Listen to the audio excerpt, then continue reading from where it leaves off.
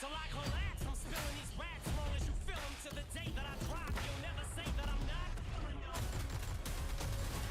Available now.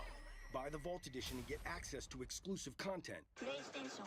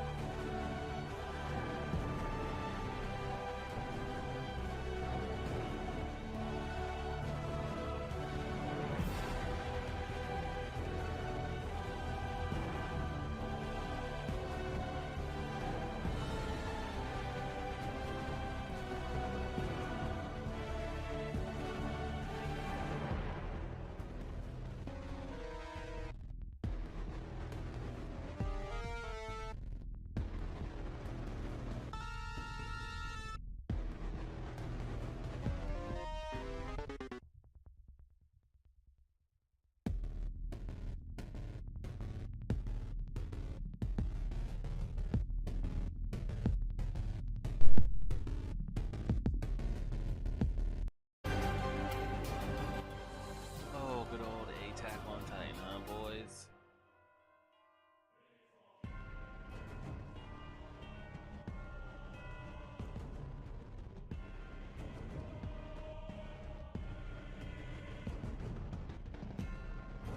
Going on?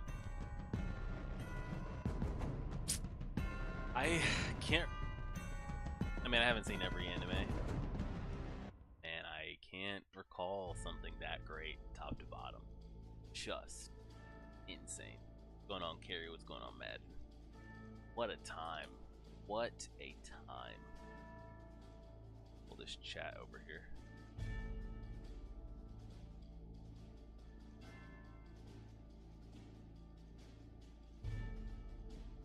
A couple minutes here. Got some Attack on Titan questions. Things will move around.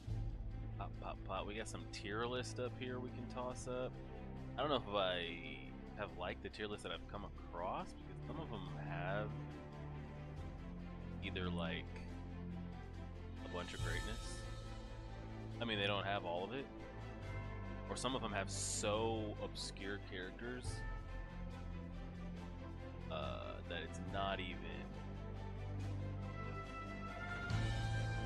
like worth trying to go through. Look at all this shit, bro. We're talking about the 2 Titans that Hanji had our hands on originally. Random scouts that were on screen for not even half the season. Some of them didn't even speak. What is this, Dinah pre-Titan form? We got nothing out of it even. I feel like give her an accurate ranking. Same with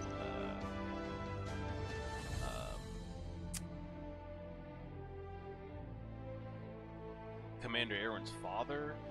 I don't even know who this is. What is he, the priest?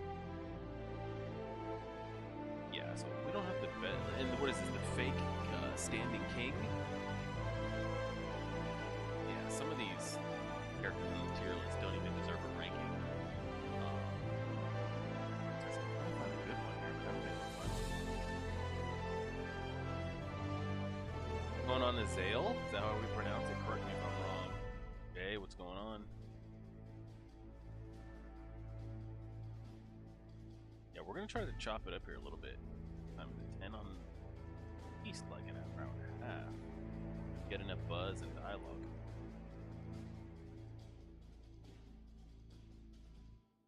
Attack on Titan, Pure Titan, Attack on Titan, all shifters. Yes. Yes. Alright, some of these are pretty good. Ranking every Titan. Okay, now we're getting out of hand here. Hold on here. What are some of these tier lists? Designs. Hold on, first of all, we need to get a little bit of light on me, don't we? Dark as hell. How's that look? Better. Can you guys hear me? Is the music too loud? What are we working on here? I have a new mic on the way. So hopefully by Thanksgiving we'll have it ready to go. We got a bunch of tier lists. We're gonna sift through a bunch of this shit here. We'll see how it goes.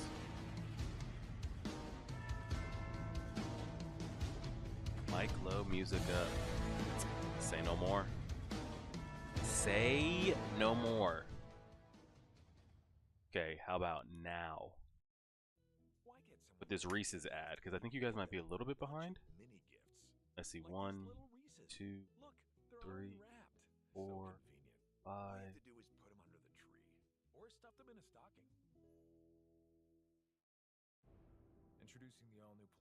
How far behind are y'all? Oh, I'm just now seeing this shit load up here. 1. Oh, you guys are only like 5 or so seconds behind. I think we're caught up. Alright, now hit me with it. That should be much, much better. Alright, so the music's going now.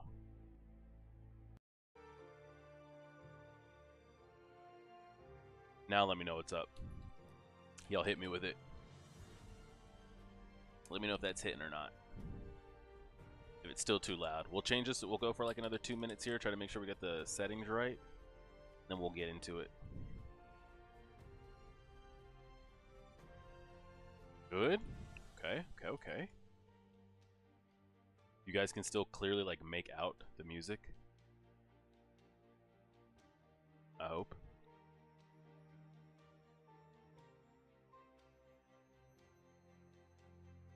And still hear me clearly. Hopefully.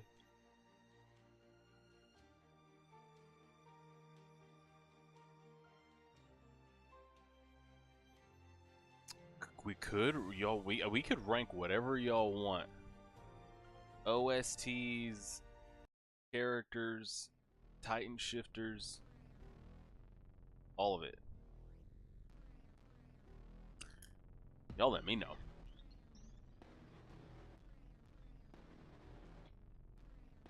I don't want to chew in y'all's mouth.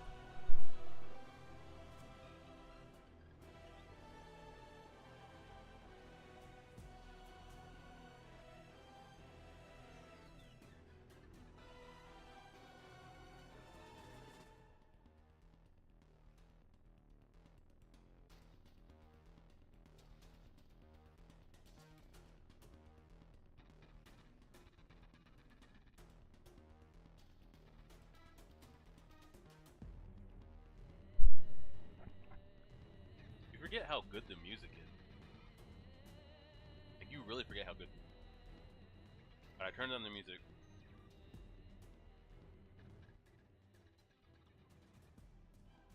Hopefully you guys are able to hear that. I think what gets lost a lot of the time, maybe just for me, we're trying to keep up with the story so much and everything that's going on. You forget how good Attack on Titan OSTs are. Holy shit. Now that, like, there's no more trying to, like, absorb the story and everything, like, some of it is iconic. Like, Game of Thrones iconic. Holy shit.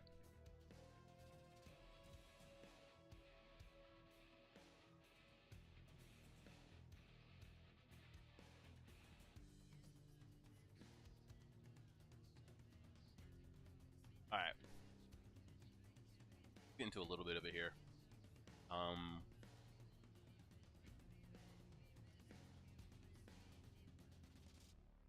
to see. I've never used streaming, but Gary Madden Azale, hopefully we're pronouncing that right. Jay, Jack, appreciate y'all showing up this late hours on Friday.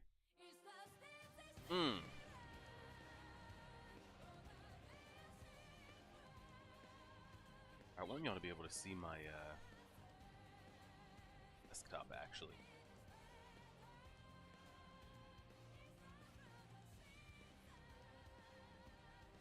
Tooth, what's going on? What do be going on?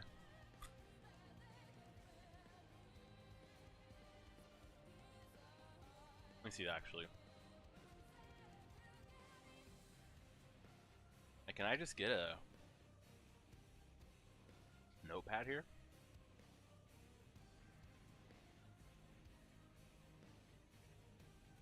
I just want to on my notepad. Perfect.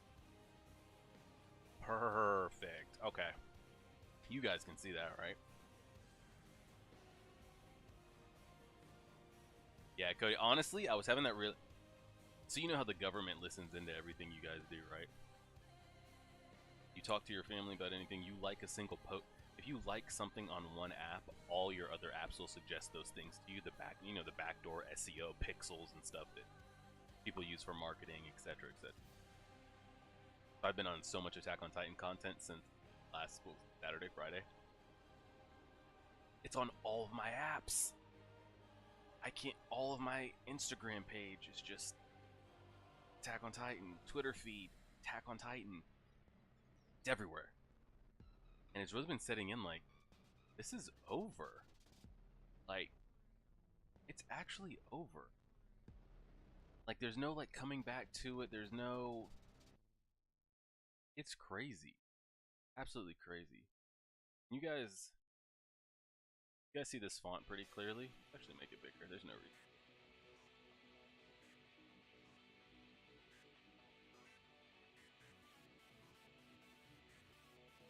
That should be clear. Yeah, you guys could clearly see that.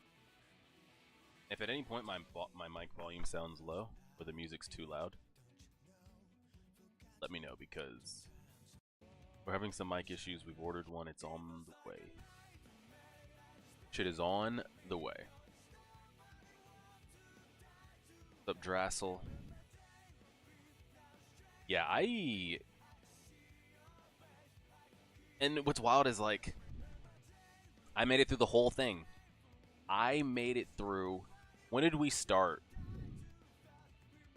Let me see if I can pull that up.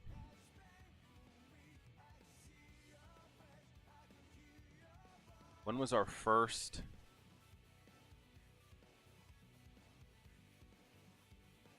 Oh, this is going to take way too long to try to find. No, actually, I'll be able to find it right here. 2 seconds. 5 years ago, okay. I made it through the entire 5-year journey of my Attack on Titan. Did not get spoiled on a single thing. And I stay online all the time. I get recommended things. Click this, bop, bop, bop. We made it through half a decade. Didn't get spoiled on a single thing. Wow. Wow, wow, wow, wow, wow. What a time.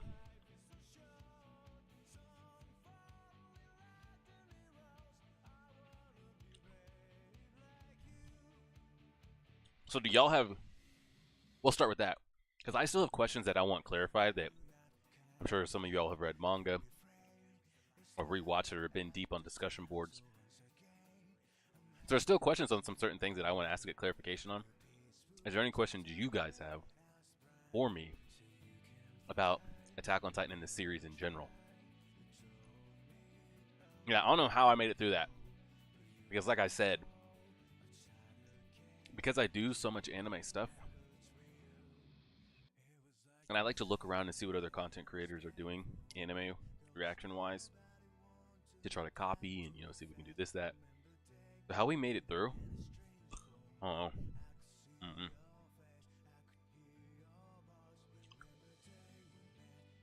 Hey, Trav. Tab, appreciate you stopping by at all, man. Make that money. Cody, are you talking about the best twist from the entire, like, all of it? Or just from the finale?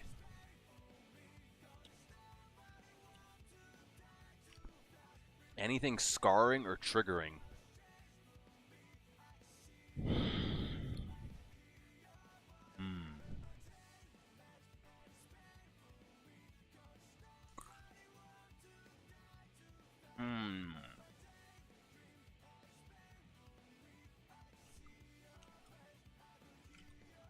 Seeing Grisha's little sister, even though they didn't show it, seeing his little sister get eaten by, or eaten to death by the dogs, pretty triggering. Especially with how they set that up of, like, how the owl at the time, Kruger, was like, oh shit, these cops are gonna be pieces of shit. He's like, hey, you made it here, you might as well watch it, right? He's like, don't worry, I'll take the little girl home. I'm like, okay, they're not bad. And literally, in, like, what was that, a 10-second transition? Sister just dead. Just dead. Pretty triggering. But besides, I can't remember anything like triggering that, like, you know, people like to use the word triggered, or can't remember anything that, like, set me off. I was like, oh, I'm pissed about that. No, not that I can think of. What's up, Sam? No, we were just now getting into it. Since none of it was spoiled, biggest twist. I mean, there's so many. A lot of people said they saw it coming. I did not see Reiner and Bertholdt being Titans at all. The biggest twist, the biggest shock moment, because they do it so casually. Do you remember when we were just randomly sitting there, right? Having that episode. I think this was all in the same episodes. This is the same episodes. When Grisha's sister got eaten by the dog, right? So we're sitting there like, what the fuck was that? Like, his sister's just dead. In that same sequence, not even 10 to 15 seconds later, Grisha's father is over here giving the play-by-play, and then you see how big Marley is, where Paradise is, all this, and they're just like throwing all this information in. It's like, you guys have got to slow down. I'd say Bertholdt and Reiner was a twist. That was a pretty... I think everybody... This has to be a twist. And I feel like this instance probably doesn't hit as hard in the manga because you're reading it the whole time, you know? Speaking of that, this is the same instance. When the Beast Titan, when that's all we had at category, when he spoke for the first time, what the fuck is that? I feel like that hit. If you're anime only, that's pretty shocking. The same way, like, if you're waiting for Casca to speak, speaking of Berserk, because I'm sure some of you watch the Berserk reactions as well, all of a sudden she's just speaking, like, it hits hard, but, like, to see that in an anime would be insane. Actually insane. There's two of them revealing that they're the Titans. Zeke speaking, the Beast Titan speaking, um Zeke summoning all those Titans when at the time we didn't know about the spinal fluid or what the hell was going on. The Ymir stuff was shocking. Her daughter's having to eat her. A lot. Hold on. There's gonna be a lot of twists here. And I think, I mean, one of the biggest twists is once you start messing with the time. Once you start messing with the time and you see that Aaron's like manipulating it, or has manipulated it, or manipulating his dad. When Grisha comes out of that in season 4, like speaking to Aaron because he knows what's happening now. Because before Grisha kind of was hip on it, when he saw Zeke through Aaron's point of view, he didn't know what he saw. He didn't know what was going on. After he did what he did, he knows that like he's getting big brothered, like he's getting puppeted. And speaking to him, that's a pretty big twist and shit. There's so much. There's so much. What's going on, General Grievous? Yeah, that just in season 3 and 4 alone, I feel like in season 2 you're still stuck on season 1 and season 2, you're just trying to grasp like, okay, what is happening? Like, people are just dying. Humanity has no hope. What is, like, you're so boxed in on what you know information wise, and the world itself in the intents of the story is so boxed in that all you have is theory crafting and your imaginations on like what is outside of like the box that we know. Once season 3 hits and it just starts, the floodgates just pop open, and then season 4 takes it even further.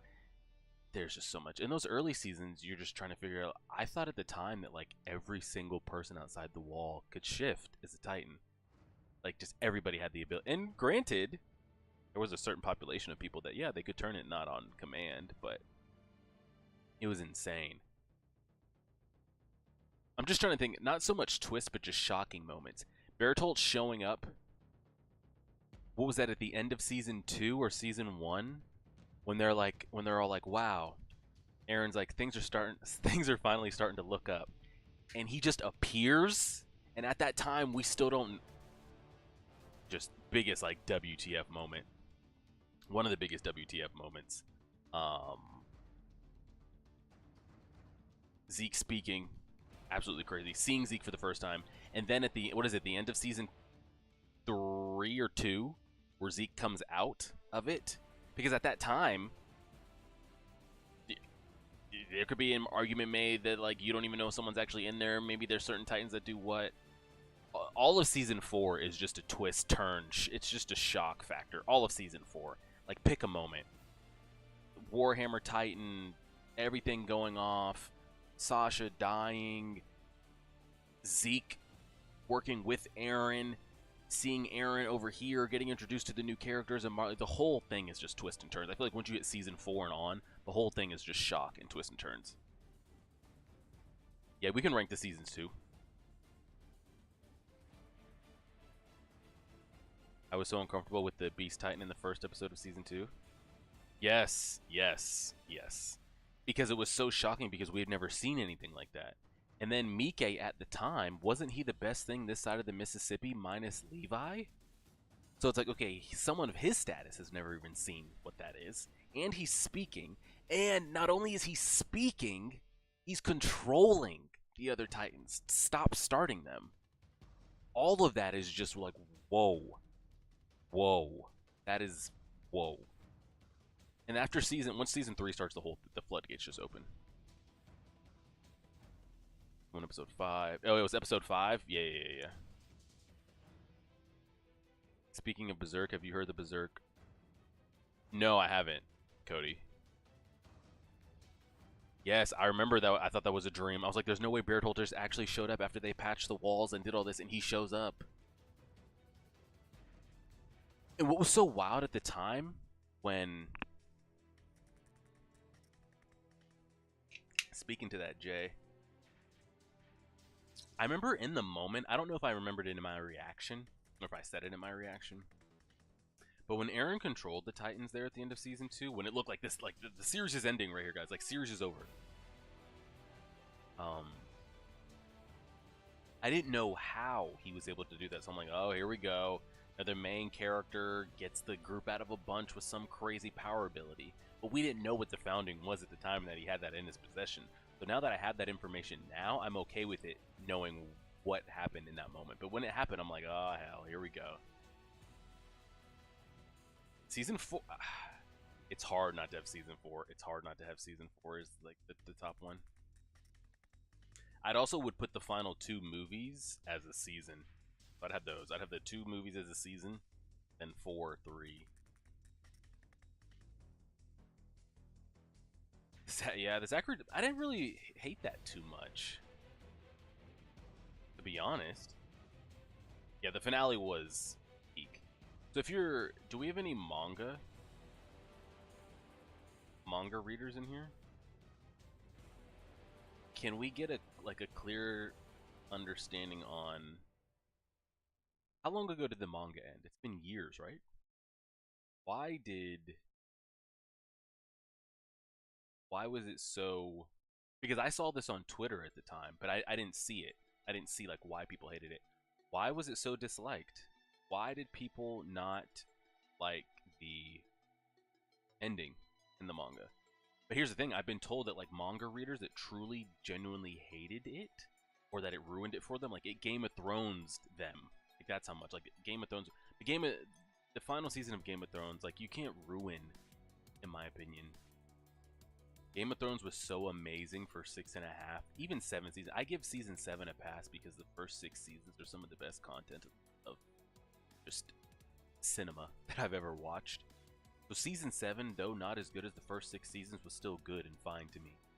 What they did with season 8, visually stunning, of course, but it's a tragedy. But it doesn't ruin the series for me. It's still the greatest TV show I've ever watched, you know?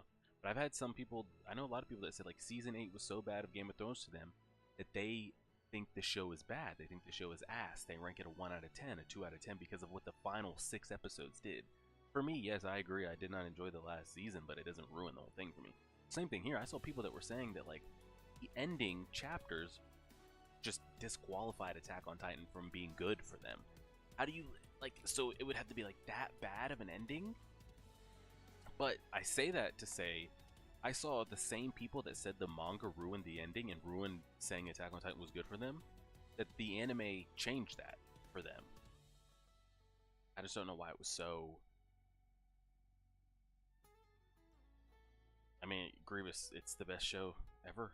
And I mean, to be honest, a lot of people didn't even understand it.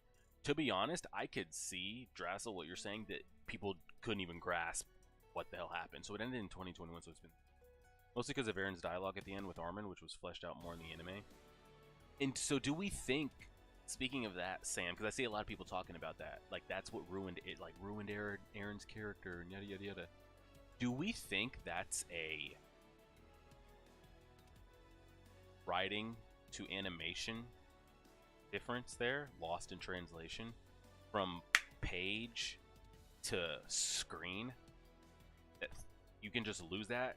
Because I have not seen one anime-only person, including myself, that had a problem with the Aaron Armin dialogue and the Aaron showing his feelings in that sequence. It's only been manga that I've seen. I didn't hate it when it came out. I guess I just didn't feel satisfying for what we were expecting. So, Jack, did you enjoy the anime ending, or can you, since you already knew what happened? Sequence of conversation scenes. I think Aaron's breakdown is totally human and not against. I think so too. Now I will say though, what was it from season 4 on until that conversation with Armin? Us as the viewer get very, very little Aaron personality, character, any expression. Even in that last episode, the first 80% of it, we don't get any Aaron POV. It's all Armin, it's all Mikasa, it's all Reiner, Annie, Peak.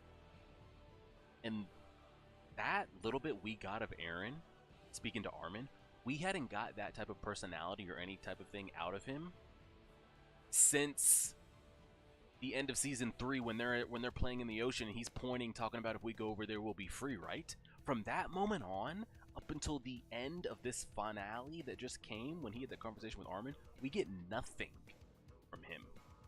But I didn't hate that we didn't get it. Made his like keep going forward thing, it was like that much harder because like we weren't seeing any chinks in the armor that whole time, but I didn't mind it. I know you're watching that, but the observer does the made. Okay, Cody. People didn't like Aaron's breakdown, Ymir's motivation.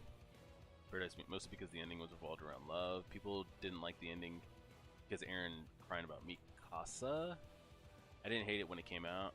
Oh yeah, we got that right. A large part at least. It was a sequence. I think Aaron's breakdown is totally human. Aaron interview? No. There was an hour-long video essay explaining the ending that helped me understand the ending more, but mostly because it didn't meet people's wallet. And that's the thing too. And that's what happens with Game of Thrones as well, is because a story gets so crazy and so grand that, and when a world building and things start getting so big, you start to really theory craft, and you've already you've kind of written how you want characters and how you want things to go, that I feel like it's damn near impossible to please every single person when your show is like, when your story, when your anime is that popular, you know? I feel like it's so hard to make everybody happy. Like, how do you do it? I don't know. It's asking a lot. It's asking a lot. Alright, let's see. Some people thought Aaron was too stoic. And he was, but he was, it's a lot. The English translation of the chapter was also mistranslated a bit. And even though they corrected it in the volume version, I think there was also this whole war of people actually wanting Aaron to win. For me, and you guys know that I'm always like, burn it all, kill them all. I want the main character to just, it's about as close to a victory as you can get, in my opinion, from Aaron's standpoint. Your favorite primetime channels are on At least YouTube. I think so. Watch all the TV. That could be up for interpretation. Whoa. We follow that group of people because they are the hero? Yeah. I agree with that, Cody. Because it's like, how do you want it to end? It's like, do you want like a Naruto thing where everybody just, we all equally understand each other? No more fighting, no more war? But I'm just using Naruto as an example, but how many times in stories and movies and animes and literature and whatever have you seen that? Where like, oh, these clans or the world is fighting or these nations are fighting, and in the end they all just stop fighting. They all just agree. It's just not realistic. Not realistic in real life. And I feel like Attack on Titan has never been that. So I don't know why so many people were freaking out. We're like, well, it got burned down anyway. If I could tell you right now that I could guarantee you the world would be at peace for 2,000 years. And after that, it's going to be some of the most hellacious warfare you've ever seen. I think a majority of people would take that. They would take that as a W and just deal with it when it comes, because you know you can't keep, there's always going to be like cycles of war and hatred.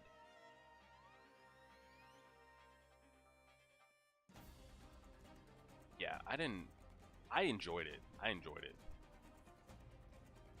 Major deaths in the final was the brothers, and none of the good guys felt like being. Yeah, I will say that I agree with Madden. I was hoping for more deaths, and I feel like, and I said this in the reaction, when you're a story like Game of Thrones, when you're a story like an Attack on Titan, where you just kill not your peak characters, not your top of the tops.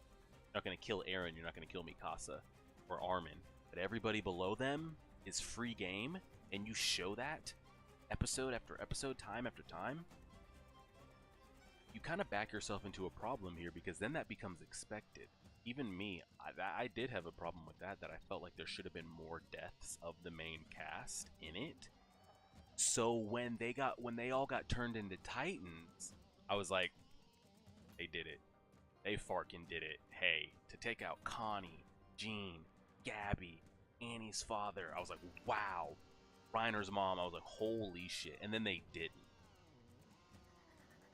So like, you set up expectations where you expect characters to die. So now when you kind of get to like the way animes and shows usually do it, where it's like a lot of death fake outs, that can be a little bit of an issue. I take 80% of a W though. People also complain about the Code Geass ending. I don't mind. I see it being compared to Code Geass, and people are like, oh, who was the better martyr? What was the better story? Because Lelouch was doing fucked up shit too. But I see it as like a...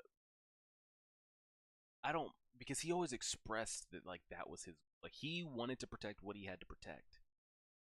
He didn't care about making the world better. Kill the world if he had to.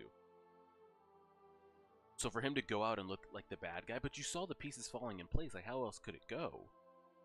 And the thing is, the world already saw him as a piece of shit. They already declared war on essentially Aaron's name. So at that point, you do. Like you said, something as grandiose as Attack on Titan was bound to... Yeah, when a story is that complex and that deep and that crazy, people get to go crazy on theories. It's like, how can you even... How can you... I don't know how you can satisfy everybody, because everyone starts theory crafting and going crazy. It's like, how can you keep up? I don't know. I feel like that's a lot to try to keep up with. Aaron and Zeke are the only ones that seem to... I agree, Shamir. And I've been saying it to this day. The story's over. No one has yet to present me with a business plan on something better than Zeke's option. Okay, so you didn't like Zeke's option. Okay, so then if you didn't like Zeke's option, present me with something. Armin and Aaron. Aaron did. Aaron had a plan. He's like, okay, I don't like Zeke. This is mine. Nobody was okay with Aaron's. Okay. Looking back on it, like, man, Zeke's wasn't that bad.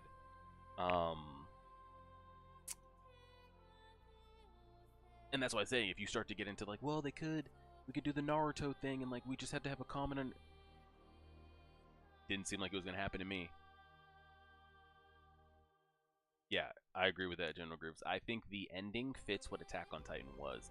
And if you wanted some happy Naruto ending where we all agree where Orochimaru is forgiven and he can hang out and do this, and Kabuto is fine, and yada yada, and we all get married and go off, and yeah, you were just watching the wrong show. In my opinion, you were watching the wrong show. That's just how I have to put that. If you thought, like, if that's the ending that you wanted, I don't know what to tell you there, Papa. Don't know what to tell you. Did you notice that Aaron waking up in episode 1 is waking up crying and asking Mikasa why her hair is long? Because he just saw her behead him. Yeah, I've been seeing this go. I've been seeing a lot of that go around. I have a lot of questions I'm about to ask y'all about a lot of that.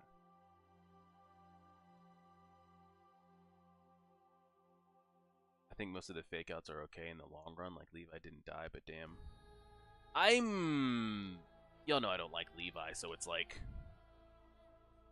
I felt like in the first... What are we calling it? The finale, part 1, 2, 3... When he got fucked up, and Hanji had to, like, bring him, he's like, oh, he's just a retired guy, and you know, he's struggling to hold a sword, and he can't move, and now all of a sudden he's just, like, zipping around, blah, blah, blah, blah, blah. It's whatever. Levi was never on my list, and at least he's going to be scarred for life, so I guess that is some kind of consequence that he lost. But you would think someone like that, especially with all his crew, essentially the whole squad dying. We never actually got any of that from Levi. We didn't get much of Levi, honestly, as like a character and what he wanted. Like, yes, they kind of gave him a one-track mind of like, Zeke is his goal to kill. But what's life after that? You know? It's just kind of... But I think what they already did, what would have hit if Connie and John, whatever you prefer, are turned into Titans and do not come back. That would have hit. That would have sent ripples through the community, in my opinion. Flock always. Flock, in the short amount of time, one of the best character developments in the entire show. Won't bluff me. Yeah, I saw a lot of people saying that Junko, that Mikasa and Jean got together, but is that even confirmed, or it's just because the guy that walks up there at the end looks like he has long hair and he's tall? Did we ever even get confirmation on that, or that's just all speculation?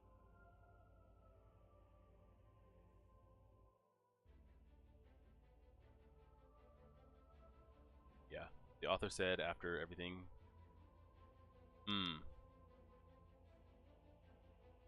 No. I liked Levi's backstory that we got there with all the Kenny stuff and all that. But I felt like Levi's character was kind of just, once it was like he became so fixated on Zeke, that's kind of like all we got from his character. In like making the sacrifices worth it, and I gotta do this. It was just kind of, that's all he just kind of came to be after a certain point. Do y'all have any other questions for me before I start to have questions for y'all? There's some things we can chop up here a little bit.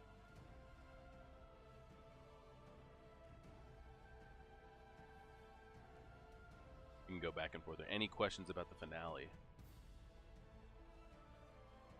So Samuel, we are going to do a tier list.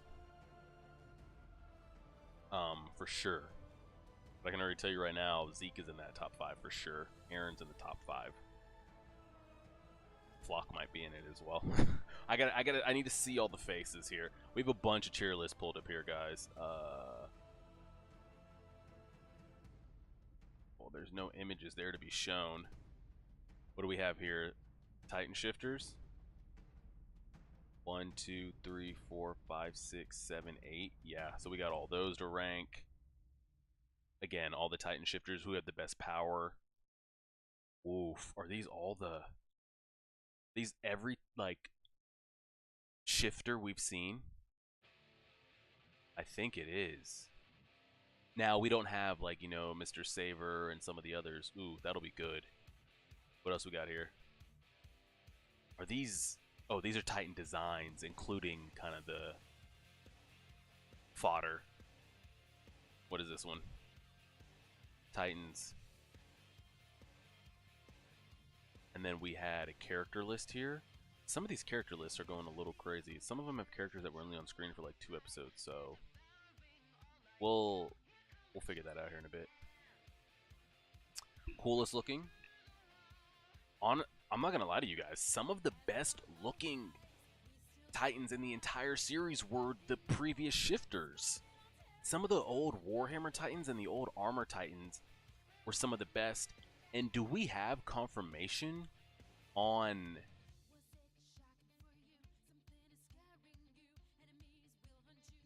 Mr. Saver's Beast Titan? Which one was he? Was he the goat head, the ram? Was that him? Here? I thought his was top tier. What threw me up, because when you think of Beast Titan and you see what Grisha's used to be with all the hair, and then you see Zeke's with all of the hair, so I thought going, okay, that's what all the Beast Titans look like, but maybe they can just resemble other beast. Zeke's looks like a monkey, maybe because he had the toy monkey as a kid or gravitated towards that. Maybe just any type of beast, any type of animal. I thought his looked crazy as hell. One of the best ones, for sure, in my opinion. Had Zeke's plan been fulfilled and none of the Eldians could reproduce, that not have inevitably brought to the end of the Titan powers? White Lightning, with the ending that we had, with Paradise getting just nuked to the ground anyway, it's no different than what Zeke's plan would have been. You just wouldn't have killed 80% of the population beforehand. The only difference between, now that we saw it all, post Aaron's friends dying, having children, passing, and those kind of all going away, once that filtered out, let's say I'm not gonna go past. I'm not. Once we start getting into great grandchildren, I'm not gonna start saying that. But let's say Armin gets married, Mikasa gets married, John, Connie, they have kids. Their life expectancy for the kids is maybe another. So let's say Eren and his friends with the kids in their lives is 100 years. Everything post that has nothing to do with Eren. He was fighting for his Eldian people, his friends, so they could live. What happens centuries, eons later, has nothing to do with anything. So if you were just going to get nuked to the ground anyway, we should have just gone with Zeke's plan. Just gone with that, my opinion. He would have bought you guys another 50 to 100 years, no? Which... honestly, I think Mr. Savers looked the best. I think his looked the best. Yeah, I wouldn't mind putting the Levi stuff on channel. Yeah, it's kind of hard to, because like we don't get confirmation on like, did Mikasa go and find somebody else, or did she just kind of stay solo to the rest of her days? Why is Rod on there? I'm not sure. Your favorite primetime channels are on YouTube. There's an Attack on Titan live action. TV you can hit. Like I've seen things on Instagram of like fan-made things. Some of them look good, but they're only like 15, 20-second clips of like Beast Titan real, like IRL. Some of it looks pretty great. No, I haven't seen any of the No Regret stuff. That's his? Okay, that is his Titan.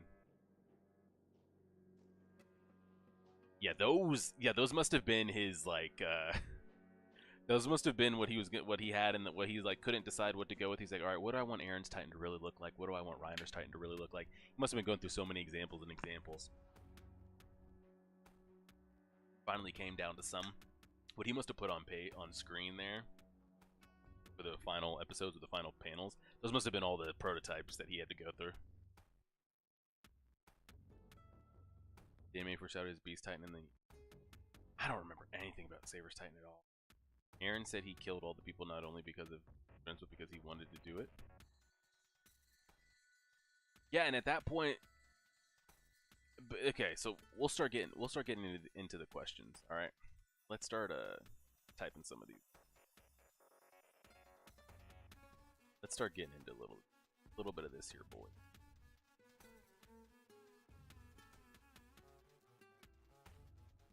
Let's chop it up. Let's see if I had anything crazy.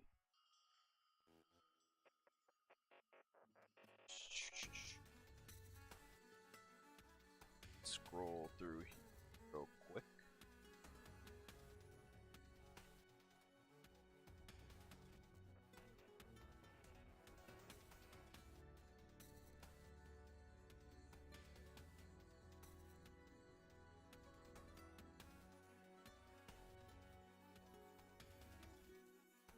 All right. First, these are just some finale questions. Volume covers? Ooh, we could do that.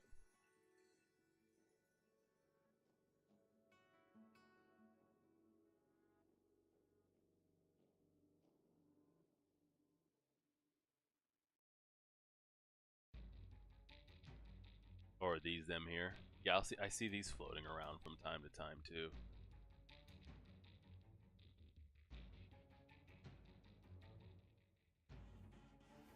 It's so wild because like since I'm anime only, I don't even recognize some of the way the characters are drawn. Alright, one of the first questions.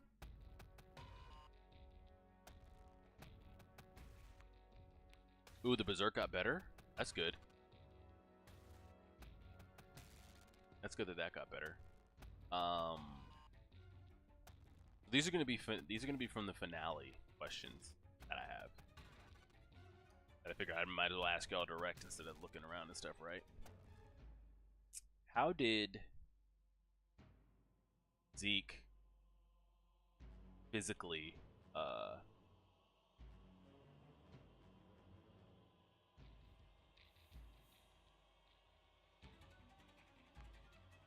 how did he actually like come out of there? You know? Maybe he's like halfway in, halfway out.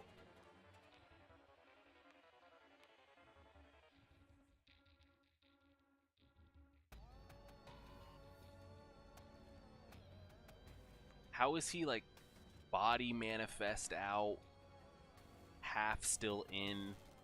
Where is his other half? Like what's happening there? What's really going on there?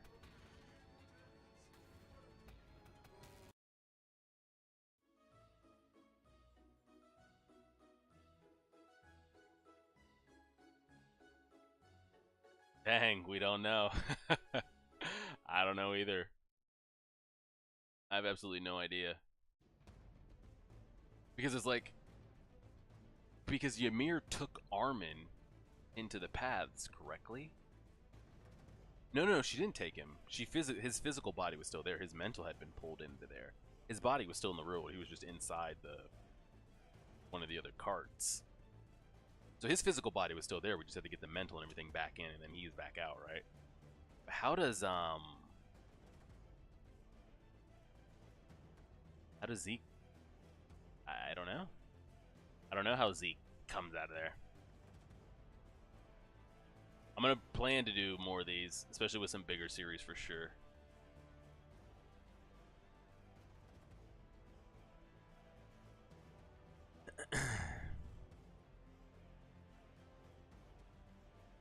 Yeah, it might be just because it looks cool. I have no idea. Like, I was expecting Zeke to like have to actually show up, but I don't know. I don't know. I don't know.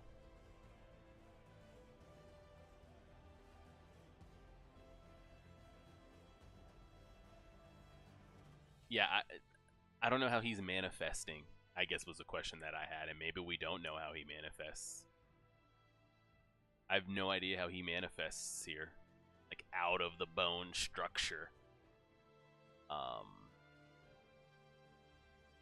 guess that'll just be a question with the... Oh, I agree with Zeke's plan. Tab, that's been since day one. Because I agree with everything that, like, you guys are saying when I have people saying, like, Zeke has given up, like, it's over, Aaron's trampling this shit.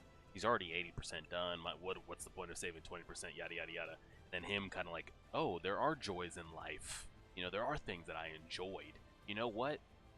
My father said to stop him. Maybe we should. And him just acting. I don't understand how he came out of that Titan skeleton, though. Do not understand that. Maybe we won't ever get that. Maybe we won't ever get answers to that. Maybe I'll have to ask the man himself. How did Falco manifest his wings?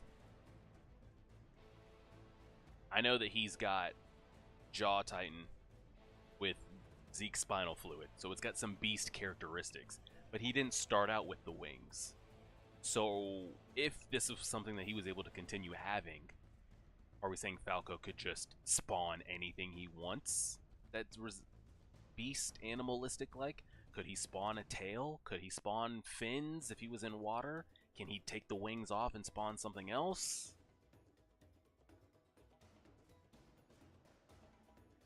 Yeah, that could be it, Sam.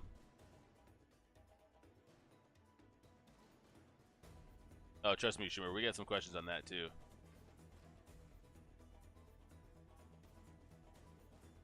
Yeah, we're never gonna know about the origins of that Junko, of where that came, like what that is, where it came from.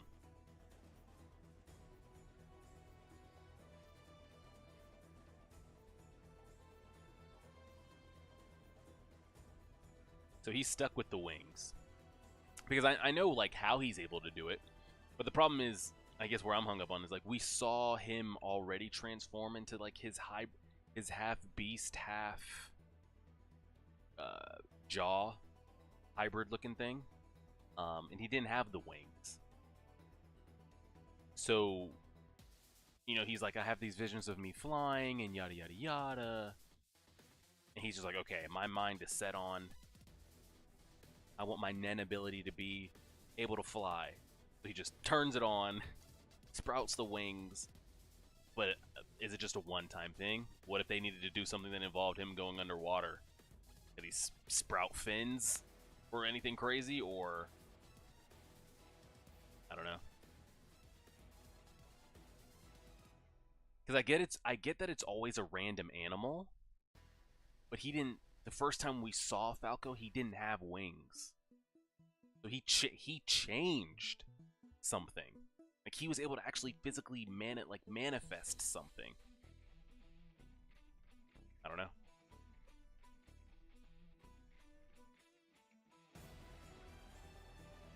Yeah, maybe he had one chance to evolve. I don't know. I have absolutely no idea.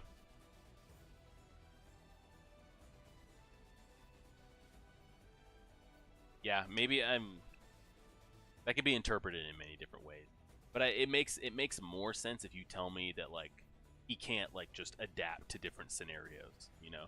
If it's wings, then it's wings, you know? If like he's not going to sprout fins, he's not going to sprout extra long tails, he's not going to be extra tall. It's like, okay, he got the wings, that's his form, and that's just is what it is. I mean, now there's no form, but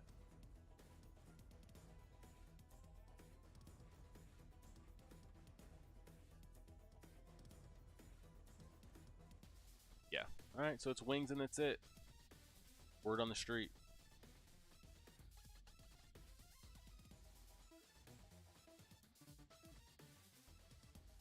See what else we got here.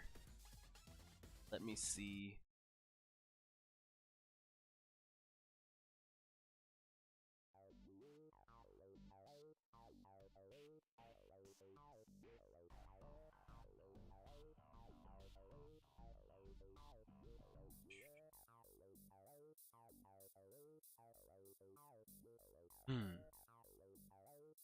This is probably one of the bigger questions. I just think flying. Yeah, I mean, when they hinted at it, what was that at the beginning of season 4? You knew there was going to be a flying titan. And they were looking up out of the blown out castle building.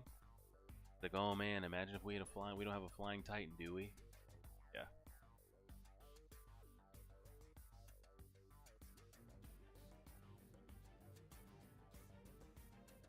Yeah, I feel like I saw a lot of like typing around of people saying like, oh, Annie helped or did I don't know.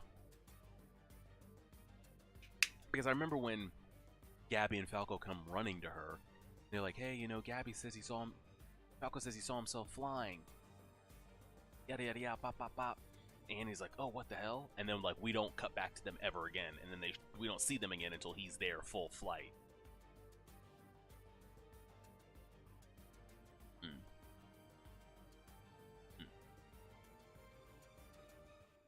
So, did Ymir have anything to do with Eren's journey? Future, past, present, decisions? Did she control any of it at all? Or the whole thing is Eren?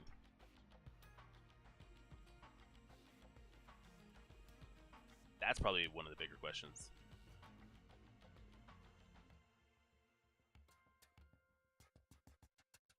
Like, did Ymir do anything? Like, essentially to the point of, like, was Eren himself being puppeted the entire time? Was any of his decision... Because you could say that Eren doesn't have free will. He's a slave to his own story and destiny. But at a point there wasn't an iteration of Eren that made these decisions that had that free will. Eren did all that. Now you could say him forcing memories back to himself in a circle and him having to make these decisions. Okay, he's not free, but it's still his own decisions, his own doing. He's just puppeting the stories. But is Ymir influencing, besides her just like looking around, is she doing anything at all? Or does she, or even that, does she know how it goes or how it ends? Or up to a point?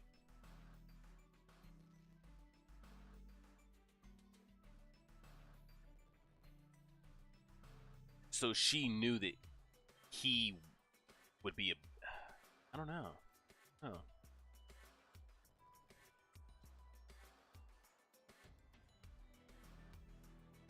Okay, so we're saying Ymir had no influence on Eren and the decisions, the future, past, present, future, past, present. She had nothing to do with Eren until he shows up in the paths and makes contact with her, correct?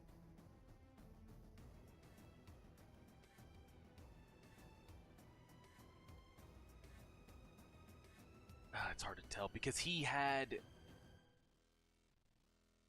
Because up until that. Oh, gosh, that's tough.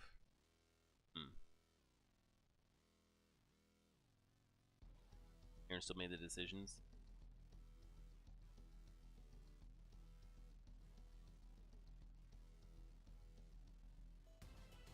Yeah, Connor, I kind of agree with that. Like, she wanted help. She would, like, maybe whisper things across the paths to, have Aaron hopefully lead this way. But I don't.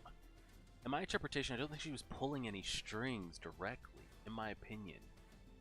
And the only time we see her actually make an influence is when she decides to side with Aaron.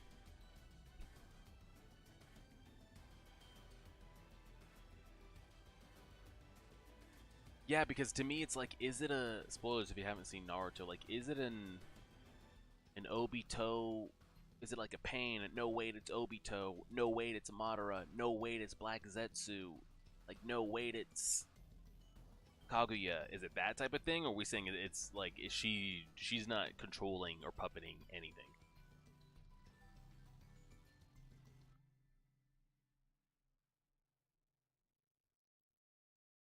Now that we actually haven't been, we kind of just started got going about 20 or so minutes ago. Connor, you're good. You're good. Yeah, because she did save Zeke. But it's also one of those things. Is like, is she doing things because she knows it has to be done that way so Aaron can get XYZ done? I don't know. Don't know.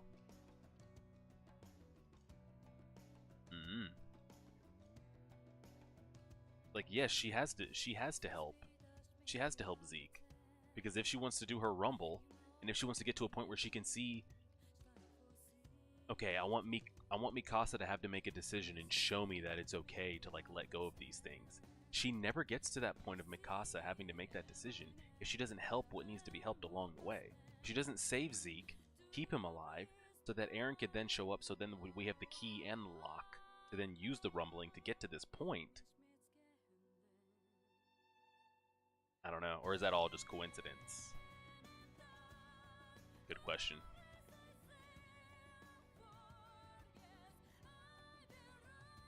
To close time loop so Aaron could never change anything. Yeah. I agree with that part. But even with the closed loop, was the closed loop like his own singular doing? Or was Ymir plucking at pieces of that closed loop? I don't know. Good question, good question.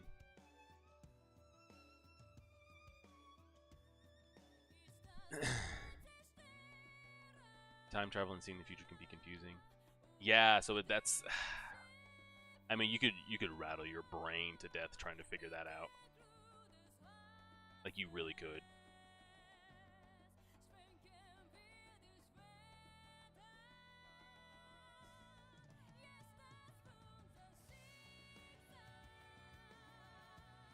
She may be the founder, but did she have future sight? Like, see, that's what I'm saying, Connor. I don't know where her abilities start and where they stop.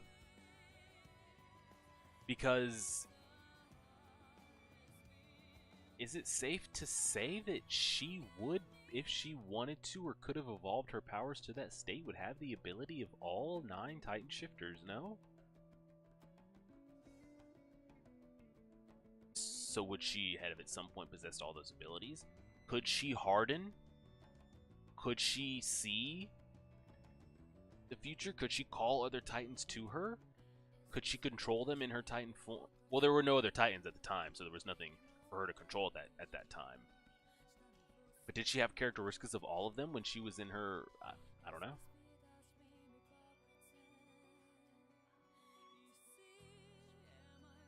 That could only happen when Grisha got the founding and Aaron could see through the memories, I guess. Yeah. No, I don't think Aaron sees anything past the moment of him getting his head cut off. At all.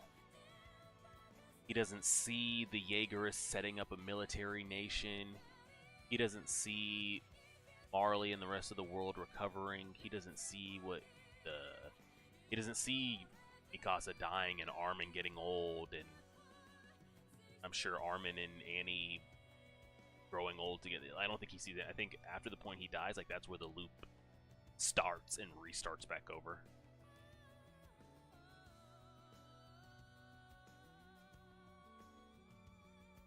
Yeah, so since it's just a lot of like, I mean, it seems to be the consensus is Ymir didn't do, she wasn't pulling an Obito, a Madara, a Black Zetsu, a Kaguya thing, where she was like being Kang, he who remains, pushing Eren down his time loop, making sure he gets to this checkpoint, that checkpoint, this checkpoint, that checkpoint.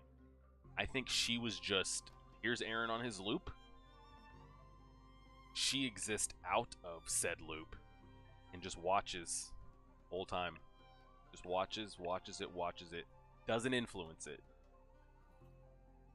And now my thing is like, does she see all time at the same time like he does? That, I don't know. Does she see what Eren decides to do? Does she see that Eren shows up here? Does she see that Zeke comes here? Does she see all that along the way? I don't know. Or is she watching it for the first time as like us the viewer are watching it? I don't know. Theoretically, I think Eren could have seen everything, but he was still human, was not seeing everything all the time. Oh yeah. If he, it's kind of like a, oh gosh, what's it called? What's it called? Not the third eye. What the hell's the Game of Thrones called? The third eye raven, black-eyed raven, whatever the hell it's called, where like you can have all this ability to look at things, but if you don't know where to specifically look, it doesn't really help you much, does it? If I tell you, oh, X, Y, and Z happens, but you have so much vast time in front of you to look, you need I need coordinates to take this GPS somewhere, you know? So that can be hard. I can have the map at my disposal, but if I don't know where to take the map, it's kind of like, well, I'm kind of just stuck. You're kind of just shit out of luck. Looking at some of these real quick to see what other questions and stuff we had.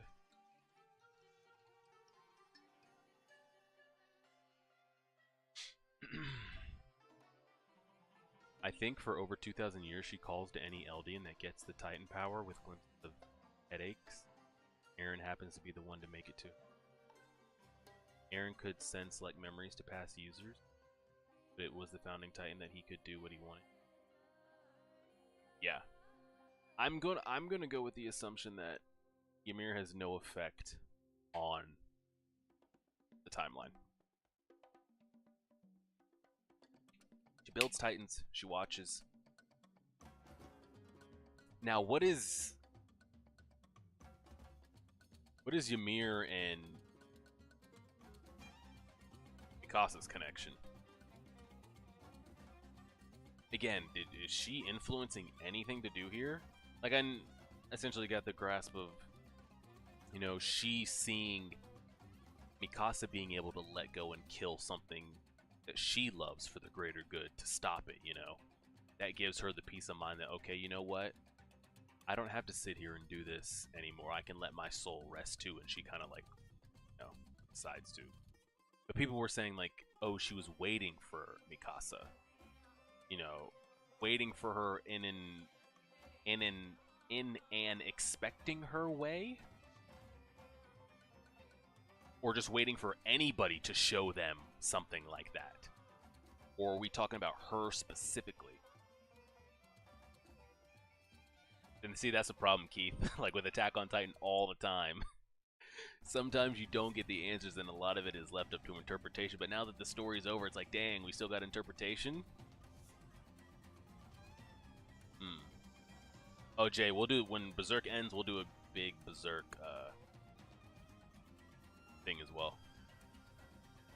Yeah, because I feel like if you want to be on the side of the fence that says Ymir has nothing to do with the story, she's not influencing Eren, she's not influencing Mikasa, she's not doing this, she's not doing that, bop, bop, bop, yada, yada, yada, then I think you also have to say that, like, she's just waiting for anybody to show her. Now, my thing is, like, does it have to be on that grand of a level? Now, this changes the whole story, of course, I know, but let's say, I don't know, let's say Armin starts siding with Eren, and he's like, you know what? I agree. Put me in the front lines of the Colossals. We're gonna fucking flatten the earth and do all this shit. And Annie's like, I have to take him out, and she witnesses Annie killing Armin for the greater good, even though, you know, Annie secretly loves it. Would that have released her as well? I don't know what would be grand enough to, like, release her from those bonds, you know? I interviewed actually dozens no of idea. businesses and discovered that not all AI works as expected, especially I would like to think that she's just waiting for anything. Yeah, but it's the only other example we got. I'm trying to think what was another, like, really good love that we had. Or anything close like that.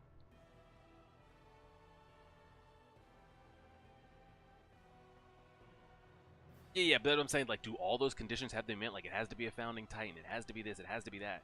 For then to her be like, wow, okay, I can, like, let myself go. I don't know.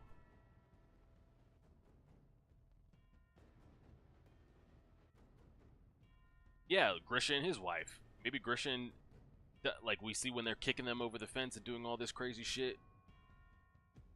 And people start to find out that Dinah's of royal blood. And maybe the word gets out of, like, what royal blood means and X, Y, Z. And it's like, oh, shit. And Grisha has to sit there and make a decision.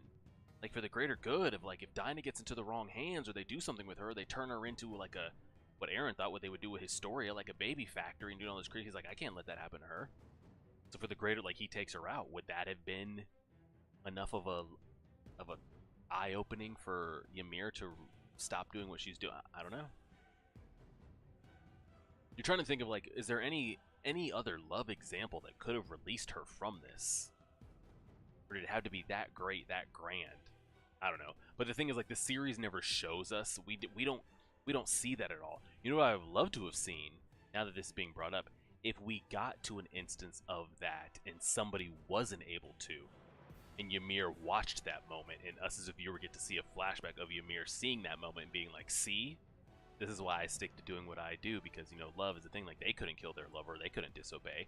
I can't. It makes it okay that I'm, but there was never any other close thing besides Grisha, but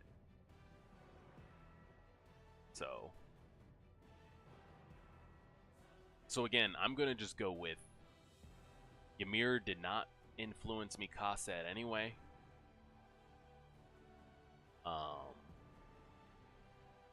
And Ymir was not involved with anything that Eren had to do in any way. She's just waiting. Hey, if something comes along that looks interesting, or something comes along that frees me, or something comes along that shows me that I don't have to do this, then okay, I'll take it, but until then, I'm just going to stay doing this. I don't think she had anything to do with Eren's time traveling, time loop, future sending memories, none of it. It's how I like to look at it. If we hear different, we hear different. So we got that.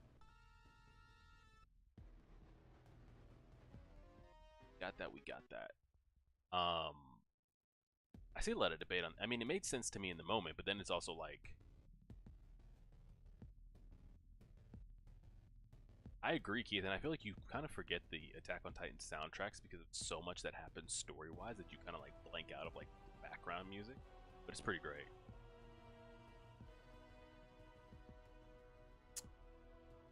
So Levi killing Zeke stops the rumbling, right? I see a lot of people debating this.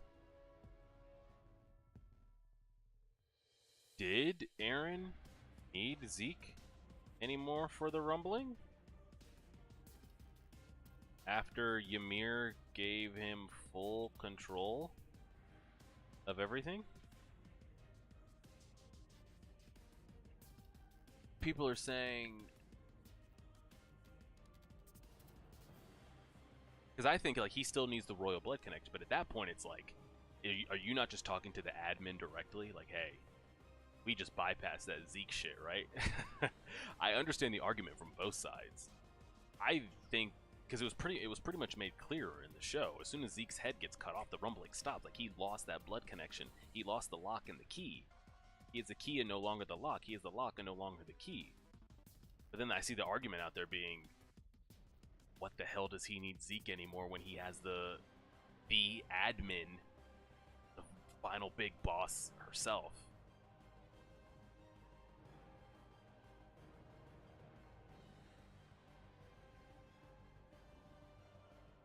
It's because she's the found. I don't know. I'm guessing, what is it that she's?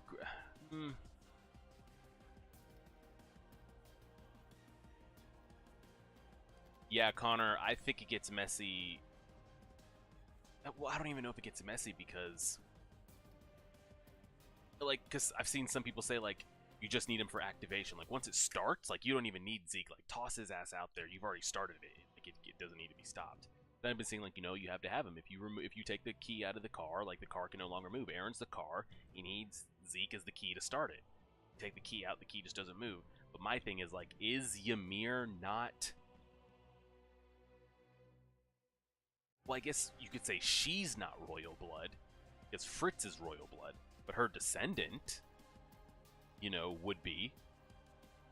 Would she not just be the ultimate royal blood? Well, she's not royal blood because she obeys royal blood. But I'm thinking, like, if I'm here with the founder, we just bypass that shit. She's like, oh, you kill Zeke? Okay, here's my key. We just put that admin key in and keep it moving.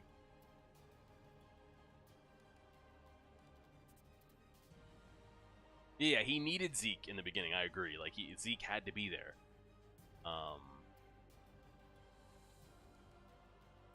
So I guess that was just set up as a thing. Like you need the royal blood. Ymir herself is not of the royal. Married the royal blood. She's descendants of royal. Her herself is not royal. Unless you have said royal blood, it cannot work. Even if you have her herself.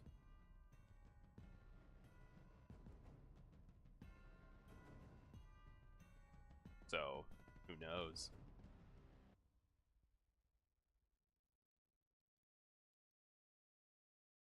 Yeah, I could see that, Shamir, as well, but then we saw like what even touching Historia was able to do. So it's like at that point, I think it could just be any form, no?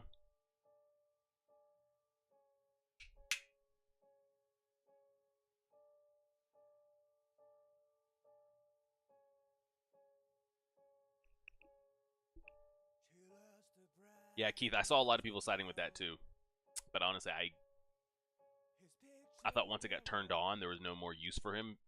Ymir could just keep that shit on at all times. But I mean, the show didn't make it. I think the show made it pretty clear. Just a lot of people that I've seen from like manga side or theory crafting side of like, as powerful as Ymir is and like the ultimate being, you're telling me we still need Zeke to keep this going? But it was pretty much established like what the royal blood is and what the royal blood is able to do. If we're going by that, she's not royal blood. So as soon as he was killed, the rumbling stopped. So, but I thought there might be something that like Aaron has reached a certain level now where Ymir and him together could just override or do something. But I guess they made it straight up like, if you don't have the royal blood connection, you can't do this shit. So that's what we have to go off of. You ain't got it, you can't turn it on.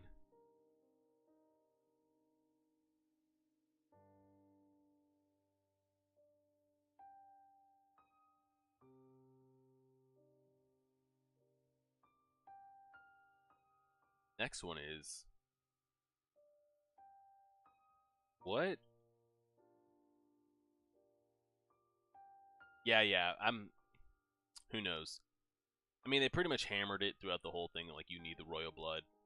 Royal blood was removed, it stopped working, so I guess that's what we go with. Yeah, I think the show made it clear, like, hey, we killed Zeke, the rumbling stopped. Okay, we no longer have Zeke, we no longer have Zeke's royal blood connection, we can't keep doing it. Just people have been going wild about that.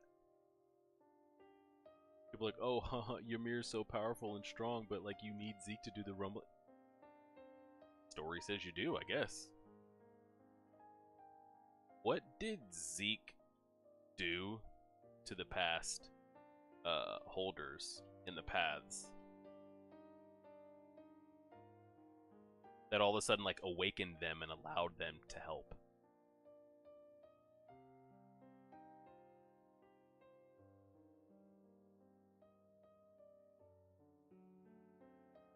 Is he just like, hey, did he like did he seek them out? Did they show up? What the hell happened there?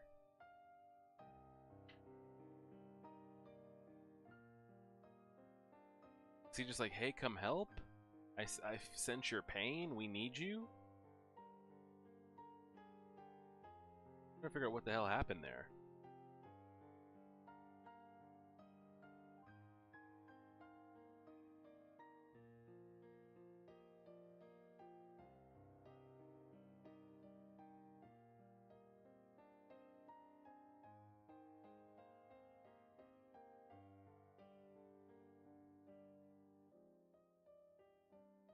Like where are they manifesting from? And I asked this question when in the review of like, I'm wondering why they only showed those ones. I'm guessing because as to us as a viewer, we recognize who those Titan shifters are, so that you're not going to show us all of them, because this is if you don't have connections to any of them. So here's the Titan shifters you know. I don't know what it is that he did. And then how he and then see, that's the thing again. It's like Zeke's doing this, right? In the paths. Ymir's aware. Ymir's fucking blinking in and out everywhere. She not like hold on there, little pup, and just not like put them back to sleep, or like I don't know. Does like Ymir not turn that shit off? Like, okay, Zeke, like that was cute, but like absolutely not. We have a job to do here. I don't know. Yeah, that's essentially what it always comes down to. Is like everything's connected. He's still royal blood, and he nullified the vow renouncing war, so he was still in some control. True, he did get there without that vow, but he's able to access because all these users are dead, by the way.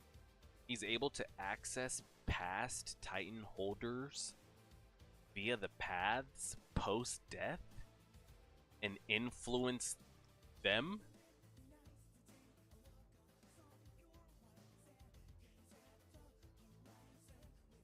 Yeah, that's what I'm saying. I don't understand what overrided Ymir getting all of them to like, okay, past Titan shifters, go out there and fuck shit up.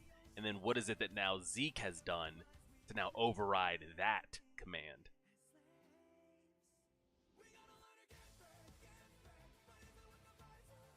Because Ymir brings them, Ymir summons them, Ymir sends them out there into duty, and Zeke's like, hold up there, kiddo. And just like rewrites the reanimation tag in their head and sticks it back in. So I don't know what he, like, I don't know what he did, and I don't know how it was able to be stronger than what Ymir had set them out to do.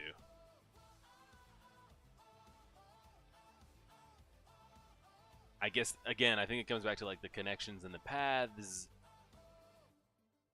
how they show them. I don't know. That's probably the most murky of it.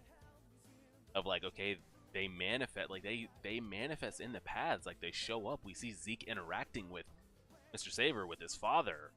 Like, they're actually there. Like, he's having conversations with them. Their eyes are open. Like, where are they manifesting from? He's then giving these orders. Is Ymir just not like, wait, hold on, what about my orders? There was no, like, struggle there ever.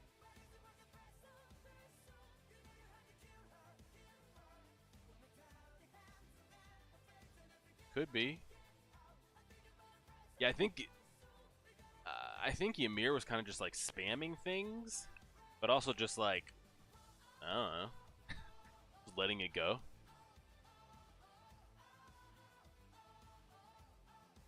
But because my thing is, like, if she's because we see she's clearly sided with Eren, she spawned those Titans to begin with because she sees, like, what they're coming to do.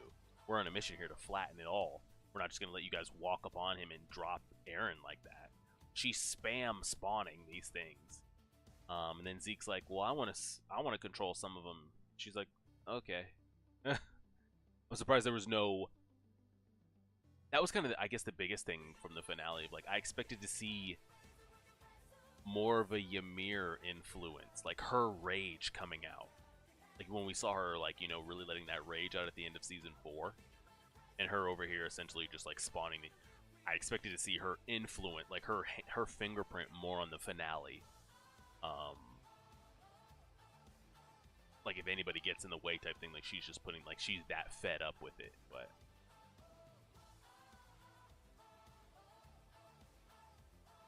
yeah, it just feels like Zeke just like hacked the system somehow with his blood, with his royal blood. He wasn't able to unlock all of them, but he was able to unlock some of them. Yeah, that's another thing too. I would have liked some more. I would have liked more Ymir. I saw a lot of people saying that.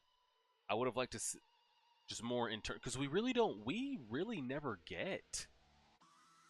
We don't ever get Ymir internal POV through the whole show, do we? It's always her story told through somebody else. Even in the flashback, it's not her. Like, it's just King Fritz over here just like saying shit, spouting shit. We see her do things, but we never see, like, her expressions are just told through somebody else. This will be X8. We're going to do the tier list. Probably maybe 1 or 2 more questions, so maybe like 5 minutes.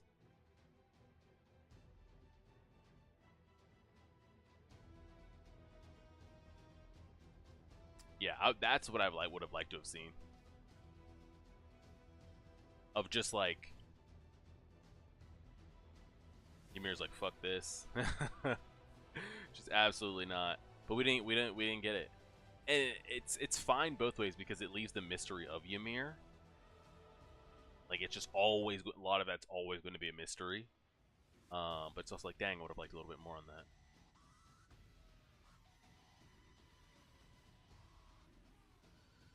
Oh yeah, the Ymir episode is great.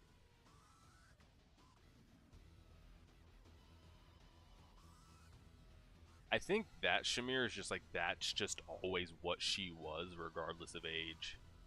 To her and her will, her mindset, her just everything is always going to be that little slave girl, in my opinion, no matter how old or how grown she gets. And then when we see her released, we see her for like who she really is at that time. But I think that's probably how she always views herself as. And that's just how she manifests, in my opinion.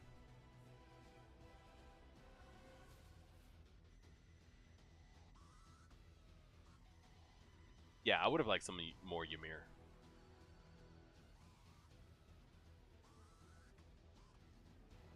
I don't think her mental ever changed. The body changed, but the mental didn't. And I don't think the way she ever saw herself changed. My opinion, personally.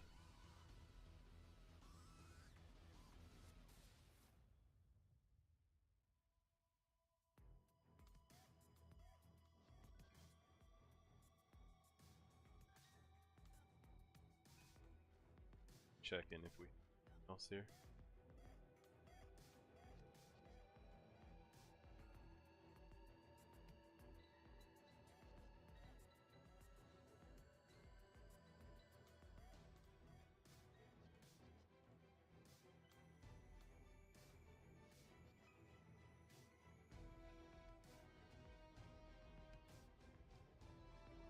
Dun, dun. Same with Eren and Armin. Maybe a symbolism of innocence. Yeah, I think you could say either one. That's when she got her Titan powers, but I think it also has to do with that's just the way she saw herself. And probably the way King Fritz saw her, to be honest. I mean, he's just using her the whole time anyway. Going on, Simple. Honestly, we probably only about halfway. We got a tier list and shit to do. We're just trying to figure out the conundrum that is Ymir SMB. I think, were there any more questions you guys had from the finale or from the end of the manga, or anything that stands out to you?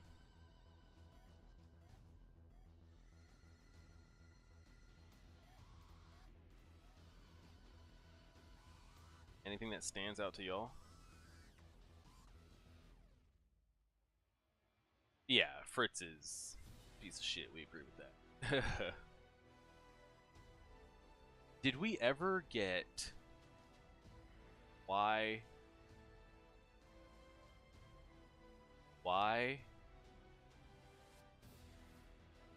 the Ackermans are special and resistant and super duper fighters?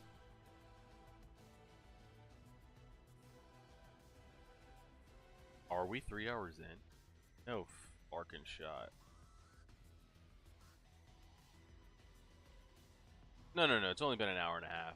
I did a little test one earlier. I was about to say, holy shit.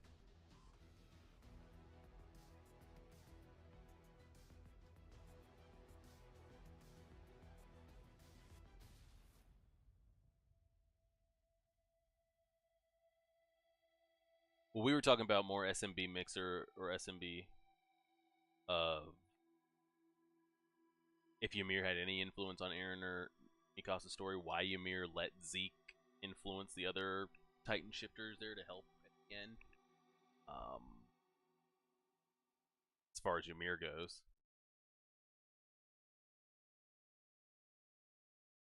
They have Titan powers in human bodies.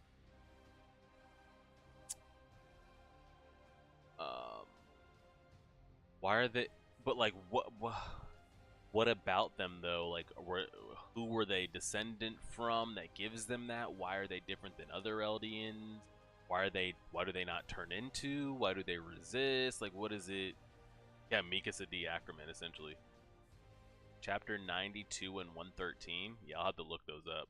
Does that give us the full explanation on like why they don't get their memories wiped, why they don't turn into Titans, why they have the abilities that they have? They should have included that, in my opinion.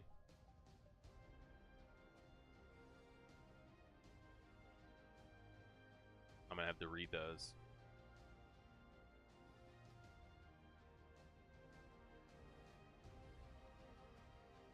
Going to have to give those a read.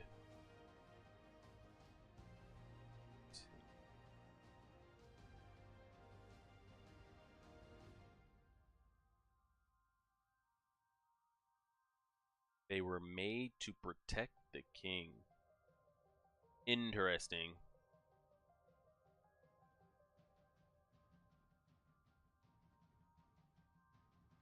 Experimented on? Sheesh. Okay.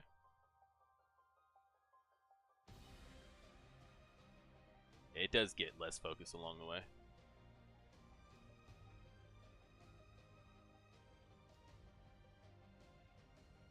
So here's another question for y'all along the way. Have them all.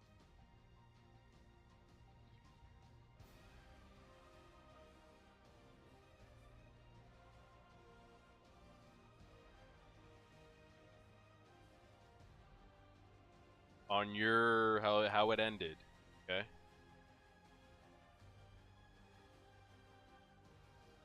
Would you have want? Are you happy with 80%? Did you want 100%? Did you want 0%? Or an alternate plan? What would yours have been?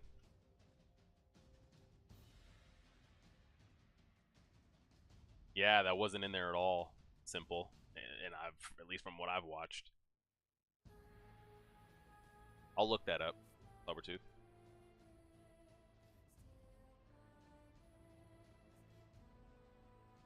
I agree, Samuel.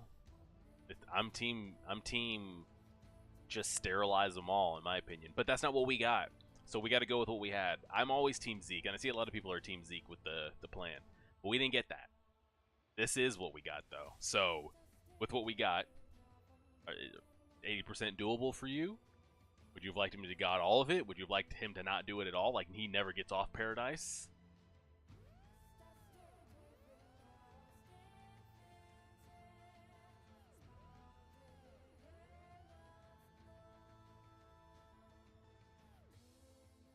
Any option? No Team Zeke? Damn shame. So, Madden, in that stance, since you were always Team Aaron, if it was Zeke's sterilization plan, or it was Aaron rumbling 100%, would you prefer him flattening 100% of it?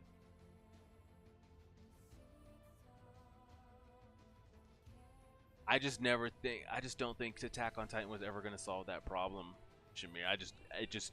There was so much rooted hatred that it was never going to be a thing. You already had the hatred from the rest of the world of the Titans. The world already declared war on Aaron. And then for Aaron to do what he did, it's not like that was the first instance of Titans, right? Him rumbling, it's like, oh shit. They already hated them for past things like this. You know, not rumbling, but like, you know, what their abilities were able to do. I don't see how it was ever going to get resolved, in my opinion. Wouldn't get rid of the Titans, kills everyone. Zeke was unfortunately right, but Aaron is the worst person to be fighting this. Hey, Junko, Zeke's always going to be the hero in my book. Oh yeah, for sure. But could you imagine, remember how like, well, I don't know how shocking it was for some, but like, when you saw what Zeke's spinal fluid could do, when you saw what was in the wine. Imagine we got a crazy reveal like that of Zeke did something. Now, of course, he was going to have to get to the paths and have to get to Ymir. But imagine we get a reveal of something like the wine or something where it ends up sterilizing 80% of the Eldians. Holy shit. That would have been shocking. So now I do say, you know, the rumbling is more fitting theme for what Attack on Titan was. But shit, if you show me if we got some word of a surprise sterilization, that would be theme fitting in my opinion. I don't disagree with that one, Keith. I feel like if you wanted to go the okay, let's flex our guns here, but also try to figure this out. But the only problem with that, Keith, is I feel like the same thing would have happened that we saw happen at the end credits. Once the world would have developed to a point, because it's the people on Marley aren't ignorant to how the Titan's ability works. They know about the 13 years, they know how things get passed around, yada yada yada, XYZ. You know, you just wait for Aaron's 13 years to run out. No one's been as crazy as him yet. But even say Aaron can just stay a Titan for however long he wants, I think the world technology would get to a point, how we kind of saw in the end credits. They're going to develop weaponry where they can just get over there and nuke the entire thing off the face of the earth. So, I don't think there was any way that it could have been left. Yeah, from a morality standpoint, Zeke is definitely the more humane. Both Aaron and Zeke's plan is bad. In the case of the rumbling, I don't think Paradise has any more right to survive. I mean, both hands are just, it's all a bloody mess at that point. Both sides. Yeah, it was never, I saw a lot of people say they didn't, the ending, like, it makes Aaron, it was like, okay, so the entire story of Attack on Titan was a waste because Paradise ended up getting nuked to dust anyway. But in my opinion, Aaron was never trying to go for that, and Aaron knew that it, just because he even got 80% of the world, that like fighting was gonna, like, humans are always in conflict, Eldians are in conflict with each other in general. The world is always gonna have a reason to like fight in war. In my opinion, Aaron was fighting for his group of people that he cared for and his friends, and however long their life would be, maybe they could have kids in their life. Past like one generation's worth of their friends' kids, I don't think he's planning or thinking anything outside of that. So what happens 1,000-something years down the line? I don't think he really cares. I know a lot of people just wanted the military to get wiped out so that they couldn't fight back. Yeah, but yeah, I feel like as soon as he started spilling bodies on Marley's soil, the timer was set for when the world is going to come just blow Paradise off the face of the earth. Now, and if they can't do it right now, when technology catches up, 200 years, 700 years, that like it's coming. I feel like Paradise was always just a target. It was always a target in general. But when he did the attack on, it was over. It wasn't if, it was when.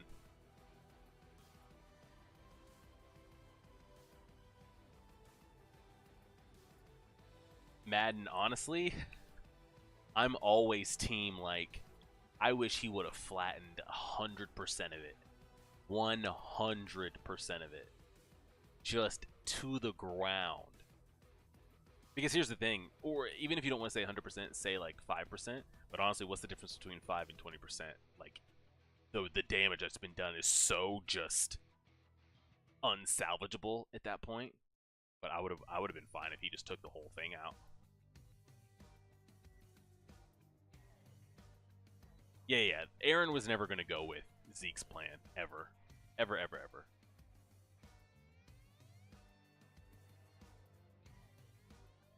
Yeah, I don't think it was ever pointless. He saved what he wanted to save. So... trying to catch up on these comments. Aaron's whole philosophy, yeah. In the manga, the wine stuff blew up. That's what I'm saying. That wine stuff was such a thing. So imagine if Zeke had figured out a way, again, with the royal blood or something that didn't involve Ymir, because he's never going to get to Ymir without Aaron. So, you know, yada, blah, blah. He comes up with a way to sterilize Eldians through his spinal fluid or something. Whoa-wee. And he had started that plan? He euthanizes 80% of Eldians and Aaron flattens 80% of the world? Whoa. Zeke's plan, your plan, anything else, Aaron's plan. Yeah. Goals were, Titans were already on the way. Yeah, that's what I'm saying. Titans were already starting to lose.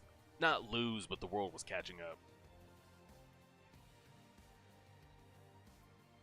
Yeah, Titans don't really matter once the world catches up technology-wise.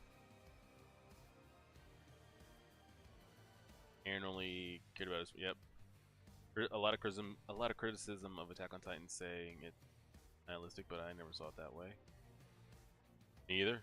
The manga showed it way earlier, maybe a few thousand years. Yeah. Same view you always wanted to, but if you do that, then his story becomes a baby machine. Like we all know, the sun is going to blow. Yeah, it's just going to happen. So like, what can we do about it? Fair. There was a timer no matter even before the attack. Yeah, there was a lot that was already set in motion that like Paradise is going to be taken out. But I think maybe you had a pipe dream.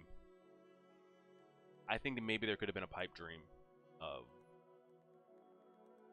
some kind of like talk no jutsu before that, but you would have needed someone like the Tiber. That so maybe from an anime only. Thoughts on the, I don't know how you spell it, Tibers in the Warhammer? That was probably the most disappointing part of the series for me. To be fair, there was a time, yeah, Madara should have won in both interviews. Agreed. But Naruto was never going to go that route.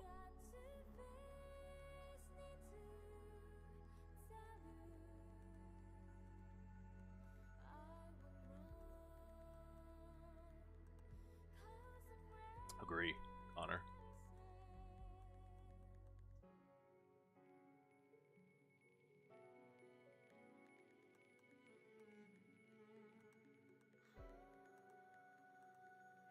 The large fleet and escape with Mikasa and live a life of hiding.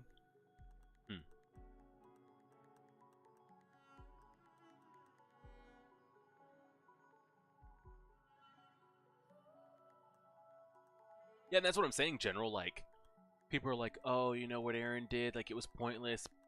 Paradise still got nuked to the ground anyway. We don't know what that reason is. As much as, like, the Jaegers were starting to take over and the things were getting put in place, we don't know who they made enemies with, what they did, who they might have, like, what wars they got involved with that would have led them. We have no idea. That's just a cycle of like, what can you do? Yeah, I feel like the Tybers weren't explored enough for my taste. We were building up like this, like, oh, there's one more Titan Shifter we haven't seen.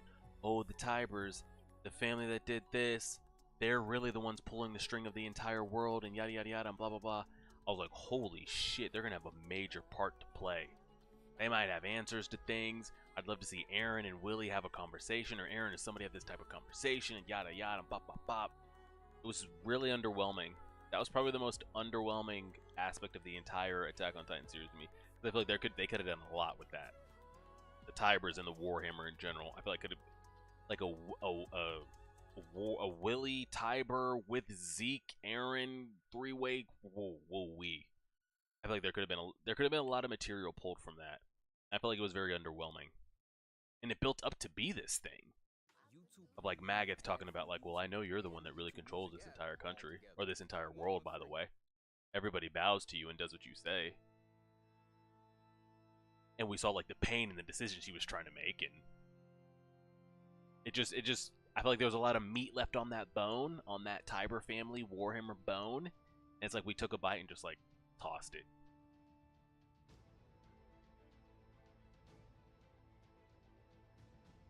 Yeah, people have been saying Overlord for a while. You see the Mikasa See You Later Eren was in the first chapter of the manga? Oh. That's not bad. They probably should have done that.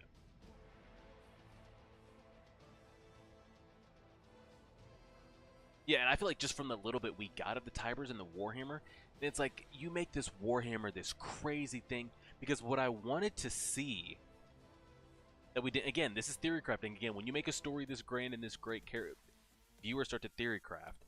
I would have loved to have seen like a war going on, you know? Marley invading Paradise, us invading them, like removing the rumble out of it, because you just can't do that. And the Warhammer going crazy, doing all these things, essentially a one-man army could spawn all these things. But then you introduce the tether aspect into it, which, while cool, that's such a big glaring weakness. Of like, oh, I wonder what this wild-ass cord is. That we can just like detach at any time. And I get there's rarely anything that's going to be able to break through the crystallization. But we can just keep detaching. I don't know, it was a real letdown. The whole Warhammer, the whole Tiber thing was pretty big letdown, in my opinion. Maybe that's just me. I don't know. What can you do? What can you really do, you know?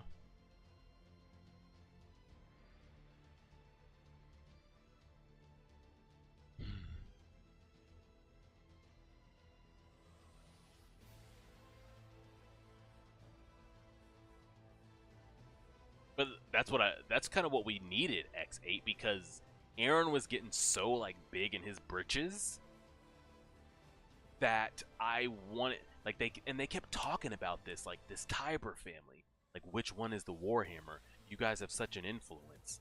It's like, okay, like, Eren's gonna have to, like, okay, we need to watch out here. This is some shit. And it's going crazy, and it's like, holy shit, it's not even in the nape, and yada yada yada. It's like, oh, okay, we just handle that real quick. It was just a letdown. Yeah, it was Lara. It was Lara.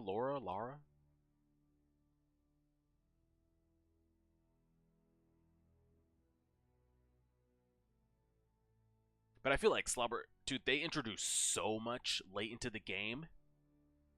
Like, bro, we got time travel that late into the game that, like, at that point, you can just introduce whatever you want. Like, imagine the Tiber family is 100% loyal to the Marley side, and the things that Warhammer could do, man. I wanted to just see the capabilities of it in action, but we didn't get to see that. And I wanted to see Tiber's influence and his philosophy, because we kind of had like three varying philosophies with the Eldians there a little bit, or kind of like the future for them and what they should do. Well, like, what's going to be the future of Eldians? You had like Willie's, the Tybers. You had Zeke's plans, what he thought would be, and Eren's, what he thought would. I would have loved to see just a trade of words between the three and kind of how that goes.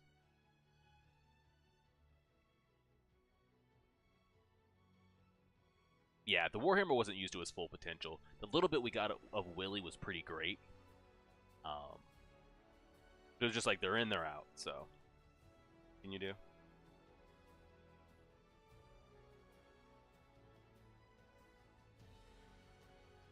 Yeah, not even time travel, but we get the essence of influencing this to influence that, that influences this, that influences that.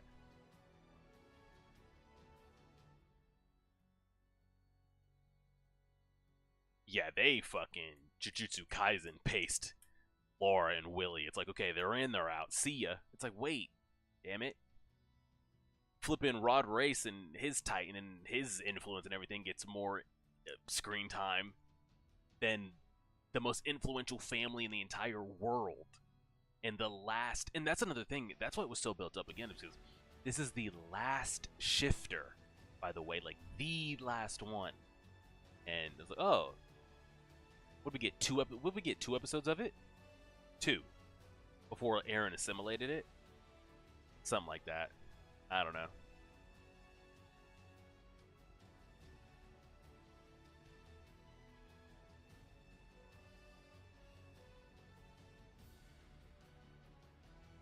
Bigger shocking moment. Reiner reveal what was in the basement, or Eren.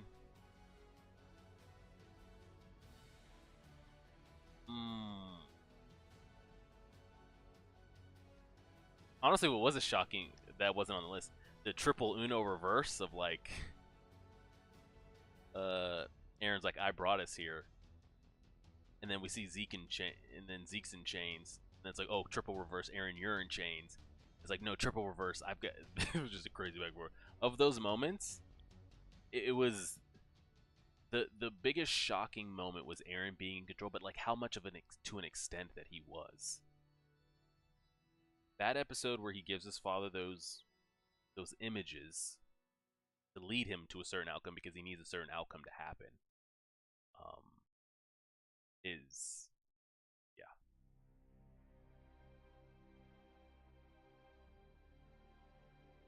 Yeah, once you find out the obvious weakness of the Warhammer, it's like, oh, we just handle that and keep it moving.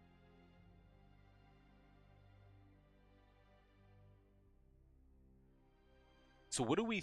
So here's the thing. It's a closed loop. It happens and it happens. So when Eren said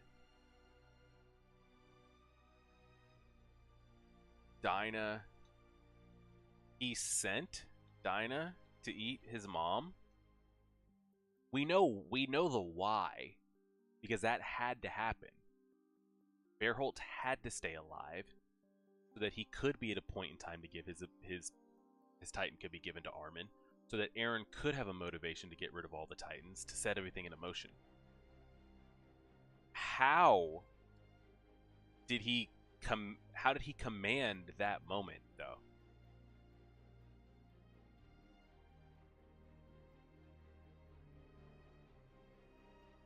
He's like, it should have eaten Berthold that day. He said I sent it. Where in the time flat circle loop, everything happening all at once? Right? Simple? Wasn't even his fault. It was Eren's fault his mother got eaten. It wasn't Reiner for busting down the wall. How did he send Dinah? Are we saying that there was a point, once he gained the power that he had, he was able to influence it at another point in time?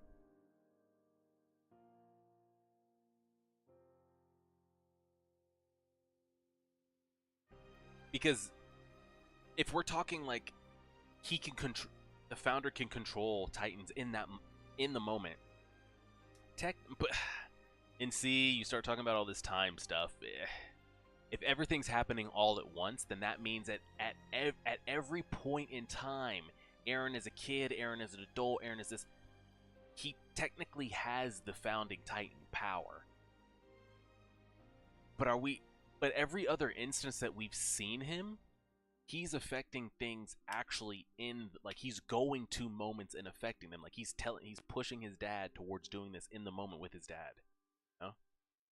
He's there in the room and his dad's seeing Zeke. But Eren is, like, really doing that. So if you had said that Eren flashed back in that moment to then do something to send the Titan, then okay. But as far as us as a viewer, like, Eren's not even present in that. Eren doesn't have the ability yet, but we know at all points in time he does have the... I don't know. It's a lot. The Founder commands all Titans. The story started because of Dinah ate Carla. Eren needed her to do it for his ultimate goal. The bigger issue is why didn't he control other Titans also? That's what I'm saying. We know that Carla has to die to, like, flip the switch inside of Eren. But at the moment that his mother got eaten, I'm talking in that isolated bubble, that Eren, current timeline Eren, did not possess the Founder ability. So I don't think it could have been one of those things where, like, future Eren goes back to that time in Eren, because at that point that Eren doesn't have the ability, but there's a timeline where Eren does have that ability. So are we saying that Eren goes into himself to then command Dinah to get Bertholdt? Because that's the only way I can see it working. Because the way I'm looking at it is, he said he sent it there. I'm thinking he's so far in the future, he's like, oh, this moment's coming up, hold on, I gotta tap in. He taps in mentally, shifts Dinah to where she needs to go. He's like, okay, I'm back. The way it makes more sense to me is, like, he somehow goes back and sees himself again like he did with his dad. He's like, hey, you gotta do this. And kid Eren doesn't know what the hell's going on. He probably fainted and woke back up 10 times. I don't know. I don't know. You know everything until he got full control of the Founder. So he thought, I think it's like a Dr. Manhattan from DC when he is stuck there and manipulate the moments in real time.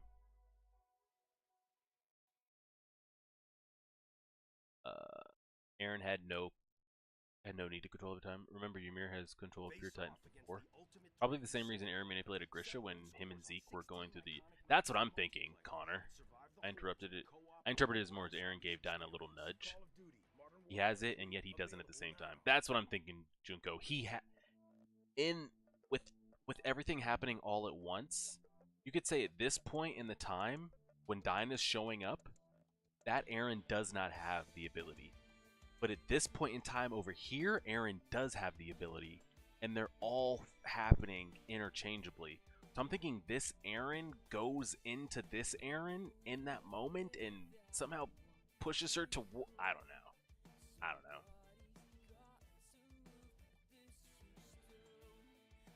Also, there is no time in the paths. Path is closer to alternate reality. What was the general consensus among manga readers? Was the Attack on Titan timeline being fixed in Eren? Whoa, where are we at? Chat's going crazy. Hold on. Let me try to catch up here.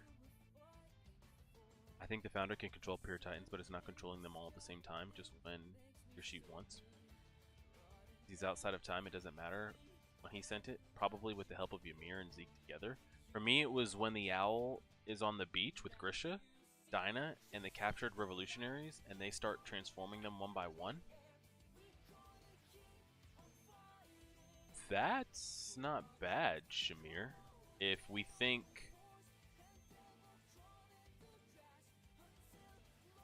Because we see in that moment... but it's... Oh, that's tough. But I get what you're saying. The owl let Dinah be transformed and then save Grisha, being manipulated by Eren, and then he manipulated Grisha. But then I'm trying to think of the owl and Grisha, which one of them would have manipulated Dinah? Like, we had to put a command in her to do something, to bypass Bertholdt. And who puts that command? Yeah, Junko, it's... Eren was controlling Dinah in the past as a Titan through memories, I believe. I think Eren can control present Titans. I wonder maybe because we didn't get a POV of Eren was because he was adjusting timelines during the moment. Yeah, there's a... I feel like we're missing information. It's also important to note that Eren was not stable after all the memories have messed up his head. That stuff about killing his mom was kind of confusing, though. Yeah.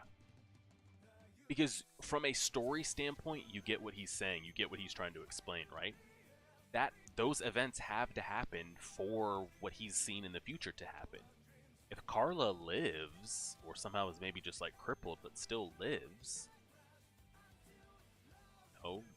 Eren still has his mother, and it's okay, and they'll meet up with Grisha, and maybe they can, I don't know, figure this thing on out. And if Dinah eats Bertolt right there, she is now the Colossal Titan. That can't happen. So it just sets off so many things. So that event has to happen, but I'm trying to think, when and where did he input that? I don't know. I feel like that would have been another one of those. It would have been crazy if he's talking in that moment, and we see a flashback of him like standing next to Kid Eren, whispering in his ear, or we see him in the paths doing something. But for him to just outright say that for shock value is like, what the hell? Like, we understand, yes, it has to happen, but for him to say that he did it, because that was a question I had when we got it from Bertholt's point of view. Because remember, we just see the wall going down and we see Dinah coming in. We don't see the Bertholt's power down and come out. And Dinah walks right past him. Multiple Titans walk right past him. They would have all been gravitating towards him. Dinah thing is foreshadowed earlier in the beginning of Season 4 to the near the end of the manga, but still. So it didn't come out of nowhere, but it wasn't the best execution. I think it would have been best to have Dinah simply goes to Grisha's house because of what she said before she turned. I can see that. Eren puts in the command to Dinah, and at some point does what he does to Grisha, manipulates her in that moment. Instead of Eren controlling her. Eren puts the command into Dinah, and at some point does what he does to Grisha. I could see that. It's a lot. It's a lot. What can you do? What can you actually do? It's a lot. It's a lot to take in and try to figure out. Try 1 month free.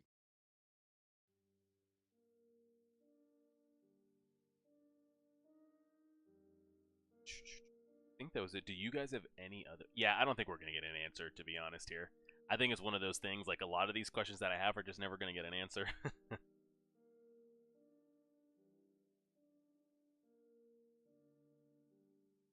I don't think we're ever going to get that answer. Do you guys have any questions that you had about the ending, manga or anime related, that maybe the squad here can try to put the powers that be together, figure this thing out? We got anything at all out there? Oh, we didn't talk about that. I'm assuming, and hey, if they ever want to make a little spin-off series, Attack on Titan: The Next Generation, that's the same tree, right? But that tree is not on Paradise. That tree. Well, hold on. No, it's not. It's not. Because the wars and everything with Ymir and all that, they're happening on the mainland. They didn't run away till after the fact. It's the same tree, correct? We're all agreeing with that.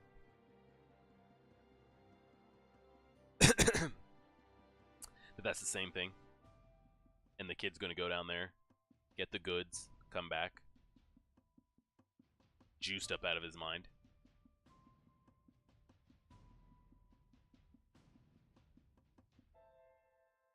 Exactly, Teenage Ninja Turtle. He possesses it and he doesn't possess it all at one time. Or he has it all at one time. So, what does that mean? You know.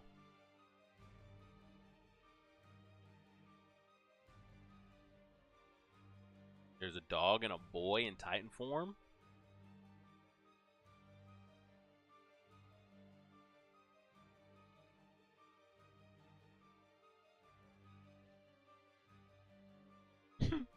This is not what we're looking for.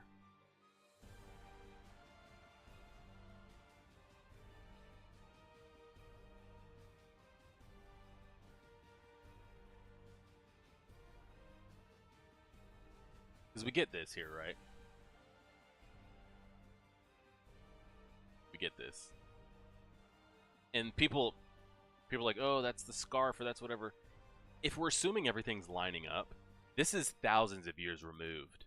Could it be a Mikasa descendant? Sure. But this is not Mikasa's child. If we're saying every event that they showed in the post, like in the credits, is synced up time-wise. Now, if you're saying that's not synced up time-wise, then yeah, that boy could be anywhere. But it looks to be a built-up city world that's been destroyed. I'm going to take it that's after everything's been nuked. But this is on Marley. If we're saying it's the same tree, because the tree was originally on the mainland, no?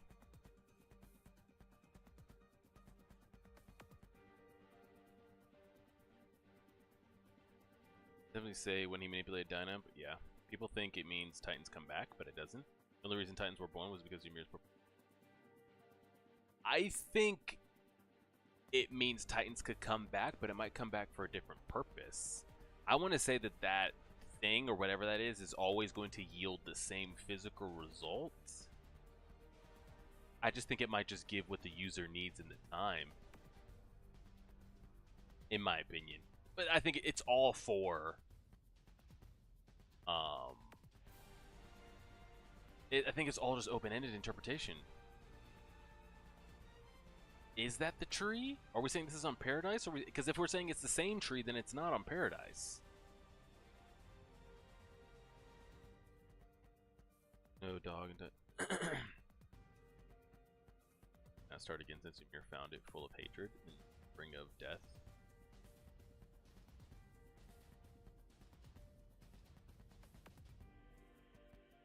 I think it could be open. I think it could repeat the Titan cycle again, but it just would yield something different. I think in that time she needed that rage monster, and now that thing could just be something different. What does that mean? I'm not sure. It's on Paradise? Is it?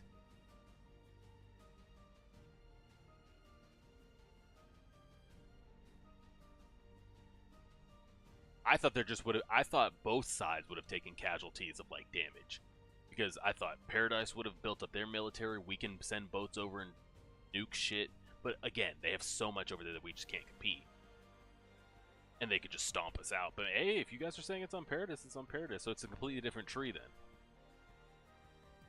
We don't even end up seeing what ends up happening to that centipede thing, by the way.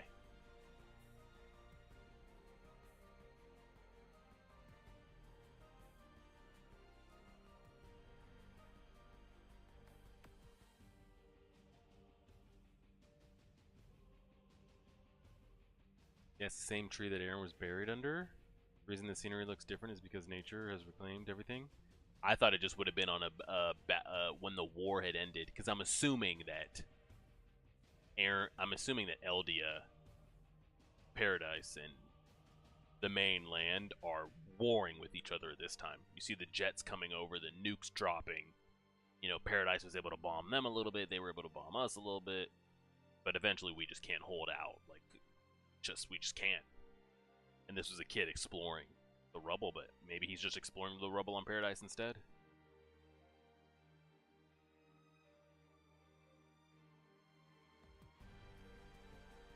Is there any way you can post it here? I'll try to see if I can pick it up. I don't think I have anything on this restriction-wise, so you could probably post it.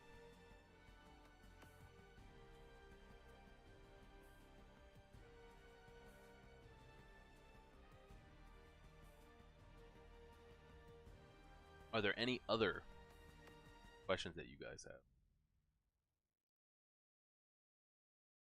Yeah, I think it will appear again. I think it disappeared in that moment. Well, I'm over here saying it's going to appear again. We might not ever get a follow-up story to know if that is true or not true. But if I had to guess, I would say it would. If it's not of this world or it's some other thing, I think it can vanish, and it could show up and vanish as it sees fit.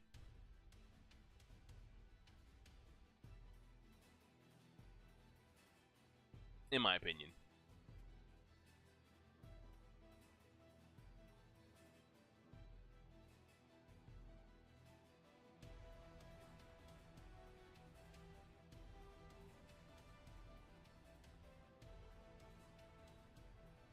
That could be. I mean, because clearly it's going to repeat itself. Now, because history with humans is going to repeat itself. Now, does the history with the Titans repeat itself? Do they come, go? Is it a,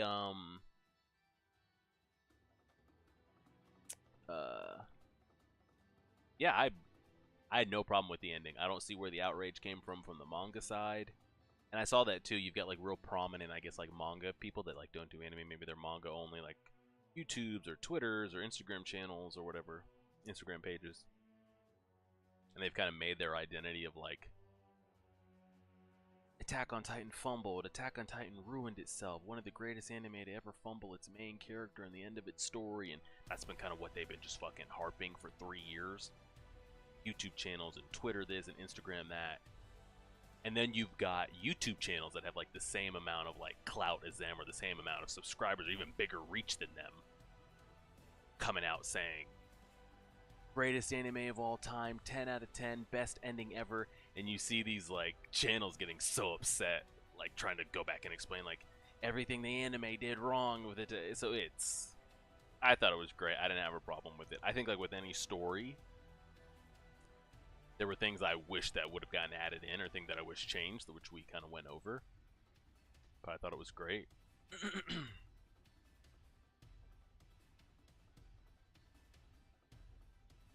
But you've got people, I'm like, this is... Let me see, hold on here.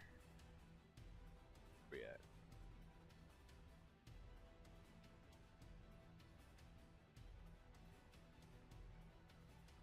I saw this.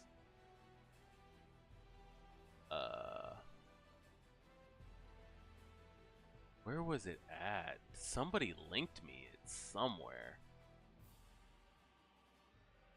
Attack on Titan ending is a nightmare. Somebody, I don't know. There's been a couple channels. Why it sucks. And it just goes on and on and on and yada yada yada. Still, the Attack on Titan enemy still trash, hot garbage. Yada yada yada yada yada, and it just goes on and on and on and on. Attack on Titan, hot garbage, blah blah blah, yada yada yada. I'm just like, good lord, guys, what are we doing here? But then the problem is like these channels or these pages or accounts have been getting outshined by the positiveness, and they've just been like remaking videos of like, no, it's it. Yeah, enjoy what you like, dislike what you dislike, and what can you do? Stay away from I don't know what anime. Oh, is that one of the channels? Yeah. Those people are annoying. The manga haters who are yeah, there's manga haters who are still like dying on that hill right now. Like, oh, all these anime only fans think the ending's good, but they have no idea how it actually ended. Here's why the ending was trash, and just going on. It's been all over my Twitter, and I don't even go looking for it. But it's one of those things. It's like, oh, Twitter recognizes you like Attack on Titan content. Here's Attack on Titan content, positive or negative. They did not like the deconstruction of Aaron's character, saying that they made him look pathetic, but he had those characters. That's what I'm saying. It's not like from season 1 Aaron was like this stoic thing that we got no POV from. He was always emotional and always raging and always... So, who knows? Don't touch his channel, you'll get spoiled. Oh, okay, yeah, gotcha. I always thought it was going to end with everyone dying, which I guess kind of happened anyway. Yeah, I agree with that, Junko. I thought more main characters would end up dying, to be honest. I thought more would end up dropping.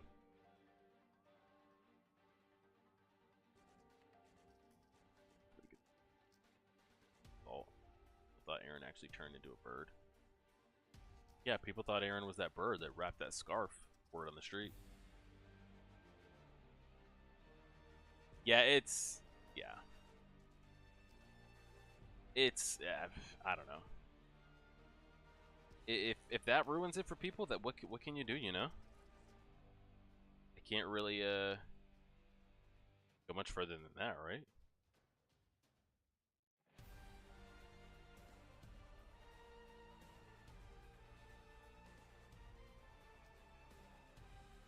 Is there any other questions that y'all guys had about the ending, or any other questions or comments, concerns, theories, anything we want to bring up?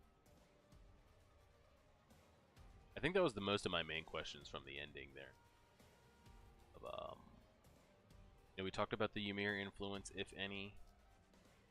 We talked about, but a lot of even the questions I have, we don't even have clear answers, and it's the same thing with Attack on Titan. You never kind of get clear answers, you know, of how Zeke comes out of that. comes out of the skeleton halfway, and does Ymir have any influence, if any, or is she just kind of waiting around? How he sent Dinah? No.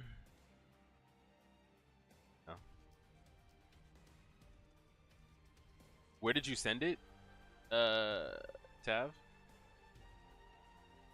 Is it in the uproar and anime balls deep are notorious for spoiling? Oh, yeah, I'll make sure I kind of dodge that. In the chat? Oh, I didn't even see it. Nothing's come up.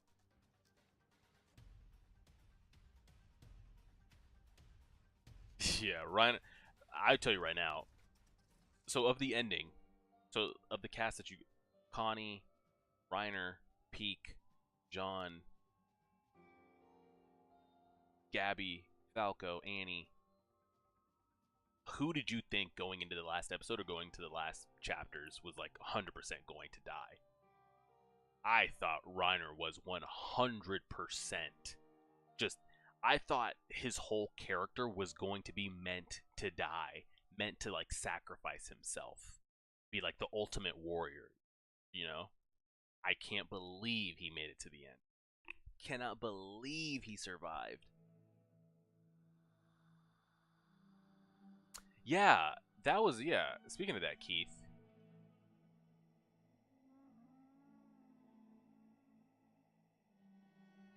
Who was, like, it's so, like, of how, like, important of a character Historia was, to then we pretty much just sidelined her.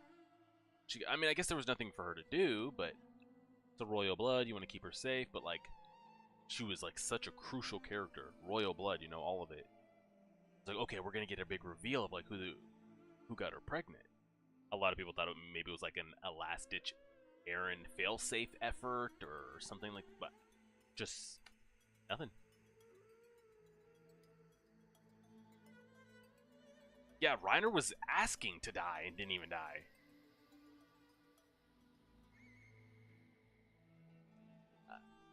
Honestly, SMB, a character like Reiner, I feel like we never even get an accurate personality of him, because like Eren, the personality was so tainted from the beginning that I think Kid Reiner and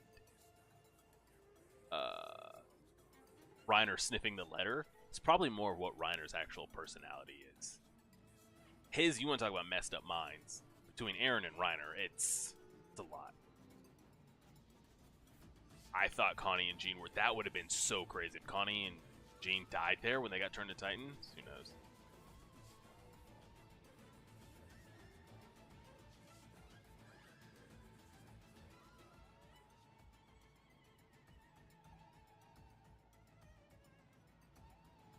Yeah, I did want Zeke to live. But it was also one of those things that like, before we knew that Eren could just like do away with all the Titan powers, I was like, oh, well, Zeke doesn't have that much longer left anyway, you know. Because Zeke's like, oh, I guess I don't get to live with all the people I've killed. Bro. Every single one of these characters has got bodies racked up under their name. You are no different. But I have a feel like they kind of pigeonholed themselves with like the Levi stuff. Like, he's got to kill him because, you know, he's never disobeyed an order. And like, what are we even doing with Levi's character at this point? So it's like, and then seeing that like Eren also dies, and it's a lot. But yeah, I wouldn't have minded. Reiner definitely has one of the best developments though. Yeah, Reiner was, when he's thinking about like killing himself there, it's a lot. Yeah, I agree with that, Esme. I think Reiner, what we got with Reiner on that ship, smelling the letter and everything, I think that's his like actual personality coming out. I think just like Eren, once the memories came through and everything gets warped and he doesn't know what is and what isn't, I think once Reiner had to assume the Marcel role, the mental's just gone. Who knows what Reiner's actual personality traits are? So I have no idea.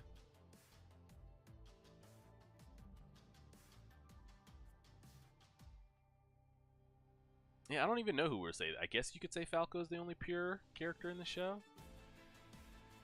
But it's like Armin's got bodies under his belt too. He's blown up ports and done this and that. I'm just trying to think of an innocent body count. You know, if we've got to fight with like the MPs and the military police and the scouts and people gotta die, they gotta die. Or the Jaegerists, that's just kind of whatever. I'm talking people just minding their own business. Zeke's got bodies. But here's the thing, it's like, are we counting like, you know, Annie and Zeke, the scouts are like enemies. Like, we're kind of warring here. Is there a reason to get uptight about me killing things that would have killed me if given the opportunity? You know how Annie like takes out Levi's squad in like, what's that, season 1? And Zeke just starts taking out bodies there in season 3. But, like, wouldn't they take me out given the opportunity? So are we saying there's actual harm and foul there? Because I feel like there's no harm, no foul there, nah? Huh? So, like, what are we... No, Keith, I agree. Zeke there's innocent bodies under his name. But, like, people are like, oh, I hate Zeke because he did this and what he did to Erwin's squad and Annie. Like, Levi should never forgive Annie for taking out his squad, and that's why he doesn't wave to her when all the rest are, like, waving her goodbye on the ship, and Levi's staring her down. And are we holding a grudge there? Because I don't think we're holding a grudge there. I think it's like kill or be killed in those scenarios, no?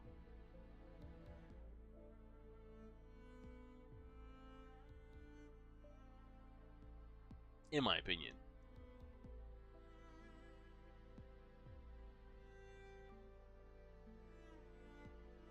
No, Zeke was like, you know, practicing his throw and shit.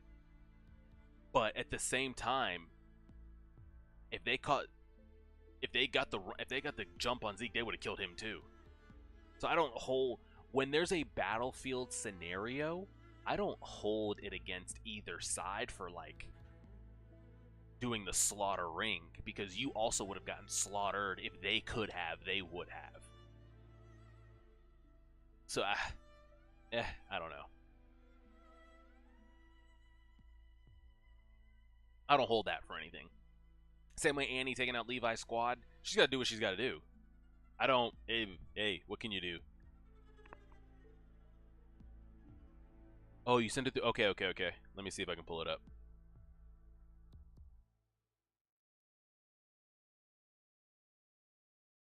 See if I can pull it up here. With the YouTube Music app, you could discover every subgenre that's ever existed. Get YouTube Music Premium. Dang, why can't I find it? I can see it here. Dang, I don't have anything in my Doc through Patreon.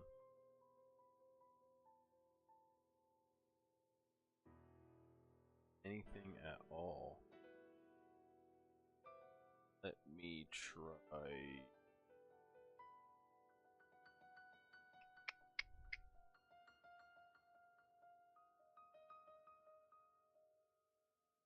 It's hard to get past the bitterness of hate for characters. Yeah, and that's what I'm saying, because like at that time, as a viewer, you seeing like Levi's squad die, you seeing Zeke just pellet scouts after scouts, you're gonna develop a hatred for them.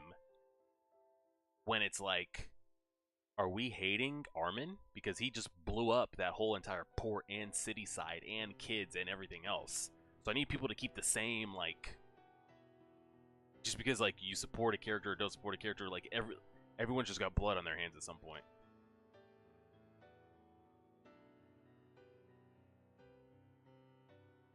Yeah, so it's all a mess. It's all an absolute mess, you know? And what can you do? What can you actually do? Other than keep moving forward, as the kids would say. So we have nothing on this, right? The manga didn't go into it, no nothing. The Historia child husband line, the whole storyline was just nothing, right? Just she got pregnant, moved out to the countryside, and called it a day.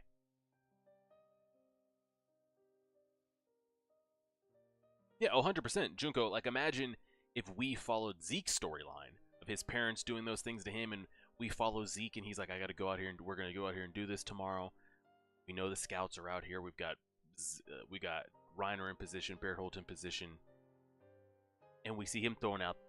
You're probably not gonna have an issue with that, but that's with any story. Whatever POV you're following, you're gonna care for that POV, even if you have no idea what the other POV is. Even if the other POV ends up being right in the end, in that moment, you're not gonna support it. So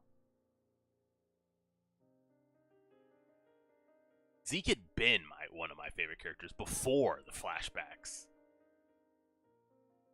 Yeah, so just some random farmer. Nothing to do with anything, huh?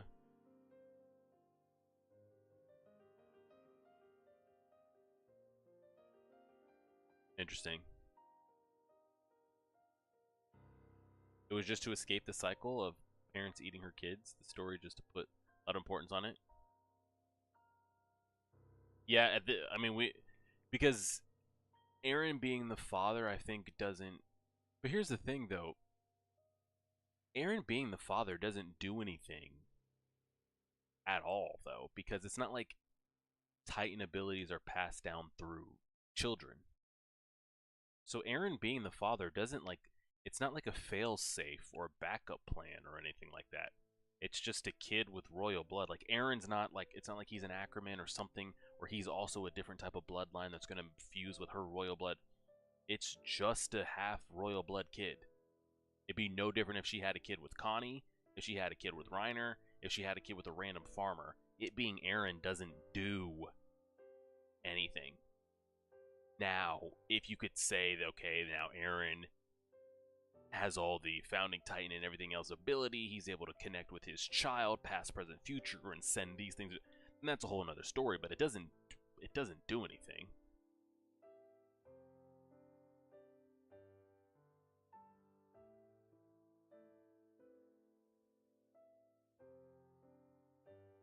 Yeah, so what can you do?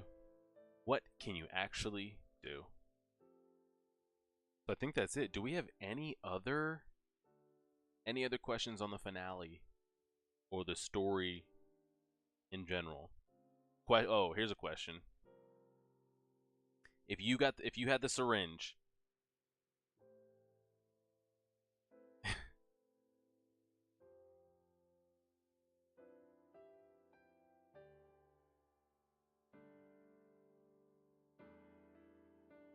I'm picking Erwin. 2,000 years to you in a row, I'm picking Erwin. So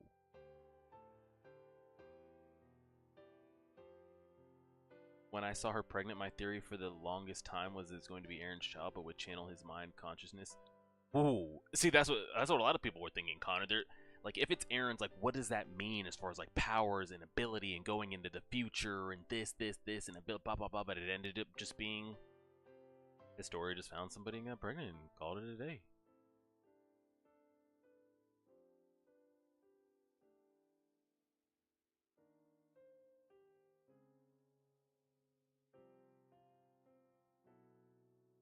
Armin, that's always giving me a chuckle.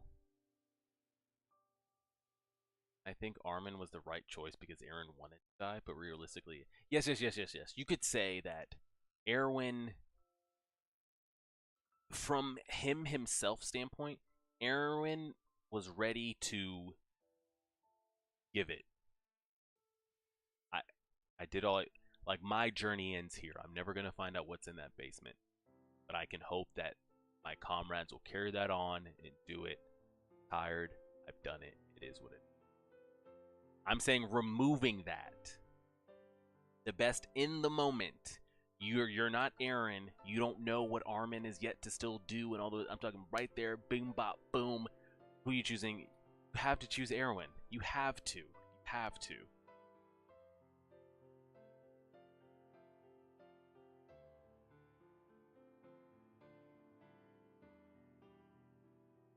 Because this was the argument that was made. Armin has the potential to, and has shown potential, and he could be just as good as Eren one day or even surpass him, but right there in the moment, he was not. How many times did he sit there and hesitate just in that scenario alone? saying, "Hey, Gene, can you take over?" Say, "Oh, I don't know what I'm doing. Free." I'm picking Erwin every single time. As Flock says, I'm bringing the devil back. We gotta fight devils with devils, and I ain't got time for it. That's just my opinion.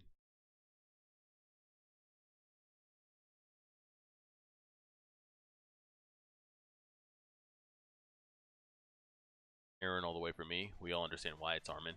That's what I'm saying.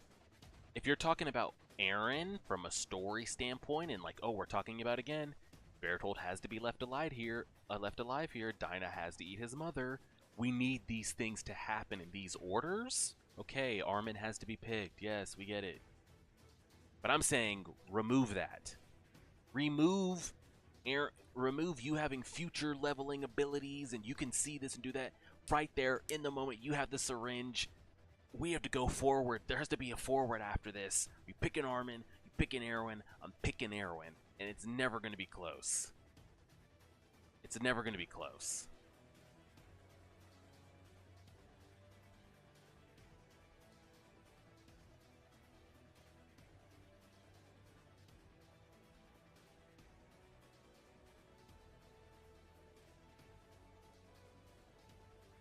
In my opinion.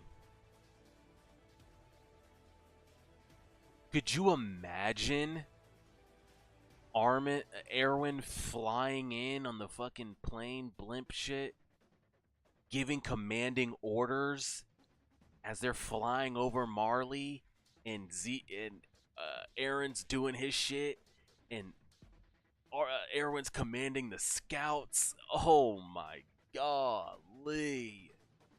And could you imagine Erwin leading the remaining scouts on Aaron's back right there? Oh my lord. Man. The speeches we would have gotten. We got robbed of so many speeches, honestly. Good lordy, lordy, lordy.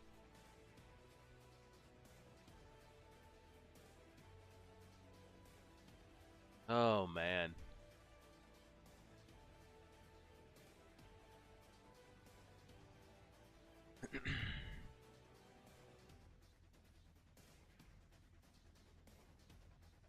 Yeah, I think the safer option in the time, like it's like what Hanju was saying, and others.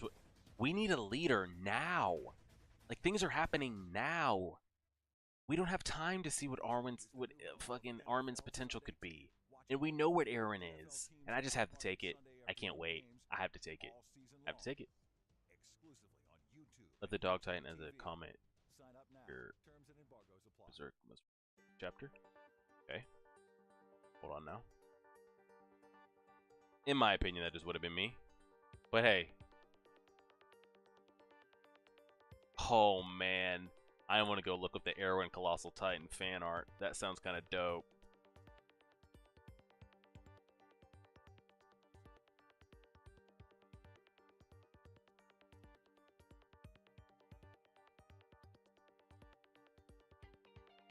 Oh. I see. That's not bad.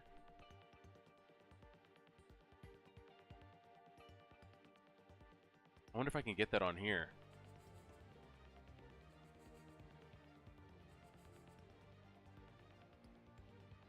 What the hell is this shit?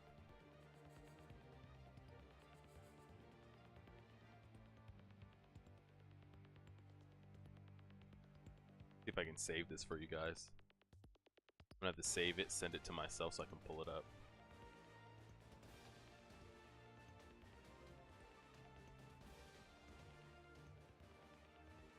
If I can even find a way to send it. I just have to hold it up. I bet the scouts chewed out Levi. Oh, 100%.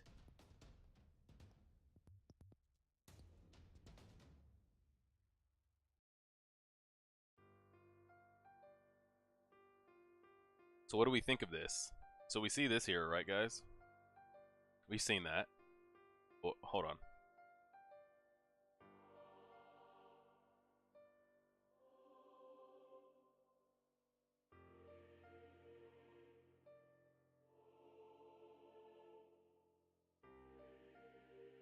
So we've all seen this. You know, we see it. Boy and the dog. Thoughts? Thoughts? Thoughts? Thoughts? Thoughts? Thoughts? Thoughts? Boy dog. Boy dog.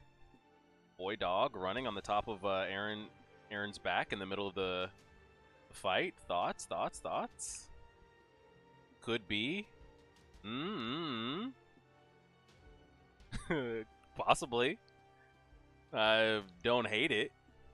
Everything connected all at once. Could be. Don't ask me. Could be. By the way, for the Attack on Titan, look up Footsteps of Doom. I wish I could play those on Attack Titan Boruto as long as they don't mess it up. Could be. Could be. Hey, Titan Dog? Attack on Dog? I'd watch it. I'd 100% watch it.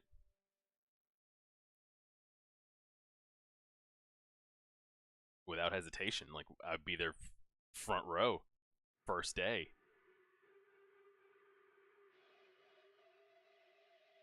Attack on Dog. Were there any other big questions? Alright, so it looks like we're kind of split. Some people are saying Armin, some people are saying Erwin. We kind of know where I ride on that. Were there any other, like, are there any other series questions you guys have? Attack on Dog. I'll start writing it tonight. Are there any other theories that we have along the way of the entire, any series questions from the entire show, character questions, anything at all that you guys have, that you've wanted to ask me, that you've wanted to ask just maybe a group of people that can talk about Attack on Titan all at the same time?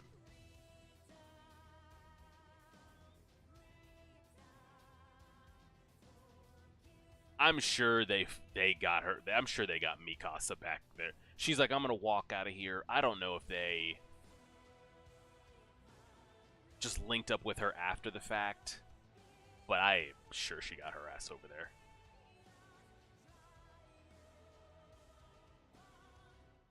In my opinion.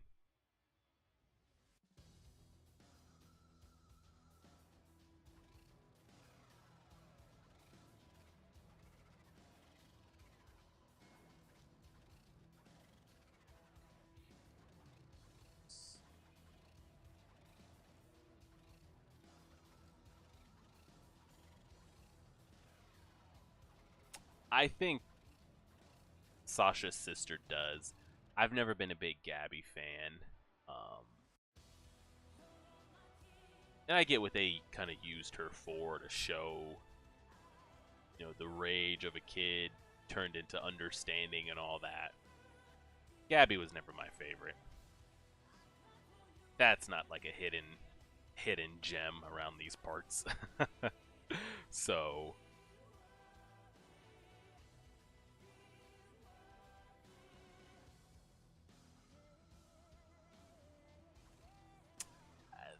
the streets are saying Mikasa did marry Jean, and from the silhouette of that guy, if I had to bet money, sure, I'm gonna say they did. I'd say it'd probably be hard for Mikasa to meet somebody new that could understand everything she went through and what her mental is. And a lot of the scouts' mentals aren't the best either. You know, they're doing better. But John can relate to her. There's familiarity there.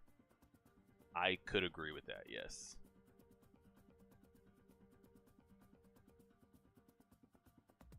I think she did. I mean, favorite moments are just all the big shock moments. I truly thought Eren died in that first season when he got eaten. Like, actually died. Could you imagine that Titan that didn't get to eat him? Like, you were this close. This close to turning back. And the story could have been about you. That was a shocking moment. Bertolt showing up when they thought all was going to be better. Shocking moment.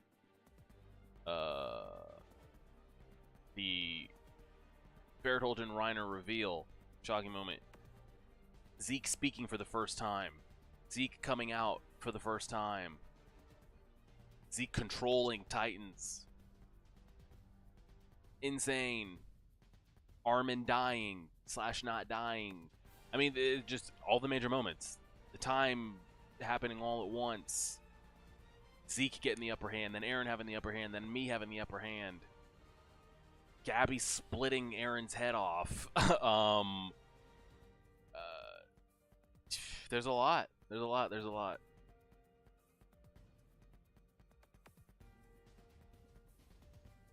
Aaron showing up. Flock. Aaron showing up with a cut on his hand and saying, like, hey, I need to have a conversation. Flock going crazy.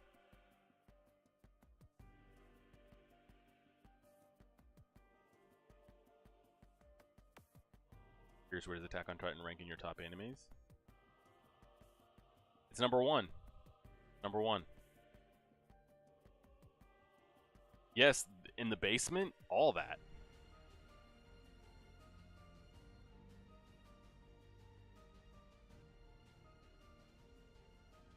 All of that, all of that, all of that.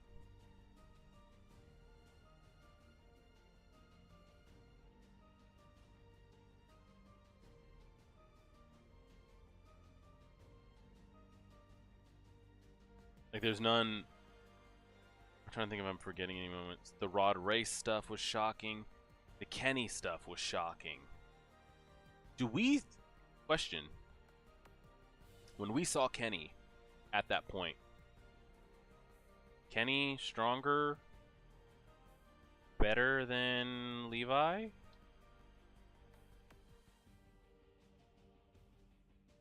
Thoughts? Zeke scream? Yes. Zeke saying, I'm sorry, Colt. I gotta turn these fuckers, and does it anyway. Grisha's voice actor going crazy, screaming to Aaron. Armin's voice actress killing the crying that she had seeing Aaron's head.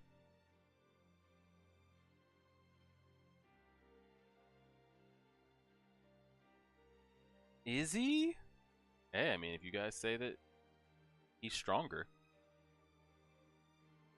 I understand that Levi takes on the squad. Of course, he's going to dust the squad. I'm saying if the two of them were to run a 1v1, I don't know.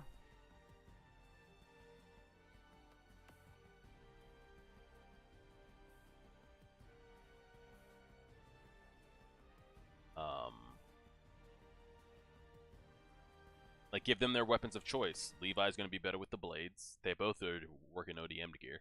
Kenny's going to be better with the guns. Let them get their weapons of choice. I'm not going to, like, fault them for... And the thing is, like, where do you want to set them up?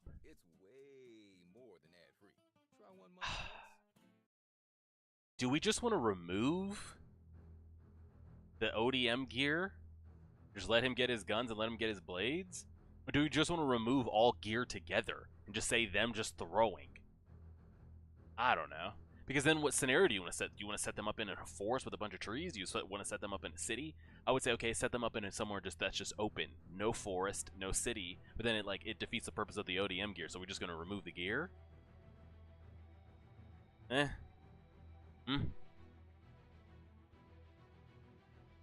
thinking it's Kenny, in my opinion. You guys might say Levi. I think Kenny wins the 1v1, in my opinion. That's just me.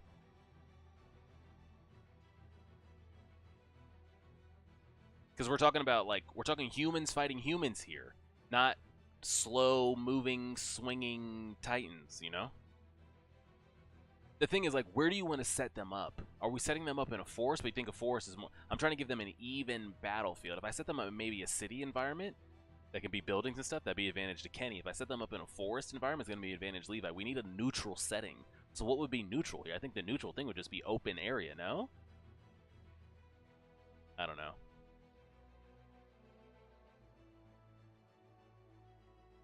I don't know.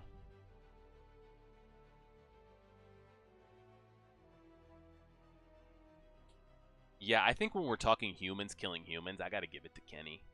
If we're saying getting through a line of Titans, I'd give it to Levi.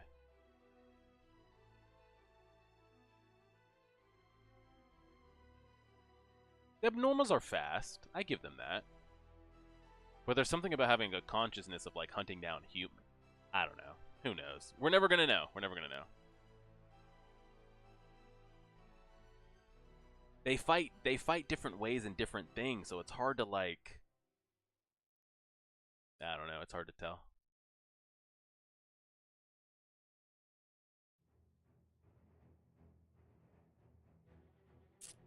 It's like, cuz you don't, I think we just go neutral field. Remove the ODM weapon of your choice. Go at it. I know it's kind of hard to say remove ODM gear when that's like what they fight with in the entire show. But it's like two different people doing different things. It's like a water user. Okay, we get to fight on water for you or land for you. We can't give both. Maybe we just give them kind of like a wall scenario. Imagine like a regular like one of the bubble towns, Shiganshina or something like that. But like we scale it down close. They don't need the whole setting. We scale it down close so the walls are close by. Maybe like a Naruto versus like Neji, Chunin exam type, like just a dome. I don't know.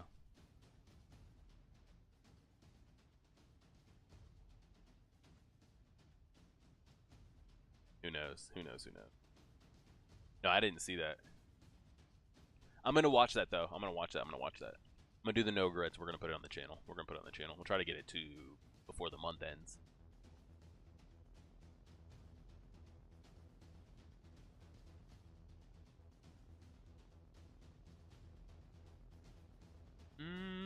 That could be a better question.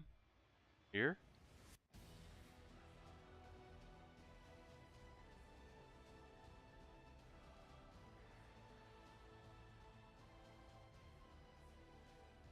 I think it depends what you make the motivations for. If they're just throwing hands, I think I would give it to Levi. If Eren is a reason she has to fight, give it to Mikasa. Levi is going to kill Eren, or Mikasa has to get through Levi to save Eren. Mikasa. There's just a switch. There's a switch that I don't think Levi has that she can go to, that I don't think he can go to.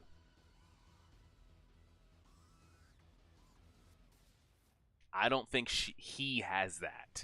And Levi has a lot. He has a lot. Now, again, I hate Levi. He's not in my top 10 favorite characters, so you know I love shitting on the man. But he has a skill and things. I just think she has a darkness that she can go to when it involves Eren. And if you had to tell me she had to save Eren by going through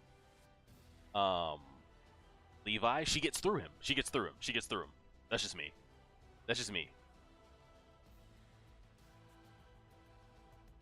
You're telling me right now if Eren's life wasn't on the line that she could not get through him? I don't know. There's a switch there with her when it comes to that.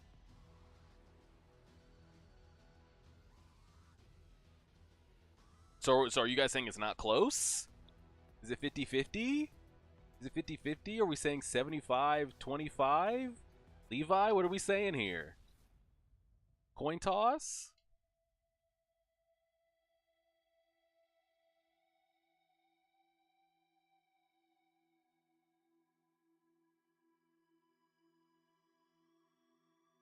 Like, what are we saying?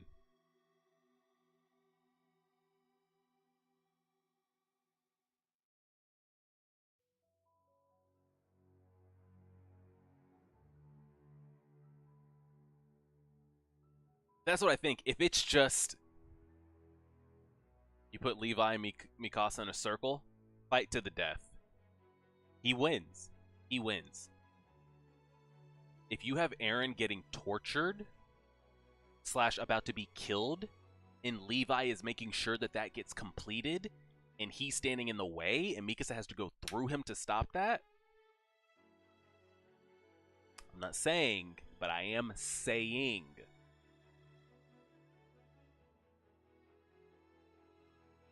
I'm just saying.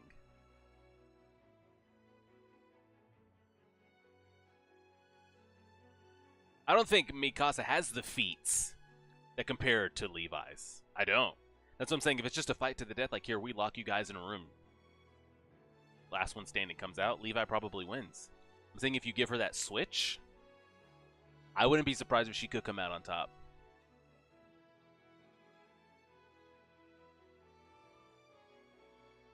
And that's the thing is, they give Levi scene after scene after scene that, like, a lot of people got rose-colored glasses on when it's like, okay, he can't lose.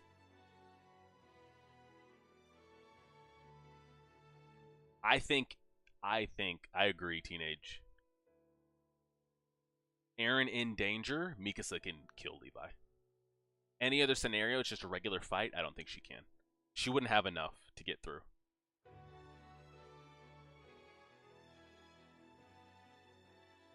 She wouldn't have enough to get through. In my opinion.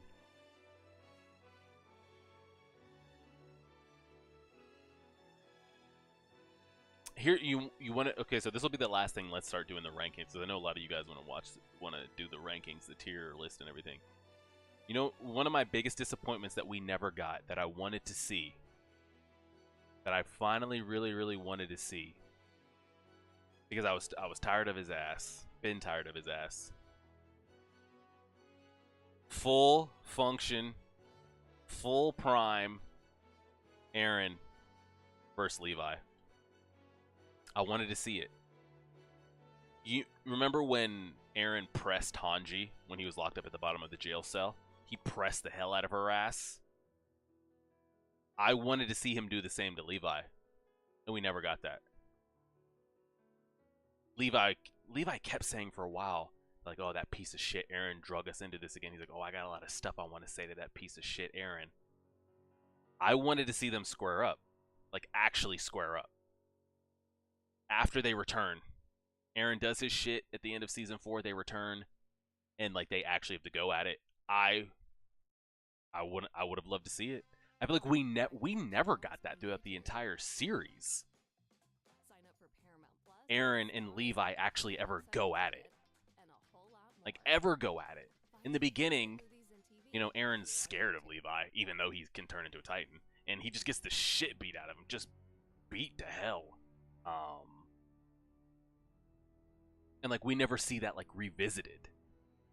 And the way he pressed Hanji at the bottom of the jail cell, I wanted it to show that like he cannot be stopped. He has no equal. Like I wanted to maybe even see, because we never see it, see him put fear in Levi for a split second. Just to eliminate like Hanji, there's not shit you can do. Levi, there's not shit you can do. Mikasa and Armin, you can't say shit about shit about shit about shit. Zeke's not in control. Like, he just squashes any possible opposing threats. And we never see the two of them, like, acknowledge, like, they capture him and, you know, Levi kicks him and punches him when they're on the ship, when they come back and, I guess, rescue him. But Eren's like, okay, kick me, punch me, do whatever the hell you gotta do. But we never saw them actually, like, square up. Man, I would have paid to see it. I would have paid to see it. Paid to see it. I don't really see what Eren can do against Levi's speed. Which Titan form are we talking about? I'm saying Eren post rescue mission on Marley when they bring him back. That Eren I'm talking about right there. Eren with after getting Warhammer, after bringing that shit back and all of it. That's what I wanted to see.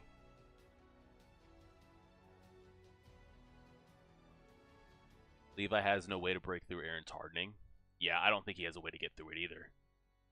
Levi's just way too fast. Eren and Levi didn't talk in the paths, it seems. Yeah, there's just never interaction between the two of them.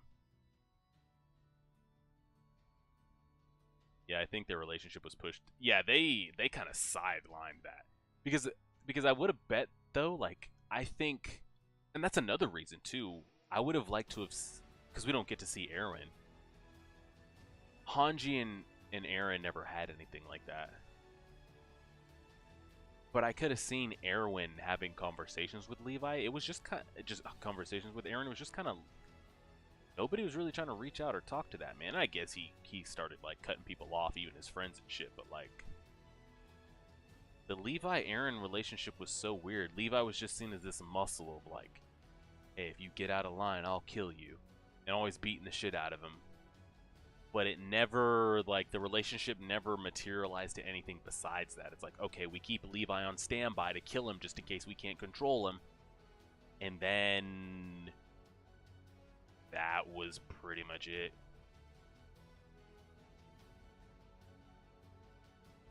Yeah, I would have loved to have seen Aaron versus Levi, and we never get it. We never get it. But I mean, he's the world's greatest human soldier. I can't give him. I got to give Aaron. He's got to come to the table with it. So I'm not even talking Centipede Aaron that's commanding. I'm not even saying Aaron's commanding any other Titans. Not even saying any of that. Just Aaron, fresh off of nuking the Marley military, and they brought him back. YouTube Premium is ad-free. It's a lot. And video downloads, so you can watch cooking It shows makes a and lot. eat airplane food. YouTube Premium, it's way more than ad-free. Yeah, I felt like it was building. Like it was boiling there for a little bit. Like Levi kept like pressing that button and kept like talking that shit, but it never materialized. And I wanted to see that because like, and it was brewing from like season 1, like beating the shit out of them. Like, I will put you down, I will kill you if I have to, yada yada yada, blah blah blah. And when he pressed Hanji, I'm like, oh, here we go. Keep pressing their asses, and it just never happened.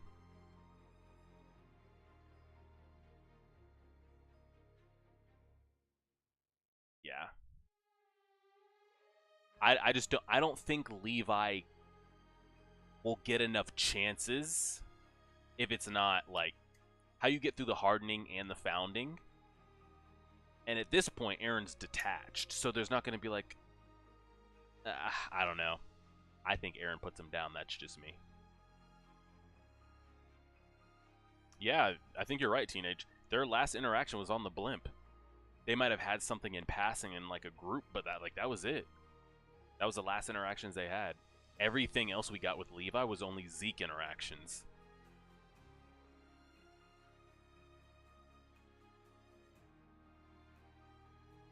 I'm saying full power Aaron. Aaron post the blimp. Post getting rescued. I don't think Levi can do it. I think with the Warhammer just like sends it over the edge. Good luck to if that man touches the ground, he's dead. Do you think the Warhammer spears aren't going to come out of the ground?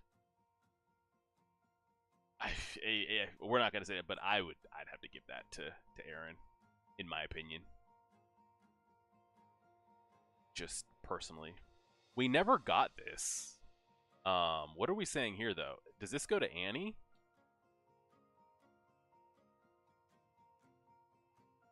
Who are we giving that to?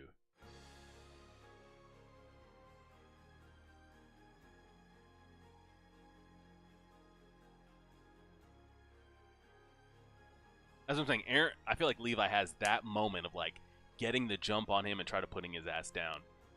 Because I think Aaron's hardening the back of his knees, the back of his Achilles, the neck, yada yada, the regen. I don't know. I just don't think he can do it. Annie? Okay. Like, are we saying Annie at any point in time? Too. Like, do we think Reiner's skills never get better along the way to handle that?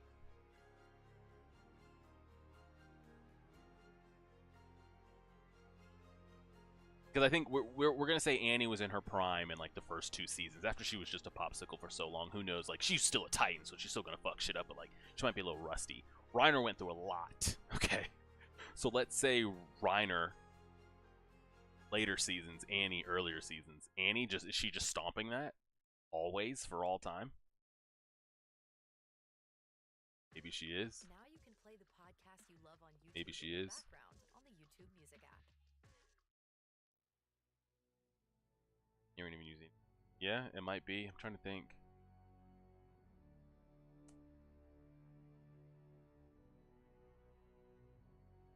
So she's got too much skill, right?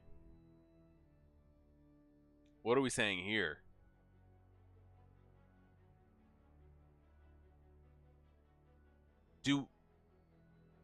I don't know. Pre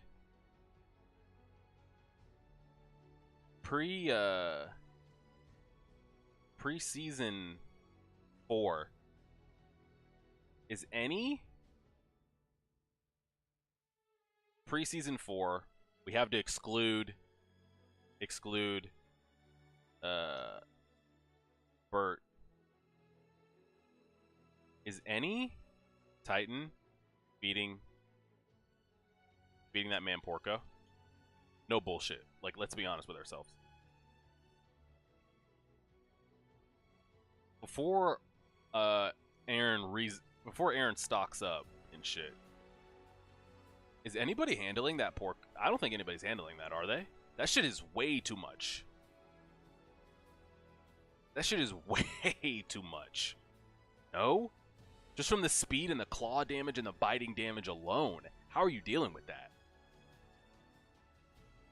I think every Titan is losing that. Zeke with rocks?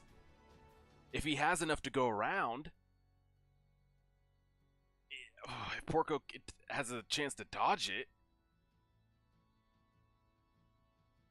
But here's the thing, it's not like we've got to give you what you have at like your disposal type thing. I'm not going to have Zeke here with broken up rocks ready to go. He's got to be able to do that in the moment of battle. It's not going to be Peak bringing him boulders and boulders. He's got to be able to do that himself and fight. I don't know. Zeke did beat Reiner. I'm curious how the hell that happened. Because if you're able to close the gap on him, I don't know. And what's wild is, like, you know how like they were trying to decide to go get Annie? Does Beardholt not just transform into a Colossal and say, okay, Zeke, deal with this, or what?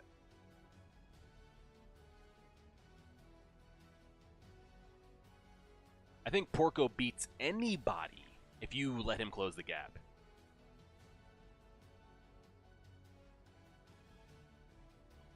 I think pre-season 4, before Aaron goes crazy, I think Porco's taking out anything.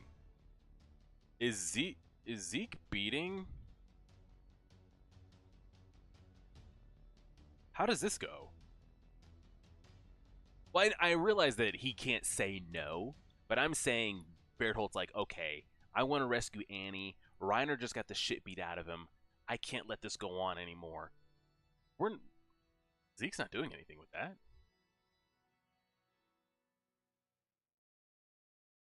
We're just not doing anything with that, no?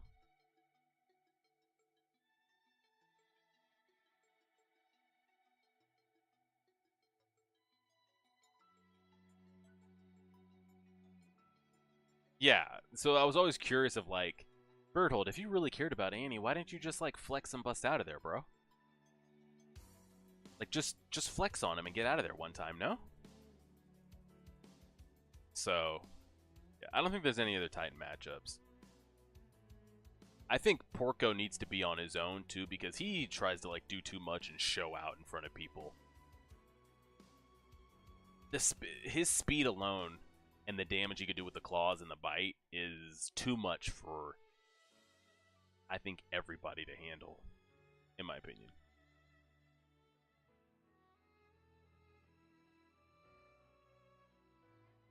Alright, any other do you guys have any other questions?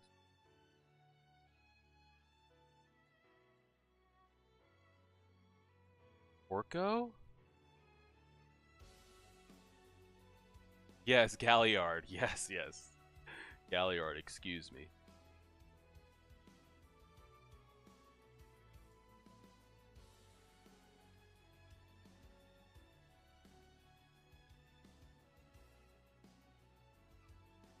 Warhammer versus Annie?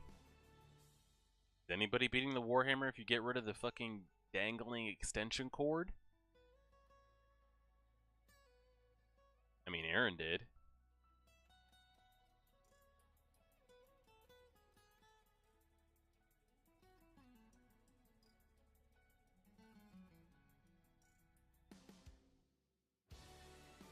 It's like, because I'm trying to give everybody their peak abilities, and Aaron did defeat the Warhammer without needing the Warhammer, so I guess Aaron could. I don't see how anybody else deals with that, though. Because with what the Warhammer is able to do,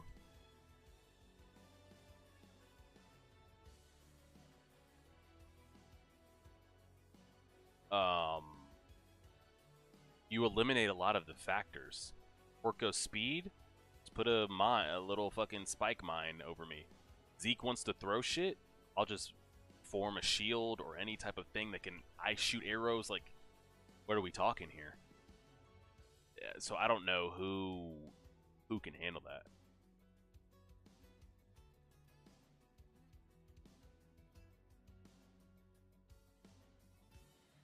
True, he did need Mikasa. That is you are correct.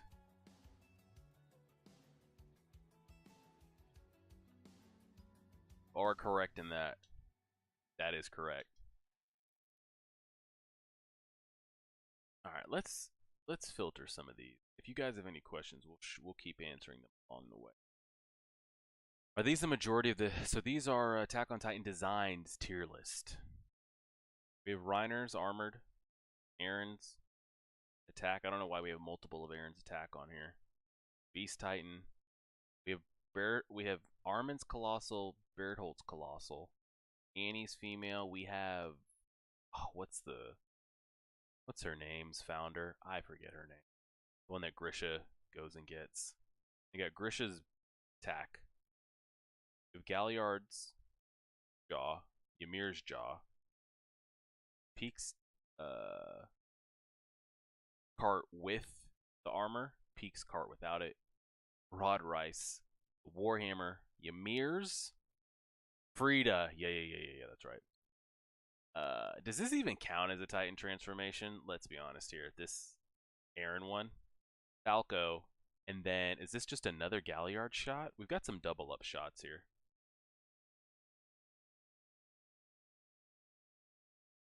So let's wait. What happened to the? Yes, I'm still listening. Let's get this going here. Let's start at the bottom. Gotta go Ymir at the bottom. Gotta go Ymir at the bottom. Also gotta go Frida at the bottom.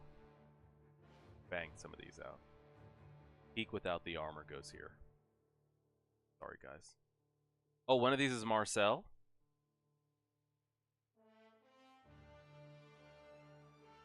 Okay. I see the hair color difference. We gotta disqualify this. This is just too good of a sketch to put up. I think that's all we got in D tier. To be honest, Aaron's just like regular shit is just that, regular shit. So, whatever you want to say about that. Grisha's cool. Nothing too crazy. Armin's goes here. I don't know if I'm putting Bertholdt here finally, but I like Bertholdt over Armin's Titan. See, that's what I'm saying. I prefer Bertholdt's over Armin's because it is like that's the Titan. That's the Titan. It's just the Titan. Yeah, this is just cheating. You can't use that shit. You can't use it. I put Ymir here as well. I like her better than Armin's. Annie can go here too. I like her better than Armin's.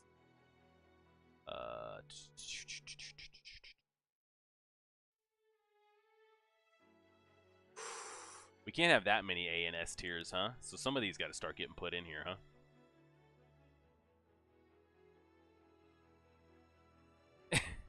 You stop the cap. This female Titan looks better than anything Aaron's ever transformed into in his wildest dreams. Stop it. Alright, let's start digging some of this out.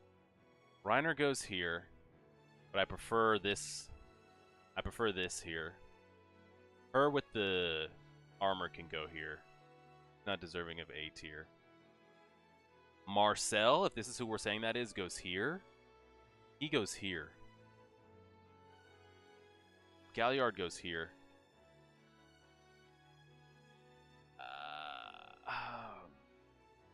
Man. You go here. You go here. You go here. It's done. Done. It's done. It's done. Done. There could be an argument made to do this as well. There could be an argument made to put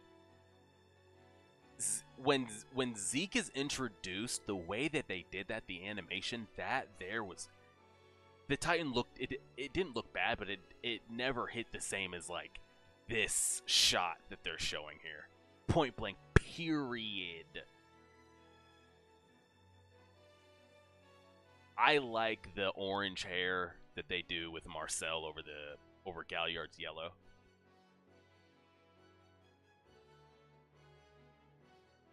See, we're missing some here. I agree with like Kruger in the founding, but I feel like this is cheating. Like if you want to put this up here to say we put that up here, then yeah, we put that up here.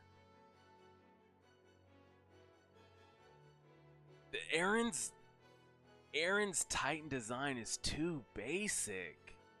He's just a Titan with long black hair. There's nothing really going on there.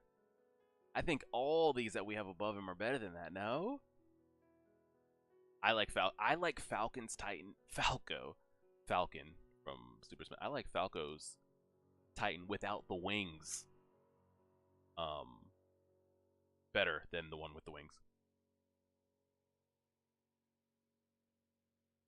Yeah, Zeke, and especially if we're going off of this Zeke picture, man, that's some shit. That is some shit. That's all I have to say about Bob. That is some shit. That's just what it is. We gotta screen cap this. Hold on.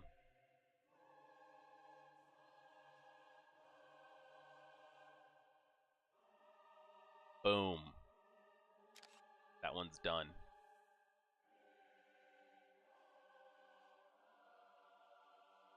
Yeah, Aaron, it's cool, but it's not Aaron, like that's Aaron Yeager. Oh shit, but it's not hitting on any of these. It's not. Do we, so I'm curious, like Warhammer, are we all in agreement that that's like a top transformation or what?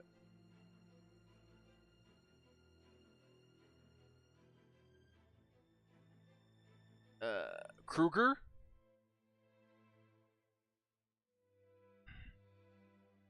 Kruger probably goes back end of B. Founding Titan, Centipede Boy. He goes A. Saver? He's high A. High A. Probably around between Marcel and Reiner. Some of those other Warhammer designs, they're up there too. Okay, Warhammer. Okay, we all agree. Okay, Warhammer. Okay, good. Heath, Slubber, Jay, Tab. Okay. As long as we all agree on that.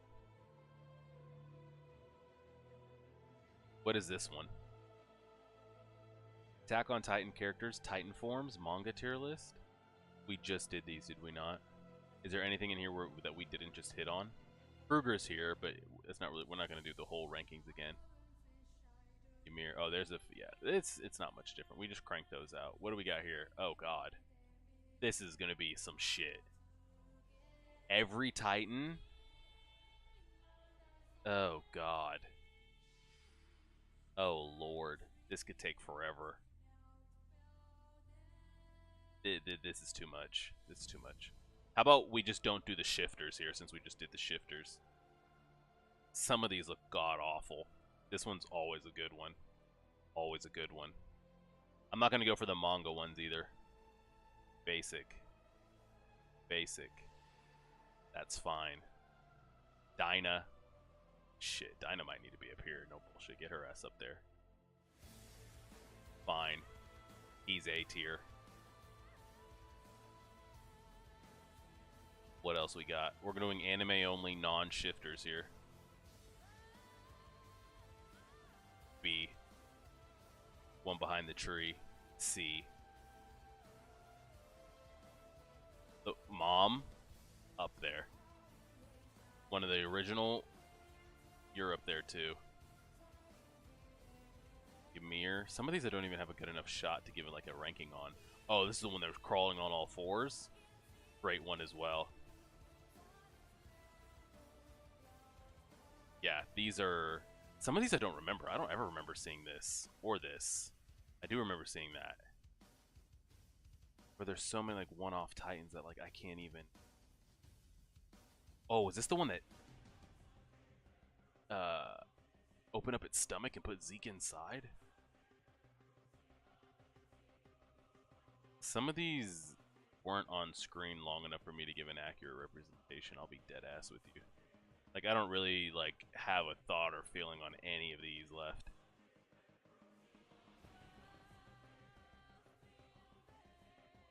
Oh, this one? Yeah, this one. Get this one up here, too. Honestly, you can go up here. Connie's mom can go up here. You go here. The one on all fours goes here in the middle. Boom. That's as good as that's getting.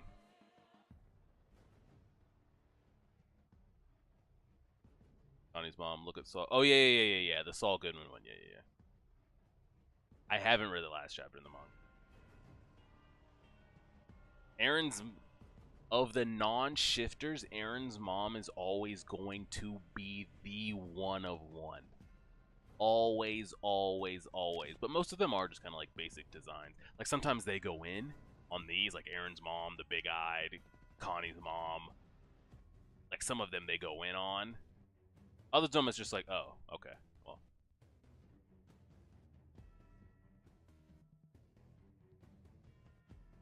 What else we got? What is this? We already did a shifter tier list. Now, here's the thing. Now, let's do a different one. So this was just off, this one we did was just off design. Let's do, okay, here we go. Powers.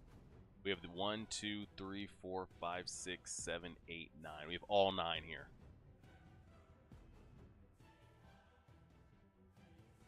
Let me get a concise... Let me get a one-word sentence on if someone said, okay, describe the founding Titan's abilities. Give me 2 sentences. The abilities I would want to have. See the future memories, pass them back. Just be the biggest nuke bomb this side of the Mississippi. Armor. The ability to call other Titans to me. My combat experience. Zeke's Beast. We're going to go with Zeke's Beast. Cart, Jaw, Warhammer, Ymir, or Founding. Control all Titans. Control all Titans. Okay. I mean, we agree with that, right? Is there any hesitations on putting the cart at the bottom? Can we get that out the way? We just get that out the way. It's like one of those Instagram or TikTok videos that comes up. Has that? Remember, people always watch this during COVID and stuff. It's like, oh, the world just ended. Pick a new world to be reborn in, and it shows you like 6 of them with like that soundtrack over the back. You guys know what I'm talking about. Like, you just died. You get to come back to life with a superpower. Pick one. I feel like that's what we're doing right here. That's what we're doing right here.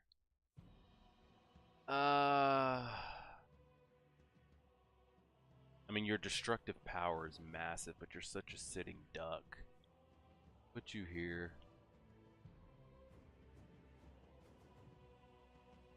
Now, are we... There's a difference between, like, Zeke's Beast Titan and others' Beast Titans. If you guys are describing Beast Titan, what abilities are we going with here? Because what Zeke's able to do and what other Beast Titans were able to do are two different things. So what description of Zeke do we want to go with here?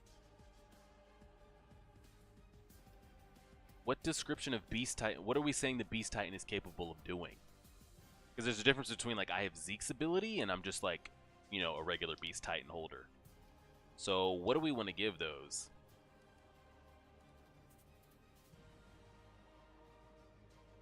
I would just say the ability to, like, throw and move things, correct? Yeah, I'm not gonna say the ability to call Titans, turn Titans into, yeah. And he can't move, he's a sitting duck, can't really do much. But I still would prefer to be that over the cart, in my opinion. The ability to control all other Titans is cool. Aight.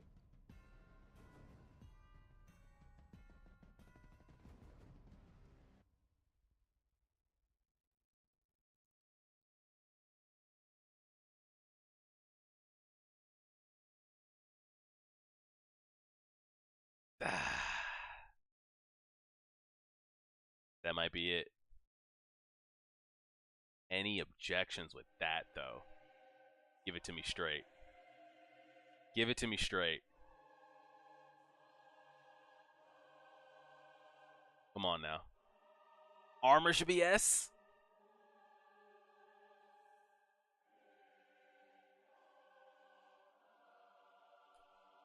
The founding ability is, it is that. True, you do get the ability to change.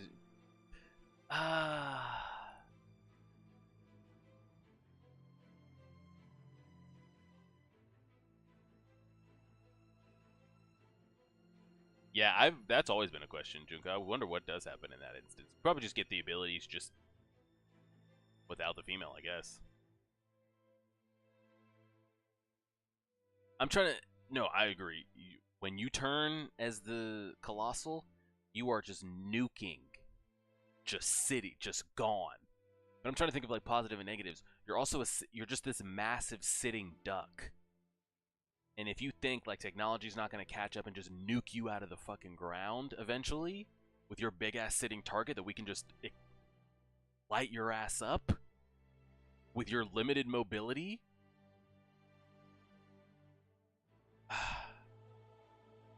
Trans Titan, you might be correct.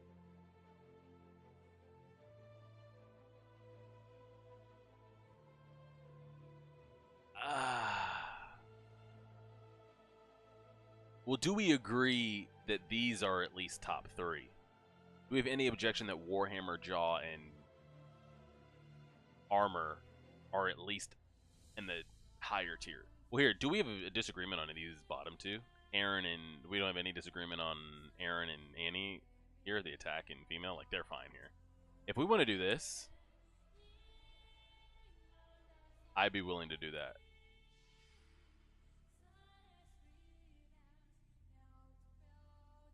I could do that.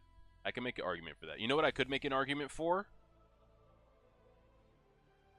That. That would be my switch.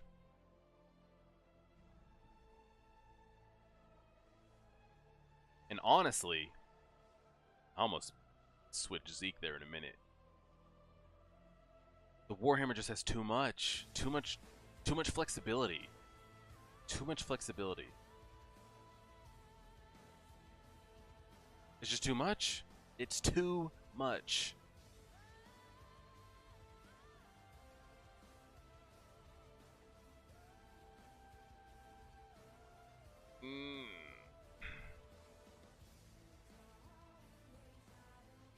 I'm talking like today. I'm not talking like Attack on Titan time period. I'm talking like in the world today.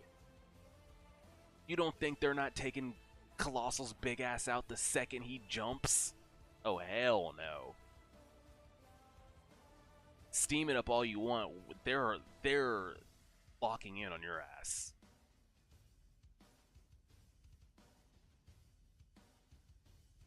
I'm like, you spawn in, boom. If that's the case, I might fucking put this man right here. I'm not gonna lie to you, Chief.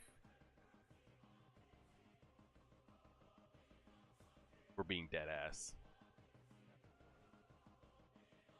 Is there any argument to be made that the Warhammer should not be top?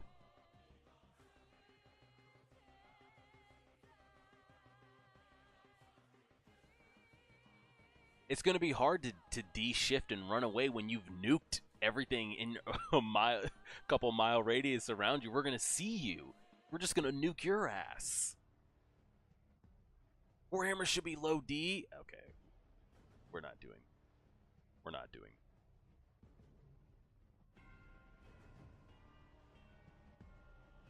We're just not doing this.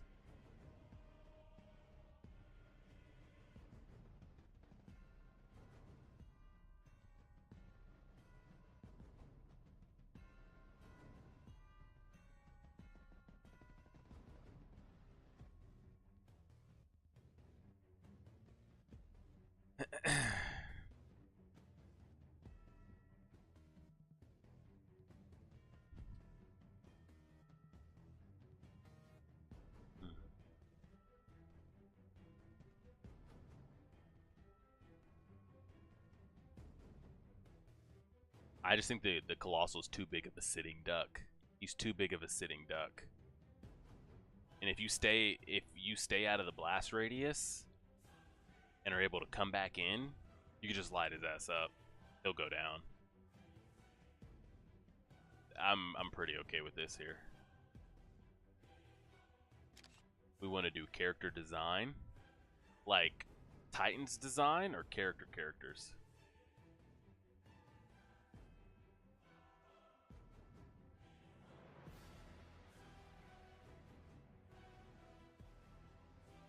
I'm wrapping that cord around me, tying it tight, and we're just gonna get to business.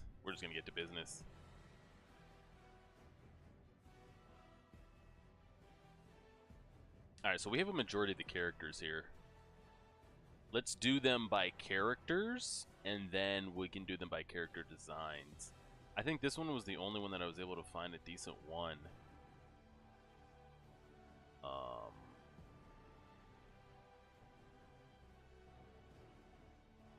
Of the characters here. I mean, some of them are.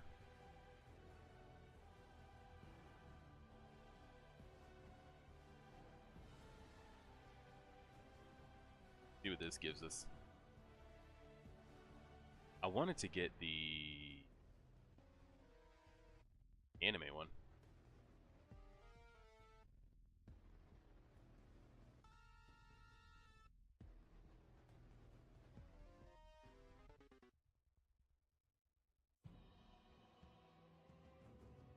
Alright, so I don't know if we have all the characters here because I feel like this one has more characters that I'd rather rank than this one.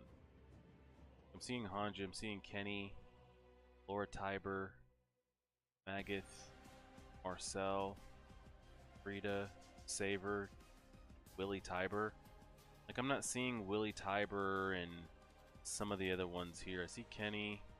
Some of these are just such, like, season 1 people that didn't have that much time on screen. This girl was unseen for what, 5 episodes and died? We'll probably go with this one here.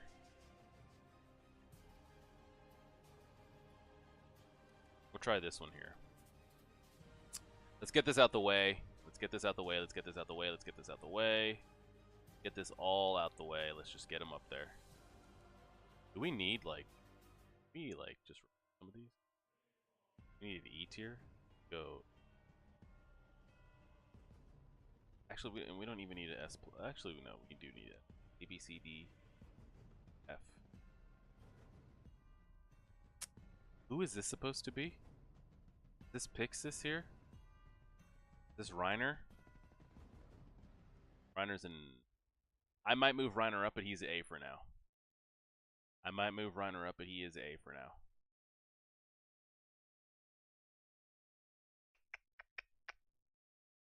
I mean, she's fine. Sasha's fine. Maybe her little ass goes down there. Bertolt. Anji.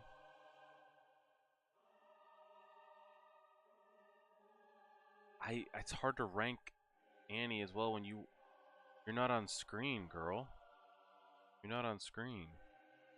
Saber again, not really on screen, but I did like his impact in his backstory. Willie Tiber. Wish we could have gotten a little bit more. Levi, you can chill right down here too. Pixis. Put Pixis here. It's supposed to be Rod here. You can go down here too, buddy.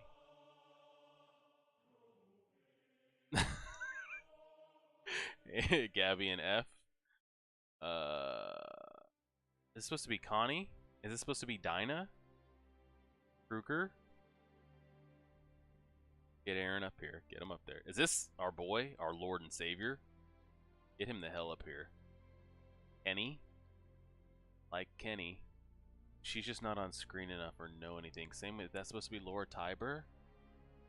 Like, we don't get enough for you. Is this supposed to be Marcel? I don't know who that's supposed to be. Kruger? I actually prefer that. Hello? Thank you. It's supposed to be Frida? We just don't get enough. We don't get enough.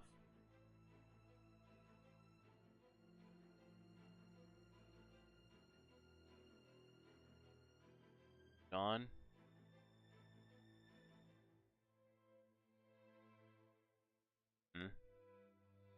Armin? Uh-huh. Okay. Dinah? I don't get enough of you to know enough of you.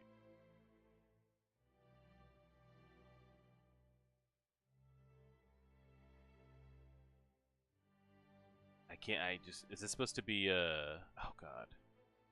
What was his name? The one that Kenny protected. Grisha? I enjoyed Grisha a lot. Head of Kenny. Supposed to be Colt? Again, we just don't get enough. This Ymir? She could go there. Connie? Which one do I prefer more, Jean or Connie?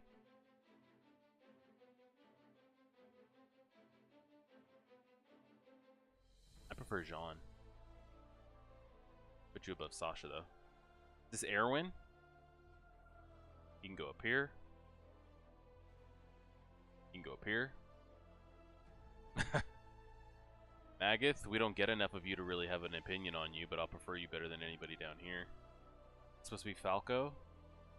Be honest with you, not my favorite, but I like you more than your brother. You can come above Dinah, not above Magath though.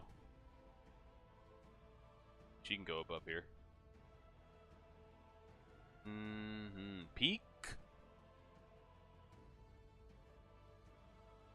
You can go right there next to Willie. Mikasa. You can go right there next to Armin. You can actually go above Armin. On Yon Capone, we don't get enough of you, buddy, but I did prefer you better than all those characters. Who is this? Is this supposed to be Ymir? No, this is Ymir. We don't get enough of Ymir to make me be like, oh yeah, Ymir. You know? This is the old piece of shit that likes to experiment. You could drop his ass down here at the bottom, to be honest. You can make him the leader of F tier. Galliardo. I feel like it might be blasphemous to put him above these two, right? I liked his character, we just didn't get that much of it. Podcasts are now Who's this here? Oh, this is Historia. Ah. Listen, watch, That's down Historia. you go. It's so wild when like you get a character and then they just tail off and you don't get anything of them. It's the same as the characters like you get so little of at the end. It's like, what do you do with them? She did have a good arc that was dedicated to her. I put her right next to her girl. There you go. Perfect. What's this one's name? What's the one's name that Kenny used to protect? I know you guys probably answered it. Yuri. Again, so little. So little. put you right here. Oh, shit. Get Yelena up there. Get her up there. And then our man here, he can go right next to the other ones. Is this the greatest tier list this side of the Mississippi or what? Okay, now that we've gotten them ranked, let's sift through this a little bit here. Let's sift through this a little bit here. Let's see. I'm gonna be honest, just because there's other people watching, like you guys are actually here. Just because you guys are actually here is the only reason Levi's ass doesn't end up down here. Just saying. Just being dead grass with you there, Chief. Being dead grass with you there. I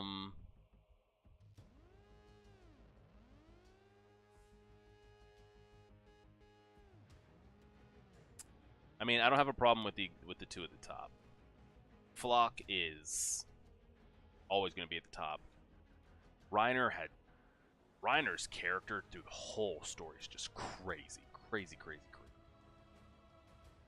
Erwin left an impact. Yelena is... I mean, I feel like because I like Zeke so much, you end up liking Yelena as much.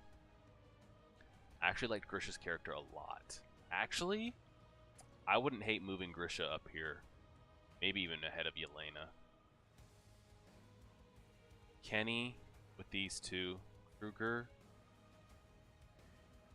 We don't get enough of Kruger for me to move him up anymore. I would be willing to do this. Possibly this. Yes, I'd be willing to do that. I would be willing to move him above Kruger. That stays...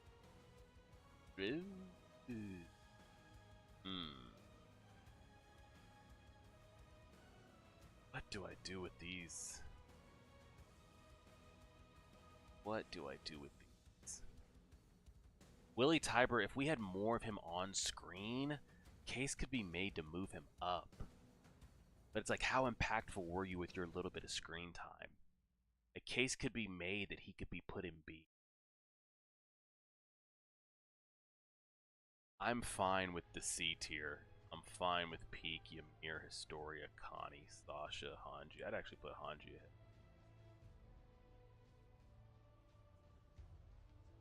Actually, might willing to have Connie as well. That's fine. Annie, Saver, Levi. We could switch these two, sure. Bree. Dinah. Just for how I'm thinking of Dinah just as the whole picture, the Titan and what she embodied in like the first episode and everything. She's got to come up. She's got to come up. She's got to come up. She's got to come up. She's got to come up. She's got to come up. Same tier, but she's got to come up. But as Willie, 2 episodes in. Blur, I'm sorry, bro. What can you do? Yeah, that's what I'm saying. I want to move Willie up, but he didn't get enough. That's I do hate how little the Tyburs and everything were used. Because if he was in a whole season's worth, he could be up there in like the high B, high A, in the low A's. Take Connie out of C tier before I have a heart attack, man. Oh, you want to move him down? I mean, we could switch him out.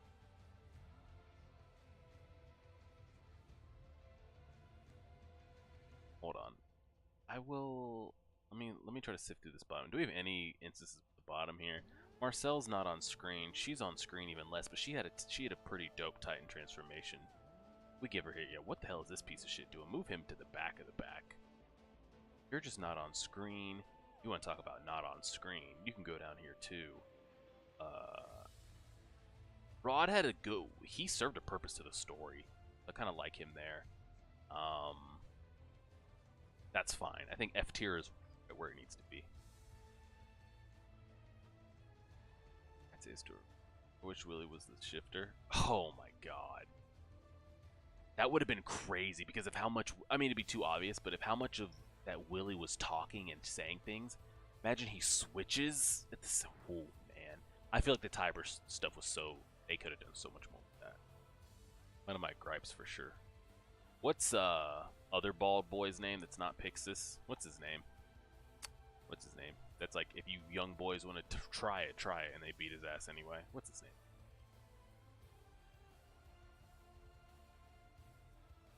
What the hell is his name?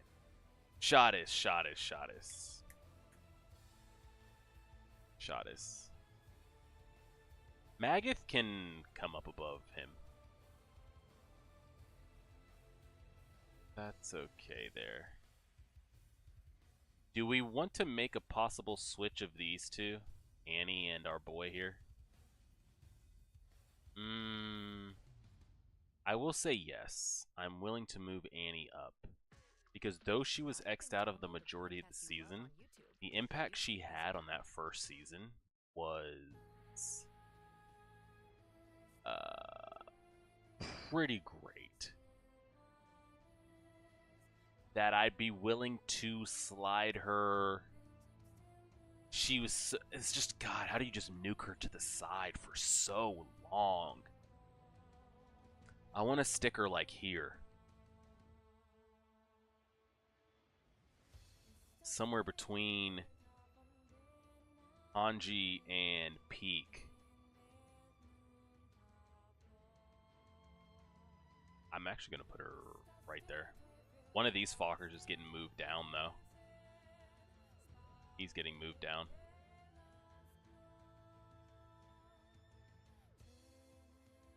Yeah. Yeah. There's a case to be made that Flock could be here, but I'll put him back down. Actually, I'll swap these two. I'll swap. Because Reiner had like an entire series thing, and Flock was so short.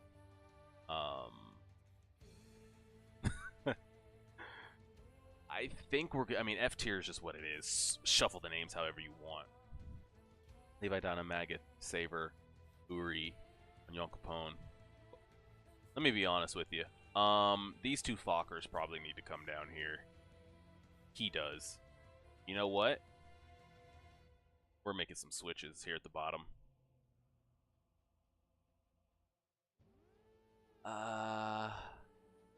You're gonna go here.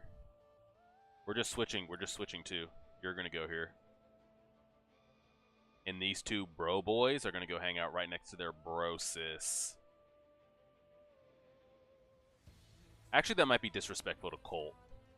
That's disrespectful to Falco, excuse me.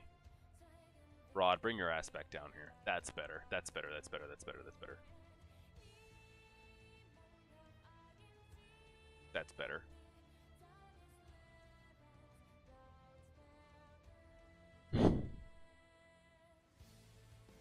What do you think's a bigger crime? Gabby and F or Levi and D? Besides cool fights, like what does Levi do that I need to move him up? Besides just slaughtering Titans, which we see so much slaughter in the show anyway. Armin? We don't like Armin in... Okay, what's the biggest travesty of this entire tier list?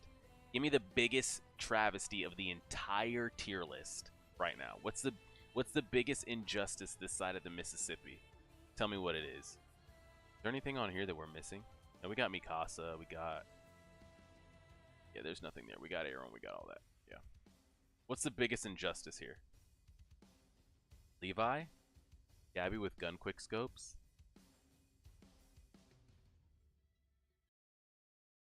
You don't like Yelena with Erwin in the same tier?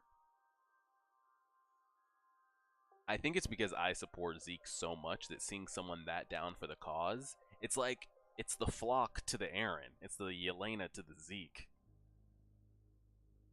It's Gabby. Gabby's the biggest travesty.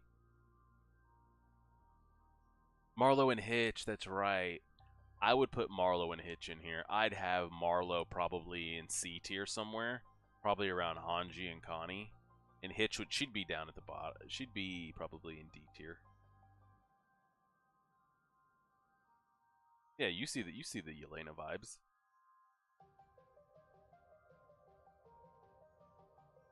Flock was such. I mean, we could go for days about Flock, man. What he had to do, what he had to become, and he didn't. He never hesitated. He never hesitated. If he had to go on the mission to say, "Hey, we got to kill Eren because this was Eren's plan," he'd say when. He'd be there. That man would not hesitate if given the command. From where he came, man. And do we not want to talk about Flock supremacy here?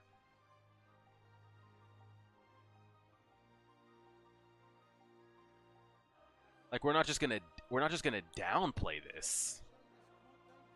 The man who we're not just gonna downplay this.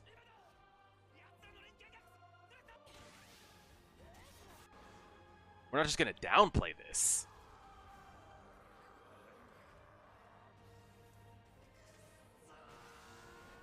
We're just not gonna. We're not downplaying my man's name. It's just not happening. 2 Titan shifters at once? My man was never cut out for this. Damn near sabotaging the whole mission if it's not for plot. He shoots that. He kills that ship, by the way. 10 times out of 10. And he shoots the ship. He blows the hell up out of that plane too, if not for plot. I'm not just saying, but I am just saying.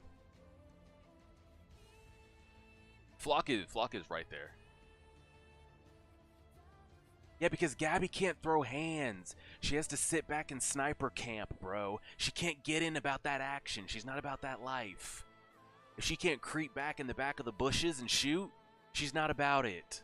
She's not. She got to sit back and pluck. She can't be in there about the smoke. She can't.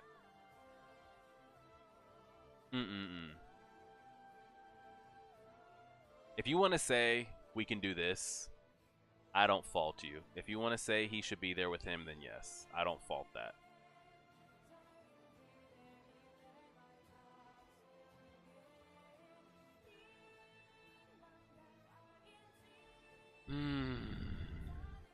I just never connected with Levi's character. I get it, like in all the fan polls and yada yada yada, and your favorite reactor and this and this and that and that. He's probably in everybody's top 5, top 3, but it's just never been a thing. Just never been a thing. Just hasn't. And you're telling me we go from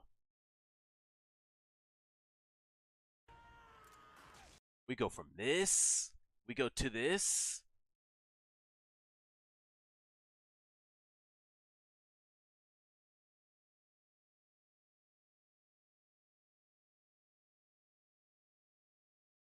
To this? One man's crying, doesn't know how he's alive? This is the same guy? This man here? Nah, bro. He's peak. The man's just peak. He's peak. Stop it. Stop it. Stop it.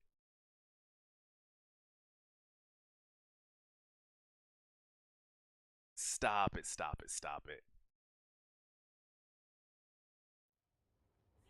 Cut it out. Maybe if we move those up, we can make... If we do that, like we move... I can make a case for this then. I'll meet you halfway there. I'll meet you there. I'll meet you there. I'll meet you there. I'll meet you there.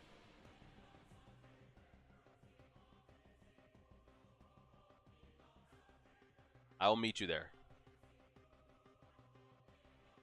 I will meet you there. Erwin up? Let's start from the bottom. Do we disagree with any of this? We can leave all these Fockers down here, right? Race, Colt, Gabby, Marcel, Frida, whatever her name is, and the piece of shit himself. I can't move Gabby. I can't move Gabby. Can't move Gabby. Can't do it. Can't do it. Can't do it. Can't do it. Can't do it. Can't do it. Just can't do it. Just can't. Just can't do it.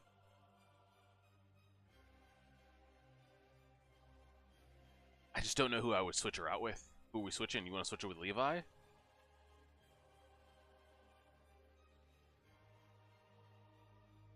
Why do we have...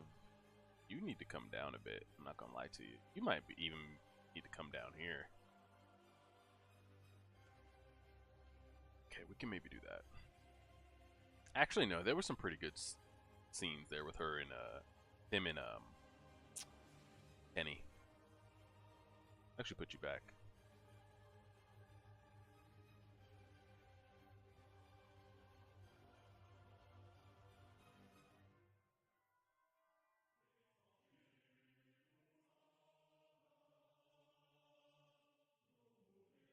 I never liked her character before she started sniping people.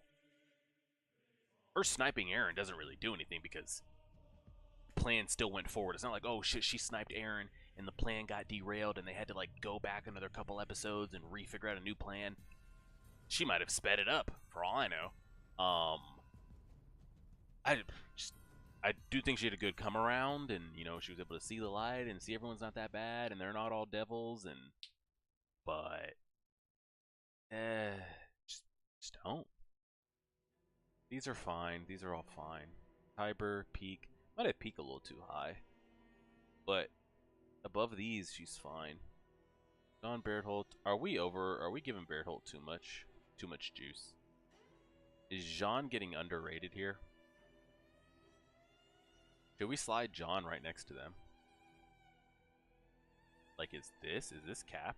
Is this... Am I trolling doing this right here? Like, does Jean need to be moved up?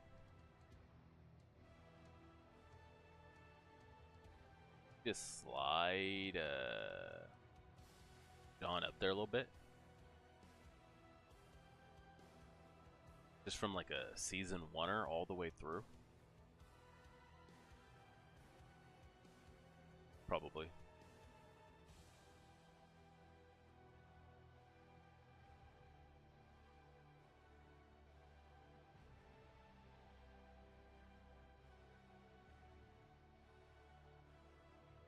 I think everything from A up, it's locked in.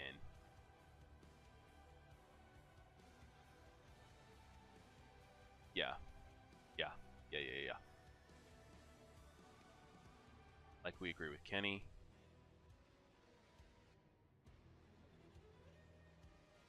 Think Ymir needs to go higher?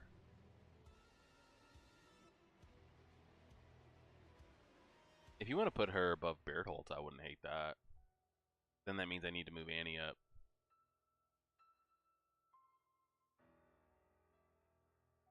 I wouldn't hate this.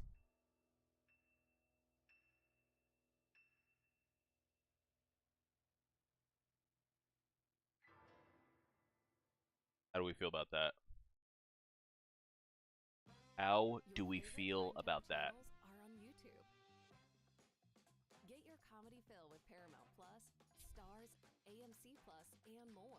Well, I feel like once you get below A, Favorite movies and like you're just F through B, you're just shuffling names, interchanging things. Okay, you don't like this, you don't like that about a character, you just put them where you want to put them.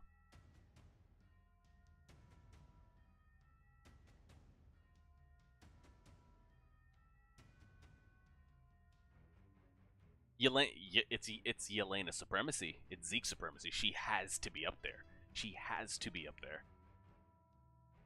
I enjoyed her time on screen more than theirs. More than their time on screen. There's no waffling. Like, she was just down for the... She's just a female flock. Like, she's just locked in.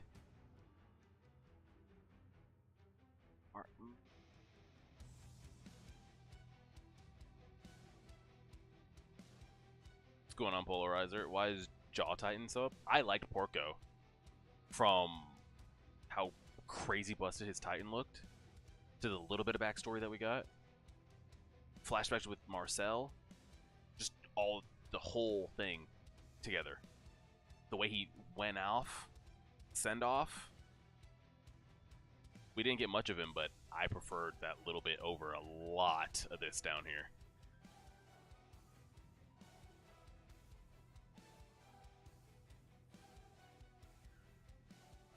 I don't think it's not a terrible list. I get it. People want Levi up here at SSA and all that. I get it. Gabby is in a world-renowned A tier. I get it. But not today, bucko.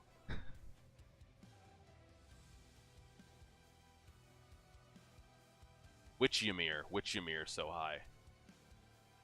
Original Ymir or fake Ymir?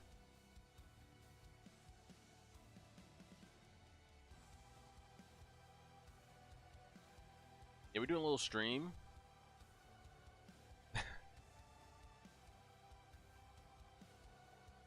No, White Lightning. We had a debate over this 30 minutes ago on who we would have picked, Erwin or Armin. I said Erwin.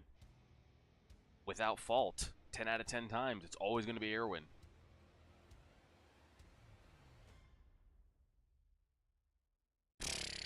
We do a Jujutsu Kaisen. If you're a Gojo fan, don't show up for that one. Let you know. If you're upset with this, yeah, it's going to be a long day.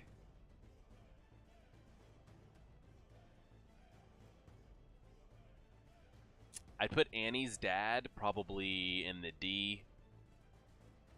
Marco, I'd probably have him in about the C. Kaya, Sasha's dad, they'd probably all be around here. The lower, like around Onion Capone, Shadis, Pixis. Probably, nah, I'm probably down here. Around Laura and Uri. Yeah, Fortnite was the first thing we ever popped off on. Toji's at the top. No hesitation. I don't even know when's a proper time to do a One Piece tier list. You can't even do those type of things because who knows who might pop in the chat saying what wildness. We have to get a good halfway point. We're all in agreement with this though, right? I can agree it's hard to see her as a character. But between her flashback, the origin, how important of a piece she was, I do wish that there should have been more with her. I agree. We needed more.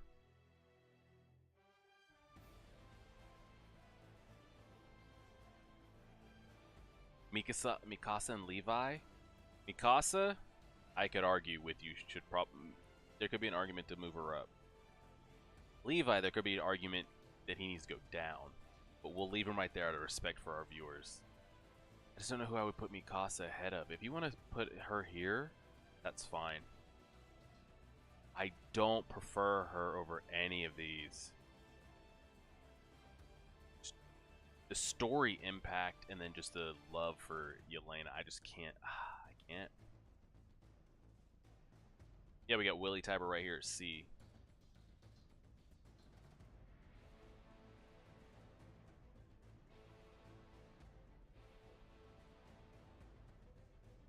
Yeah, once we kind of hit that area, we probably could do a One Piece.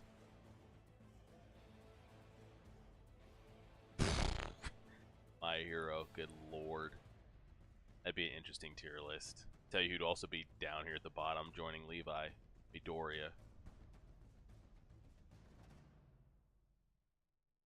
This tier list is X8. X8. This is involving all of it.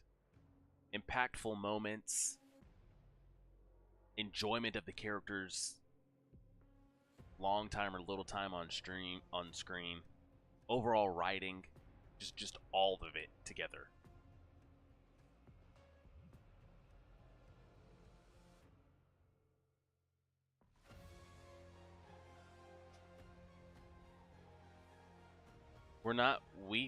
Wait, is that a hot take to put Todoroki above Bakugo? That seems not hot take-ish at all. Hey, the same thing you just said about Mikasa's character and enjoyment getting carried by her fights is the same way I feel about Levi. He's getting carried by his fights, damn it. And I will not stand for this.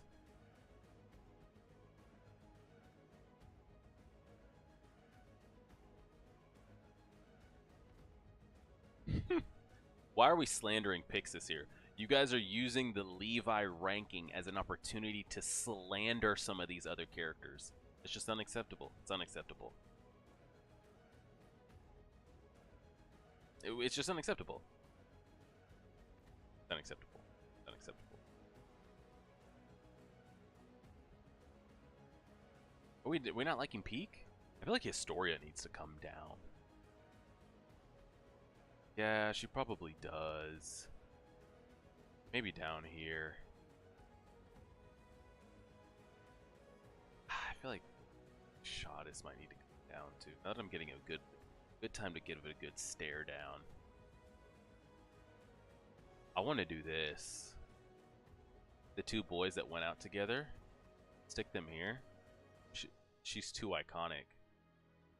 Her is just too iconic. Maybe even up one more. Maybe even up again. Maybe even up some more. Like, I know nothing about her character, but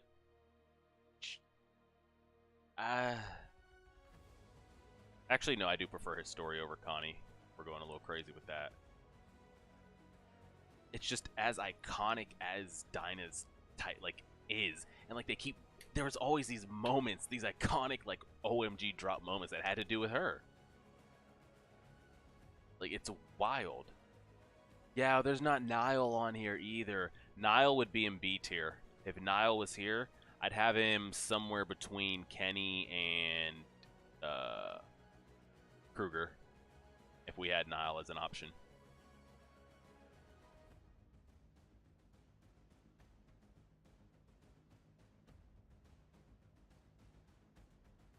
Yeah, we're missing some good ones, I won't lie. This is getting shuffled around here a little bit.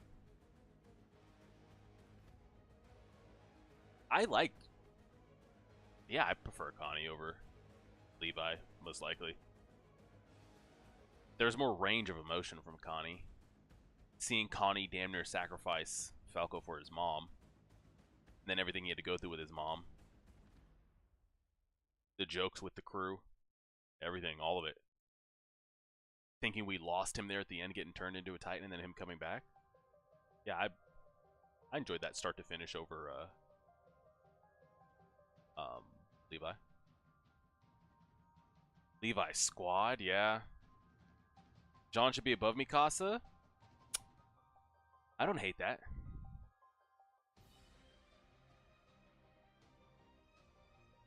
Damnation. Some are saying he might need to be an F tier. I haven't seen the boys. Besides Levi's fight scenes, him going like 1v30, it was just a character. It was just a character for me on screen.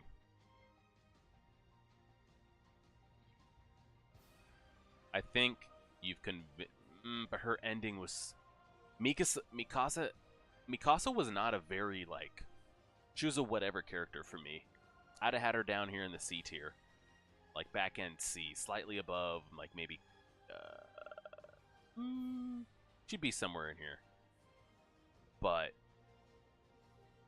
The ending really, like, elevated her character for me. In a span of an hour and a half, her character, like, shot up for me. Is that crazy?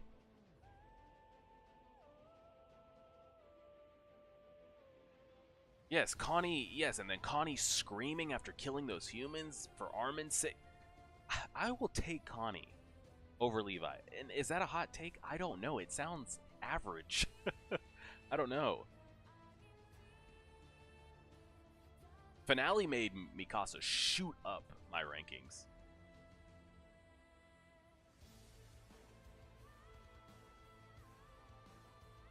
We do need to do a Dragon Ball tier list. I might make that a video. I'm going to plan to end the year with a decent amount of tier list, so that's probably what I'll do. The problem is I'm going to probably have to do some of them off screen because I'm still actively watching some of the series, and I don't want people coming and saying anything wild. Like, we could do a My Hero off screen. Jujutsu Kaisen should end before the end of the year. We could do a character list of 2 seasons on that. We'll do a Demon Slayer tier list. We'll do a Dragon Ball tier list. We'll just kind of sprinkle those out as the year ends. So we'll do Dragon Ball, we'll do My Hero, we'll do Jujutsu. I just think we need a little more time before One Piece, but we could... No, because yeah.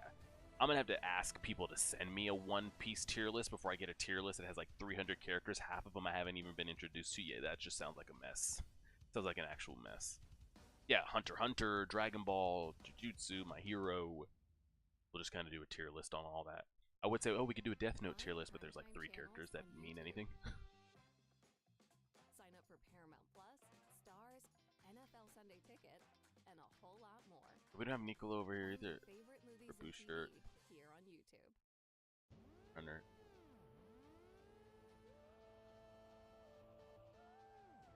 Yeah, and some of the shows don't have enough characters. Like, I make a Demon Slayer video that's just gonna be 5 minutes long. It's like, alright, they're in order. Here you go, and then we're out. We'll see. I think this is good. I think this is good. Ooh, and the song's great. Talk about moments there.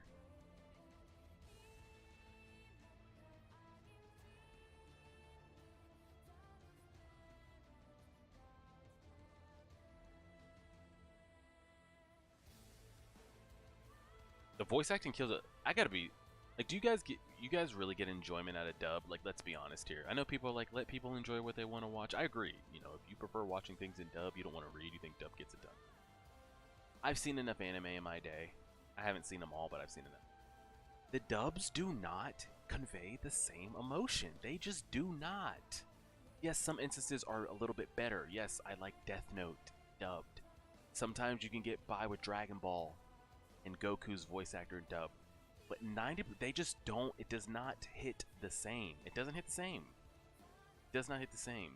Naruto dub is unwatchable. Attack on Titan dub, I cannot do it. Can't do it. And I think, and I said this so many times. It's because I think this is one of the reasons. Us as native English speakers, we know when an emotion or words sound forced, or they don't sound genuine, or it sounds cringy, or it doesn't sound believable. So when you hear it, you know, like, oh, I don't like the way that sounds. But I don't know what that sounds like in Japanese, like when it's like cringy or whatever it is, XYZ. It's all coming across the same. And it just hit, and they just pour into the emotion harder. That's just my opinion. I don't know. I don't know.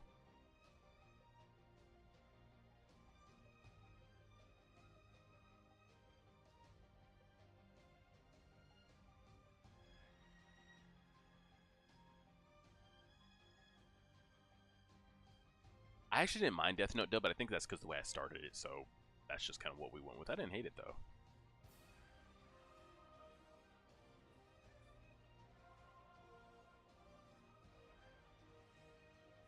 I just... Every time I think Naruto dub, I think Killer Bee, Killer Bee. I can't watch this. I can't listen to this.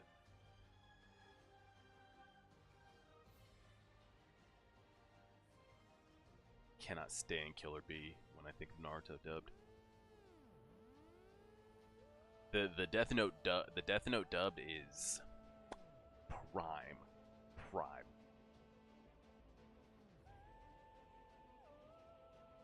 I did a Naruto tier list a while back. I think it's on the channel. I did one with Ramona. We did a tier list. Are there any other Attack on Titan questions?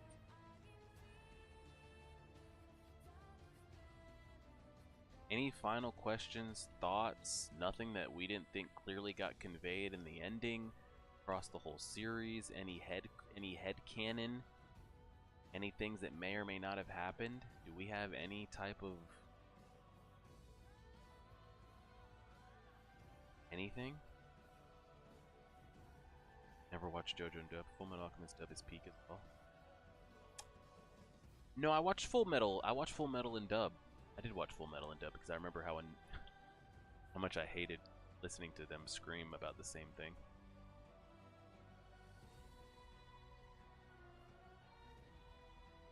I think I do, Keith. I think I do.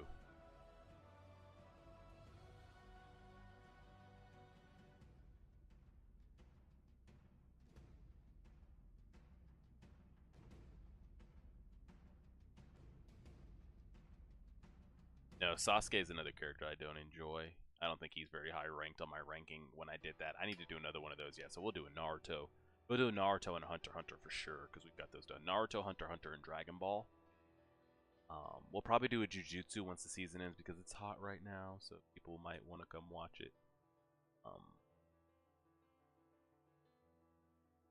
I think he did, Jay. I think he did.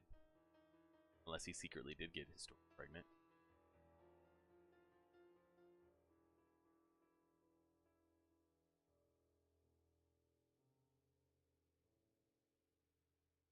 I don't even know that they had, if they even had an opportunity to. I don't think Eren ever kissed a girl or had anything. Anybody. How do you feel about the Eren incel scene in the final when it first came out? If someone was getting cooked. Yeah, that's what I saw as well. So, what we saw was manga readers hated. Manga hate was on the final Eren plus Armin convo. Eren showing emotion. Paradise getting nuked anyways. What else did I hear? I saw not enough Ymir. I think that was. Can't remember much else that I saw that people didn't like. Oh, this is the word I see flying around a lot. Eren character assassination.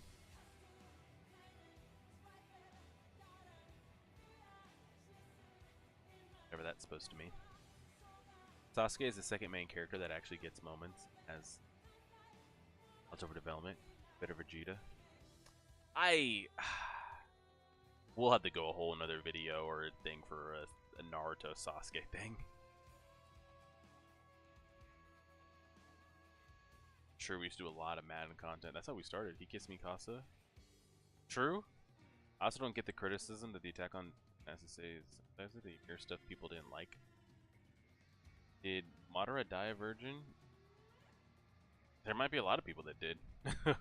Once they go on this revenge path, I don't think they're having much interactions.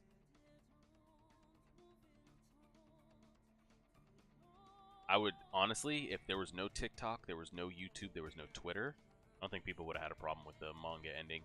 When you start getting in echo chambers, positive or negative, stuff festers and it bubbles and it gets put out there, and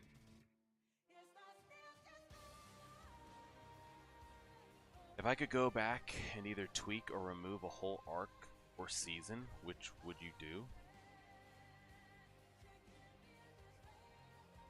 I would tweak season 4 and have them bring back, or season 3 into season 4. I'd have them bring back Erwin, but even if they couldn't do that, I would have some way that Zeke, with his royal blood, the same way he was able to get his spinal fluid into the wine, I would want there to be some way that, like, with his royal blood, with it being consumed and maybe him making contact with Eren, he could give a command that could slowly start it, but not fully start the cleansing. He couldn't get the full use out of it if they weren't in the paths without Ymir and everything, but some way that he could start, like, the euthanization plan. I would have tweaked something like that. Also would have liked some Ackerman backstory. I think they fumbled the Willie Tybur Warhammer stuff, Tybur family in general. And more Ymir. I need more of that. Who do I like from Naruto? Madara, Nagato, Itachi, Orochimaru, Hashirama, Tobirama, Obito, Gaara. Armor Titan plus Titan Hardening. Stronger than what it was. It was, yeah, Reiner was so tankier, and then it's like we came back a season with Thunder Spears, and it's like, okay, this armor doesn't mean anything. I didn't care for the ending because Mikasa and Eren's relationship was not handled well for me, so there was no emotion. So Alex, did you prefer the way they did it in the anime, or you didn't care for either one? It's kind of hard to be like, oh, well, did the anime make it better when you already know how it ends and it's already been imprinted on you? Like, oh, do these little tweaks make it better? It's like, well, I've already sat on it for a couple years. Hard for just like.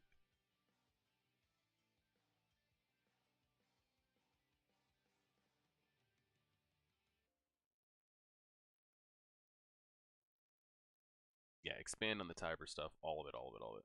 What people refer to as Aaron saying, "I want me," because I don't remember. I don't have a problem with that, and I saw a lot of people talking about. Aaron's personality never changed. He had to become a certain way during that time period. We knew what his personality was before he kissed Astoria's hand and had to fucking fight. And when that was done, and he didn't have to keep up that facade anymore, he went back to that same personality. It's just when you're so stoic and on kill mode for however long, I guess people think that like maybe that's your full personality now, but and you could think that, and that's fine. People complain that for a while where the Attack on Titan became Attack on People. I didn't mind the political stuff. I actually enjoyed it. I think it added an extra layer, and they still kept the Titans involved as well. I didn't have a problem with it. My tweak is having Wit Studios come back. Hey, if you could give me the animation from season 1, oh man. Man.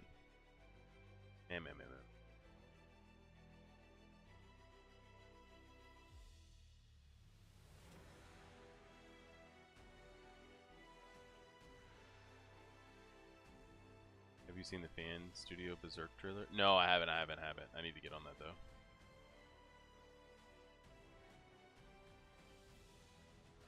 Some say Naruto is, unfortunately.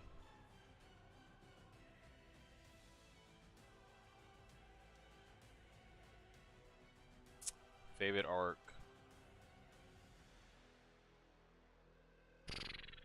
It's gotta be the back end of season 3. The middle of season 3 up until from mid-season 3, all of season 4 is probably just like, man, you get to see Zeke, get to see them fight. What do you get? Erwin's death in there. Armin becomes a Titan. Levi going against Zeke. You get the basement reveal. They go to the ocean. You come back. You get introduced to the Marley side. See them fighting. Eren comes over. You get introduced to the Cart Titan. Jaw. Well, you see the Cart Titan already, but you get the Jaw Titan. All that going on. Everything that happened. That right there, mid-season 3 to all of season 4 is just... I don't know if anime's ever hit harder than that time right there.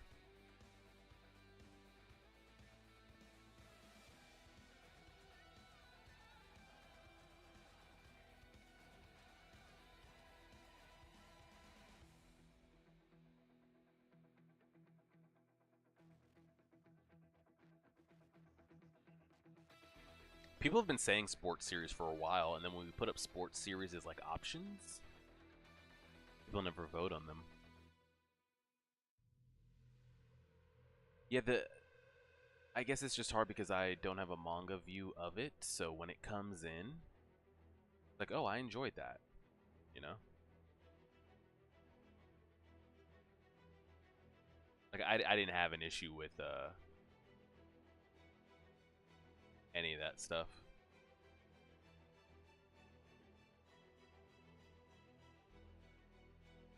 The thing, the manga stuff was crazy. Because now that I've been looking up Attack on Titan stuff, I get recommended all types of things. I'm getting hate this, hate that, this, that, all over the place. All over the farkin' place.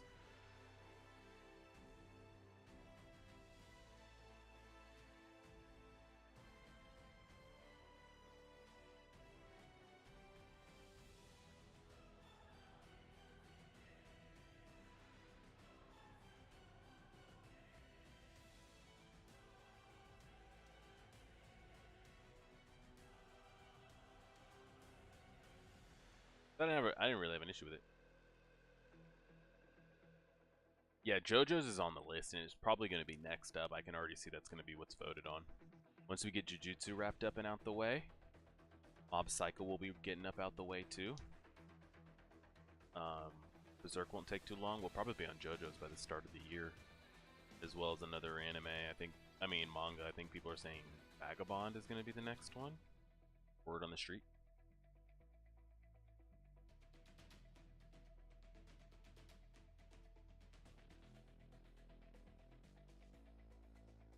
If an anime is good, an anime is good. Like, there's not... Death Note is probably in my top 3, top 5, and there's not really any action that happens in Death Note, you know? But if I can get a good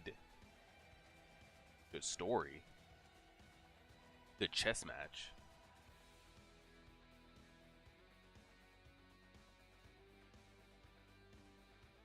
I hear about Fate, and why do people hate, what's the one that I hear that's like super duper power friendship? Like, do not ever watch that shit. It's the one that's on, it's 7 Deadly Sins? Why do people hate that so much? That bad? Maybe we'll get... Yeah, Vagabond will be next. After.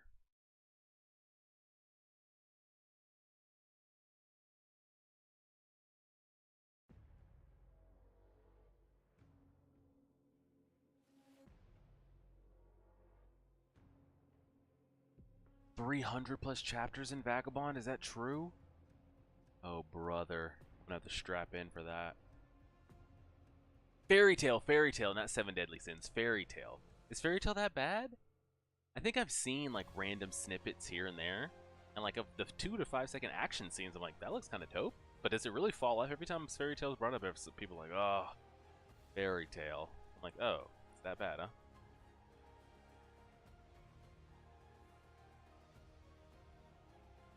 Yeah, but it's Fairy Tail, not 7 Deadly Sins. Well, see, I hear people talk shit about 7 Deadly Sins too, but yeah, Fairy Tail. Why does Fairy Tail get so pooped on? Yeah, JoJo's gonna be... People have been wanting JoJo's for a while. Bleach has made it on there, but it's just so many episodes that people haven't voted on it. I mean, I know it's gonna take a while, but man, because isn't Bleach 700+ episodes, and I've already got 700 more episodes of One Piece. Like, we're talking... Those two are going to be strapped in for the longest. I started Bleach like 5 years ago. I made it 2 episodes in, just on my own. I wasn't reacting, and I stopped. Yeah, he's also the greatest. Oh. Fairy Tail. I can't bring myself to watch it. Got moments, but you wouldn't like it. 7 Deadly Sins. 7 Deadly Sins is definitely not power friendship. They have bad guys give up because of friendship. Vagabond is also on a never-ending hiatus. Are there any mangas that finish these days? I guess Attack on Titan did, but jeez, is the author sick, or was there a passing or something? What's wrong with that?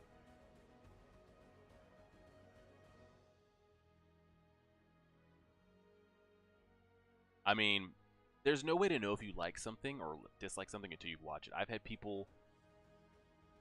I've watched things, it's been like on all the anime websites, manga websites, they're top 3, top 2, top 1 all time. I wouldn't tell my dog to watch it. And I've got other things that are like, oh, you might not like this. And I was like, this is great.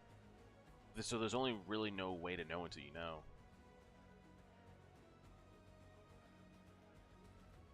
$300 episodes without filler? Oh, Bleach? Is Bleach 300 without filler? Not bad. I think you read the JoJo manga after the anime ends. Fairy Tail is very power of friendship and fan service. Don't do Fairy Tail. My Hero's author is getting sick. What is going on, man? Japan, y'all supposed to be healthy. There's good health care, the food. Like, what's going on, man? Why is everyone breaking down? I haven't watched your One Piece, but it is the low average anime. The One Piece animation is all over the place. They pick and choose kind of like what they choose to put their attention on animation wise, and I think 400 episodes in, I've just gotten to the point of like accepting it. I'll call that shit out. It's not like where like it'll be certain like shots where like Jujutsu Kaisen will have still shots of characters talking, and it's like, oh, that person has 1 dot for an eye and no dot for the other eye, or that person doesn't have a line for a mouth. But it's just a, like, you know, 5 second spurt. One Piece will do that for episodes at a time, like the entire episode. So, who knows? So the Vagabond, what's the most recent chat? Like, what are we talking? What's hiatus? You guys got a chapter like earlier this year, or like what are we saying? He's not sick. Nothing's going on. The man he's just George R.R. Martin in it. Just sorry guys. When it comes to me, it comes to me.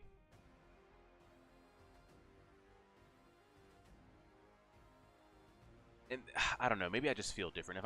If I'm a writer, and I just physically can't anymore, and I don't have a passion for writing or art and animation stuff.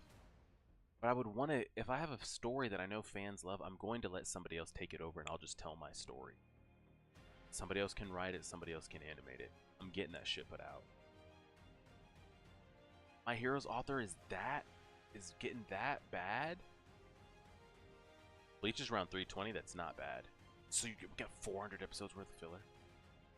6 years? Oh, brother. So he has it written, he just hasn't put it down.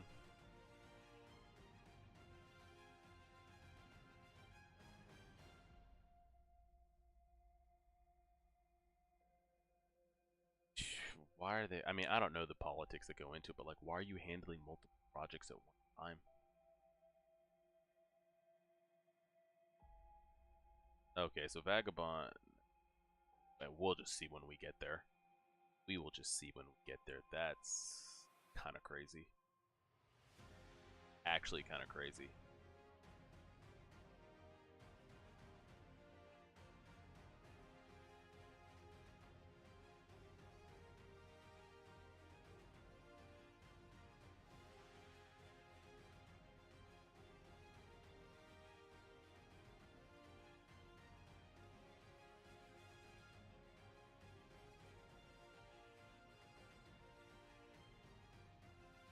I understand it doesn't have your touch. I'm just saying from a health standpoint. If you don't have the creative juice anymore and you're gonna need a minute, but the thing is, like, at least with Vagabond, you guys say he has it on paper or everything. Knock on wood, but people drop dead every day. Just from anything. And if you're at a physical point where you just like can't perform and you have the material there, I think you have vision. Like, have all the oversight you want, but if you can't physically produce it anymore, I almost feel like you have a duty to like the community, to the fans that you've built up to like finish it. I don't know. We probably will, Slobbertooth. A lot of people have been suggesting that. I mean, hopefully Oda can keep it up. Tokyo Ghoul does need to be read, because those first 2 seasons would be in my top 3 of anime. I need them to remake that. People, like, word on the, like, 'cause I already know how the story goes. I'm sure it goes better. Tokyo Ghoul mangas really like that, huh? I see a lot of people saying, like, that's, if not in, like, one of their favorite mangas, it's in their top 3, top 5. Like, of everything considered. Like, you put in Berserk, you put in One Piece, you put in Naruto or whatever. People have Tokyo Ghoul, like, up there. Like, Tokyo Ghoul is up there. I'm like, damn, that's good to hear, because I love the anime. Love it. And I know that people, they shit on the anime, especially after the first season and a half or the first 2 seasons. And I agree, season 3 and season 4 are not very great. But as much as I enjoyed season 1 and 2, I do enjoy all of the seasons.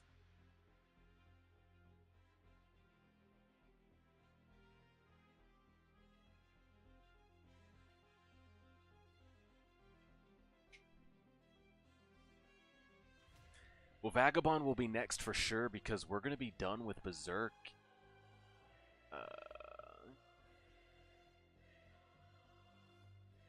by the end of this month. Berserk will be done. Probably right after Thanksgiving. We'll be done. We'll be starting Vagabond by the end of the year. I'll probably give myself like a couple weeks to just get caught up on everything. Maybe get a couple episodes of Mob Psycho out, since there's only 12 of that. Get a handful of episodes of the Berserk 1997 out, because there's only 25 of that. Get ahead on that for like 2 or 3 weeks, and get on it.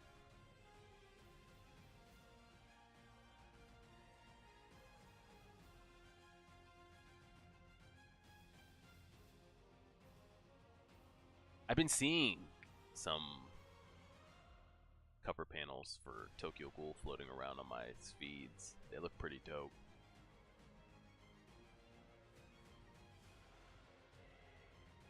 Well, do we have any other Attack on Titan final thoughts, theories, questions, anything anybody's confused on, wants to convey, say, all those type of things?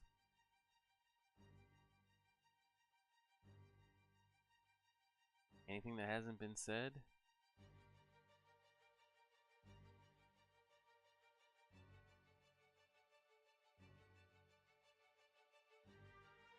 That's what I'm saying. I've been hearing that like his wife drew Sailor Moon, like he can't just like outsource that to her. But so you guys that have seen everything, you've seen the Narutos, you've seen the One Pieces, maybe you've read the mangas on all of them, so you know kind of like the peaks of the stories, the climaxes of the stories, wrap it all into one. I'm just gonna go for the anime. I can't speak for the manga. I'm just gonna go off of what I've seen. Where does Attack on Titan rank for you in your all-time animes? All of it included. You gotta take the good, the bad, the all good, the all bad, the halfway. Giving it a ranking right now. Where are you ranking it?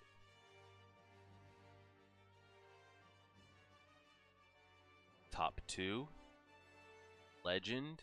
And I feel like it definitely is the end of an era. It's so wild because people like to joke on it like, oh, haha, it's gonna be another 10 months until the final part 2, part Z. I bet you wish there was another one coming out in 10 months, don't you? I bet you do. People are clowning on it, but like it is the end of an era. I feel like it didn't take that long though. How long was the manga? How many years was that? From first chapter to last. I feel like 10 years for an anime is not very long. Top 2. Top 1. Attack on Titan is my second favorite. I have one above it because of how much enjoyment I got from my number 1. Did Attack on Titan get a live action? If they could do it. Because a lot of it is just going to be humans and humans interacting. Humans interacting with ODM gear. So if you can make the ODM gear look... You just got to focus on putting the stuff on the Titans. It's not like One Piece where we got fishmen walking around and bungee gumming, and I gotta put a real life Detective Pikachu chopper on screen, and you got dyed green hair, blue hair, orange hair, you're a clown. It's just easy color palettes, easy. You just gotta focus the CGI and everything on the Titans. I think it could be done. I think every popular anime is going to attempt a live action if somebody will give it the funds. Favorite fight in the series? It's gotta be it's gotta be this that's on screen. Because it wasn't just, it was so many Titans involved. And you could say that, oh, well, there were more Titans involved when, you know, they were fighting on Eren's back and stuff. But no, this was like all Titan shifters, everything in one. Introduction of Warhammer. Eren's now leveled up. Get to see Porco, you get to see Peak. Zeke shows up. Mikasa shows up. Armin blows up at the same time. It would probably be this that's on screen right now. Yeah, people can joke on it, but yeah. Attack on Titan pre-season 4 is top 2 for me. And after I've seen a lot more series and endings, it's probably top 15 to 20. Jesus. Not bad, just grew out of the later stuff. Attack on Titan is ranking number 3. One Piece and Bleach are above. They did a live-action Attack on Titan movie already. Definitely 1. Attack on Titan is the greatest anime of all time for me. As a manga, it's 2. Berserk is number 1. I feel like Brook is going to be more challenging than Chopper. One Piece live-action, they got a lot to handle. We'll see how that comes out. I mean, Attack on Titan is number 1 for me. There's never been a part that it's faltered. And honestly, of everything that I haven't read that much manga. Berserk is the only thing I've actually read manga-wise with no anime. Between manga, anime, movies, TV shows, all of it included. Attack on Titan is number 1. It's 101. It is the number 1. Story and action, twists and turns. All of it. All of it, all of it, all of it. From a standalone anime, it is the best thing I've ever watched.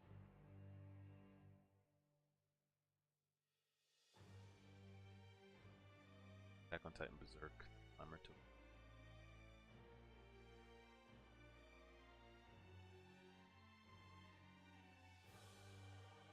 So good. Because I saw some like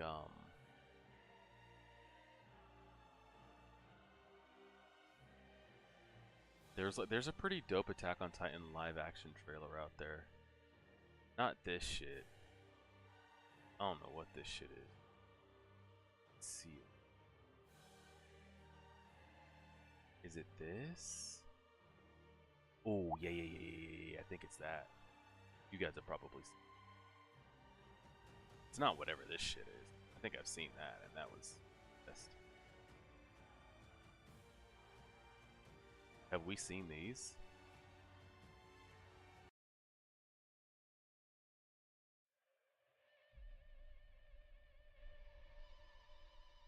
It's the one where they do the Beast Titan.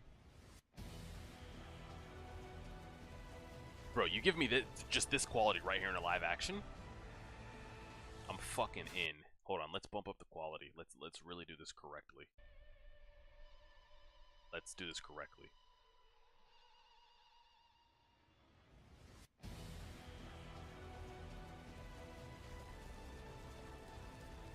Tell me they can't do that? Because you just need practical settings. Tell me they can't do this? This right here is better than anything I saw on One Piece live action. And this is fan made, by the way.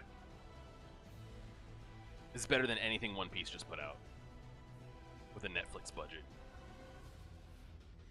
That 2 seconds of him, and then the ODM gear. I'm in. One of these has a Zeke reveal on the back end of it.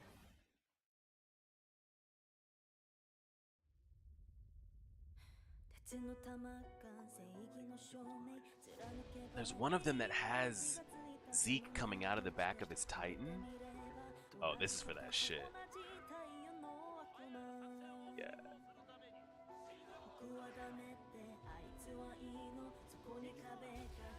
This is for the movie. It doesn't look bad. The Titans look a little funky, and there's a lot of green screenish. It's too green screen though, and it's too like, yeah, it's a little.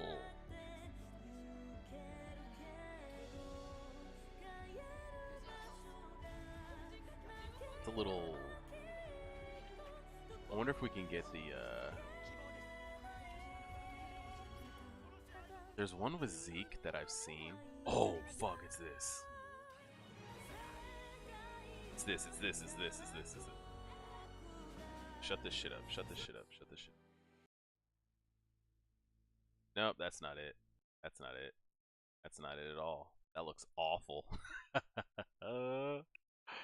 Where is that at? Oh, you can tell that's a foreign film. Hard. Where is that? I've seen such a crazy like Instagram edit of of Zeke coming out. Did I just get recommended my own video? YouTube, what the hell are we doing here, guys? I was the first one to ever join the military in my family. Rumbling in real life? Where I knew I needed to finish my education. The support system that you get with Purdue Global, just being in the military. You guys have like a whole department. This one? This black and white one? Military Which one is it? The faculty understood the difference. This ain't it.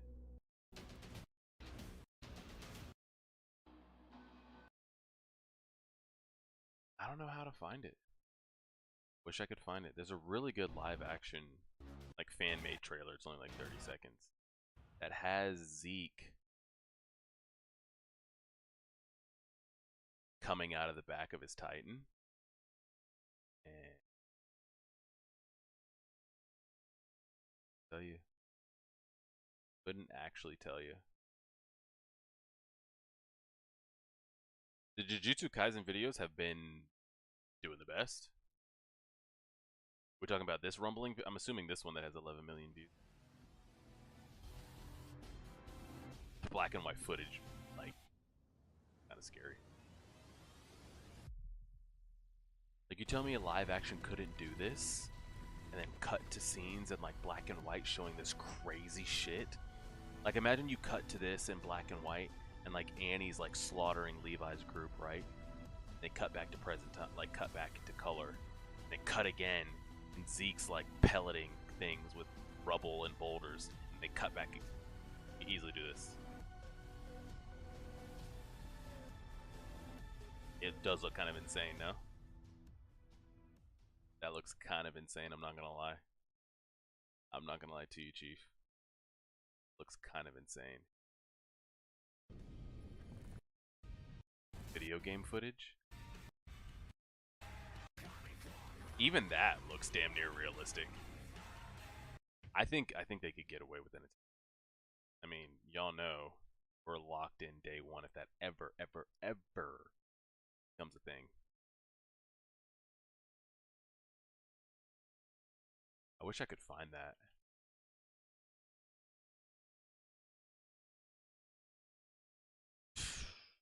I'm gonna hold on hopes that the Dragon Ball thing is. I'm gonna hold out hopes that it's decent enough. I hope.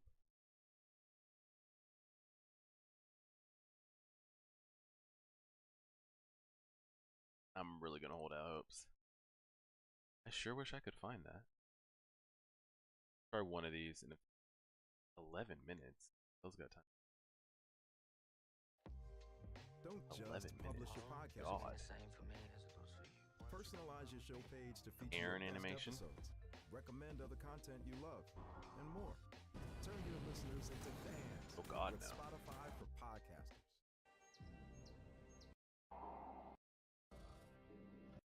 Oh gee, looks awful too.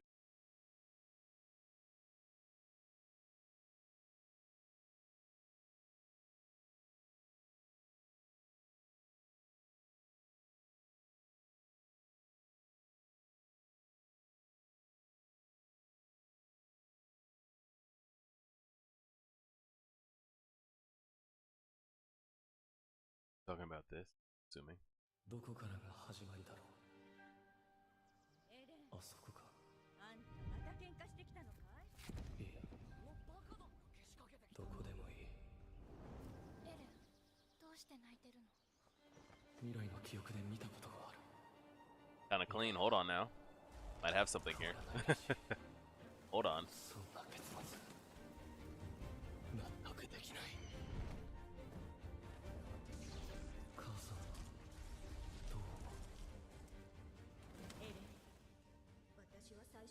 You know what I do think a live action Attack on Titan would need though? They need to go the route that One Piece did with not making everybody like Japanese. Like it's more realistic. Like when I saw that other trailer and everybody was like, it's like, because there's so much like German names. That was pretty clean. I'm not gonna.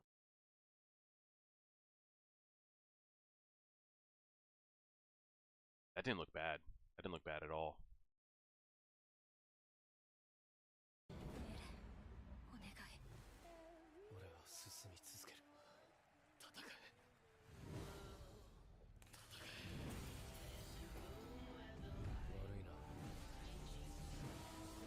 See, now we can click all of these and not be spoiled, right? Not bad. Not bad, not bad.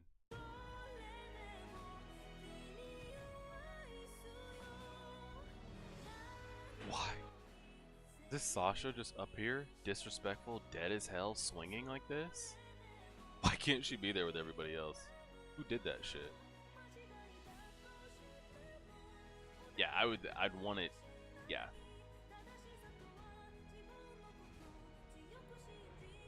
Well, is that it for Attack on Titan? I mean, you guys know for me.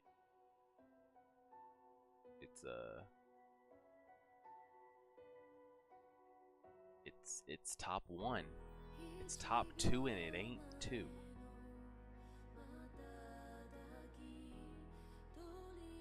I think after Dragon Ball failed with the Dragon Ball Evolution, they're like, we gotta take a seat for a long time, let a bunch of other companies pump some stuff out, and then we'll try to come behind.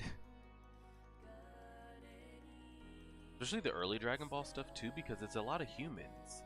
You don't have to, like, if you just wanted to do kid stuff up until he starts coming across like Piccolo and shit, you just have him do it with like Krillin and Master Roshi and do the little like World Martial Arts tournament. It's all humans. You don't have to worry about any crazy, like, you know, maybe have him with his power pole and his Nimbus, but yeah, Marco's there and his ass is dead as hell. Ymir's right there. She's been like dead. Beardholt, all of them. Guess she just gets to hang out in the corner, huh? Honestly, Death Note might be number 2. Death Note might be number 2. We're gonna do that at the end of the year. We're gonna do an up-to-date anime tier list. Death Note might be. It really might be. I haven't seen the Dragon Ball superhero movie.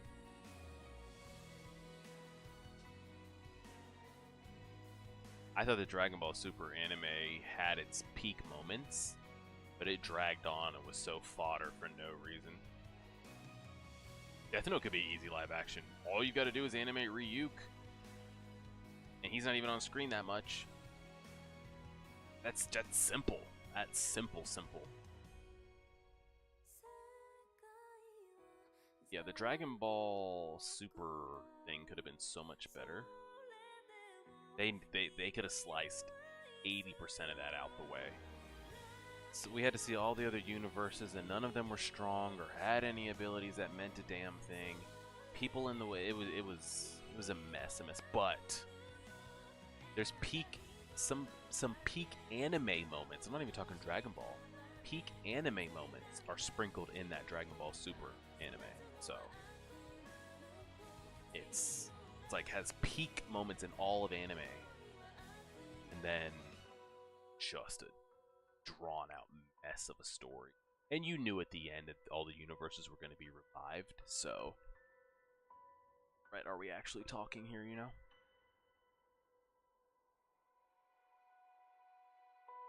Favorite?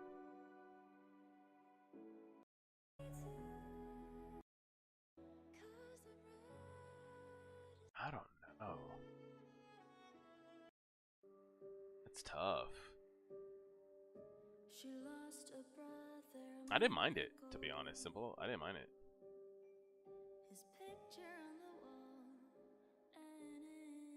I haven't seen the Netflix show either. Yeah. You want to talk about breaking the internet? And like anime hadn't even like hit YouTube and Twitter and TikTok and stuff like that hard yet when Dragon Ball Super was coming out. Like now everybody and their mother reacts to anime. Everybody and their mother. But then though there weren't that many. I mean there were still, you know, hundreds of reaction channels, but like it wasn't like it is today when Dragon Ball Super came out. But you want to talk about breaking the internet? When that man went Ultra Instinct, oh my god.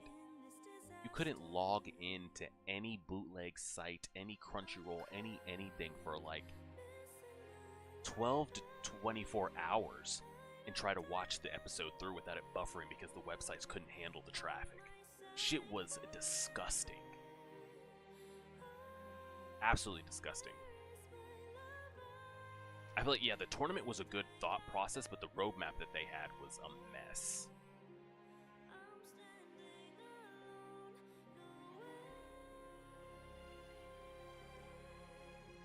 Let's see.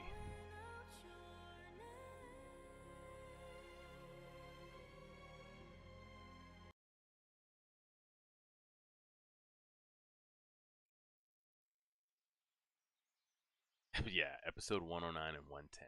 Man, shut internet service providers down. When we first arrived at St. Jude, it was just... Yes, and the anime was ahead of the manga, so not even manga people could be like, oh, this is what happens. They had no idea. The manga and the anime were pacing stride for stride. Could you imagine?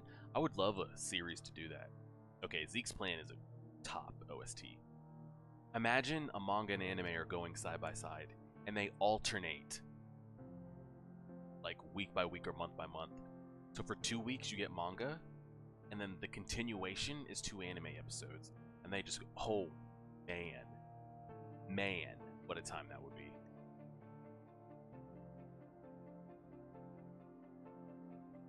Yes, the Ymir backstory and the Upper Six was on the same day.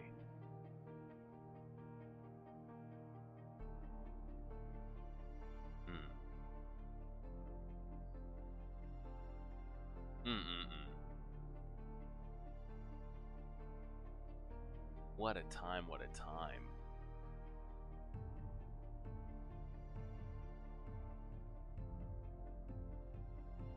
Yes, and people would spoil everything. I remember I'd have people sending me hate messages and stuff and emails when I was doing Dragon Ball. They were like, oh, you were... So I would have the videos up within 30 to 45 minutes of the video dropping. Like, I would have that shit up. That's what I prioritized doing when Dragon Ball came out. If the episodes came out at 8, I would make a point to have it reacted to, edited, and up by 9 o'clock at the latest. Within 45 minutes to an hour. People are like, oh, I love watching reactors that already pre-reacted to it. This is such a waste. I'm like, bro, I got this shit up in 37 minutes flat. You think I reacted to it once, sat down, reacted to it again, and then uploaded it? Or crack.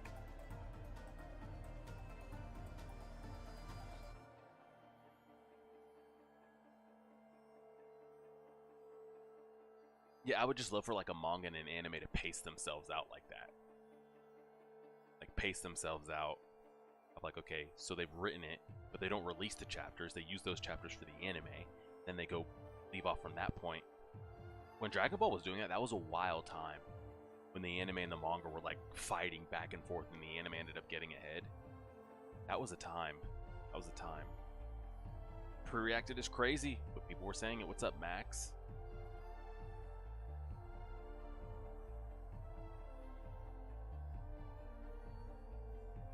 Yeah, and then the manga wasn't even doing what the anime was doing. They were just both doing their own thing, coming out at the same time.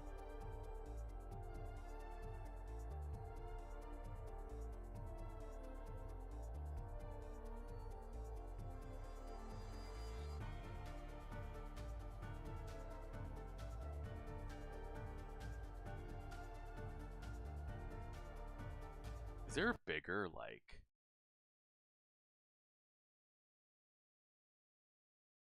Some of the biggest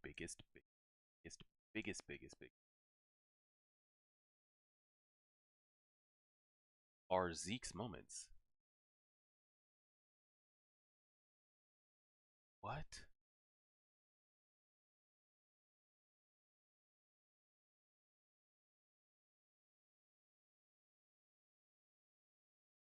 Like, just some of the biggest moments involve Zeke, and it's actually crazy. Like, does it get, like, bro, what? What? Some of the biggest just head-scratching moments. This is peak right here. This is peak voice acting. This is peak voice acting. Peak voice acting. Demon Slayer's been finished? Damn.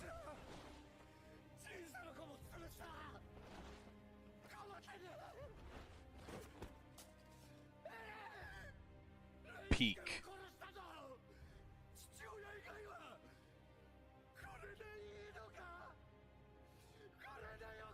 Top tier. That voice actor was going in on it. And the fucking the soundtrack in the background. And then so you take this moment on top of everything we just got leading up to that moment. It's not just like, oh, the voice actor's killing it, the soundtrack is killing it. The reveal of everything we just got before. This is them going back in time, affecting time. Peak. Peak.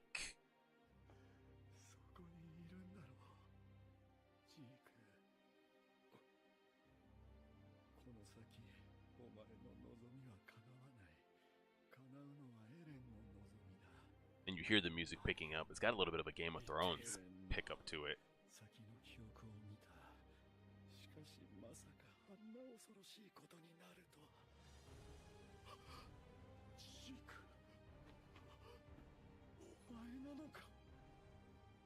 Crazy. The dub does not hit for this. The dub does not hit for this.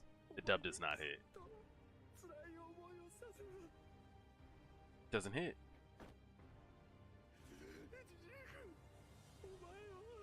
You get the music build up to Zeke breaking down. I still don't know how he's actually physically able to touch him. I think he's just grabbing at the image of him. But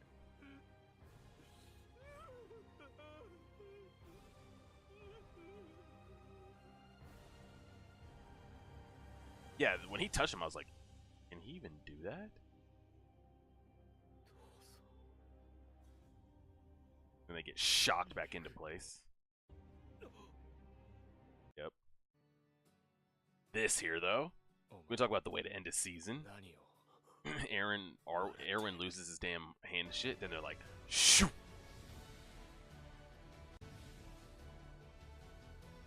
This motherfucker back here.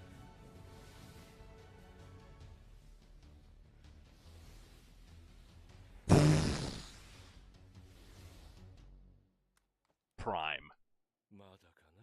Prime. Oh my lord. Prime.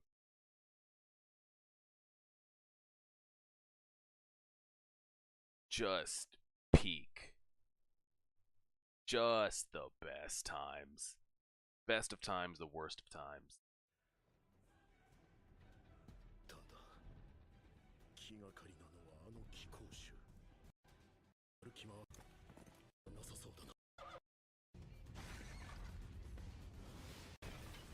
Ah, this is when they still did the line work.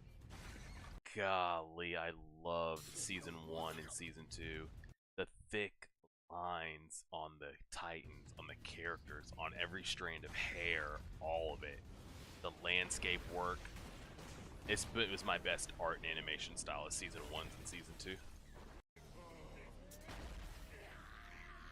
I think it's the best animation. And then he speaks! He speaks!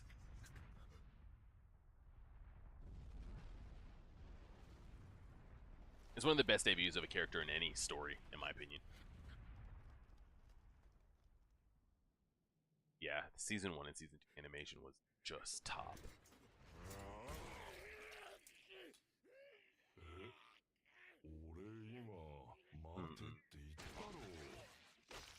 Because at this time, there was so much, well, at least from like viewers, there's so much speculation of like, there doesn't have to be a human in there. It could just be an evolved Titan that speaks. It could be this. It could be that. It's a lot. The line work is so good.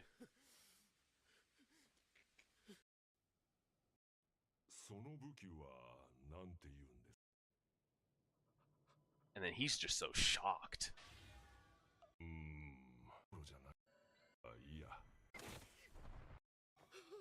And then when he tells him you can move now.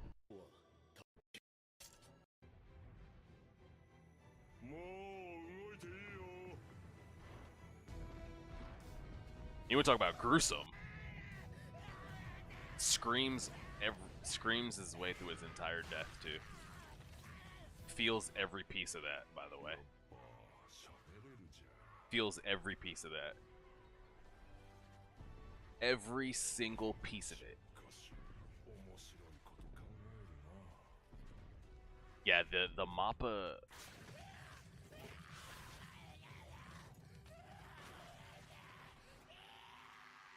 Getting his skull. Wit killed it, bro. Wit actually killed it.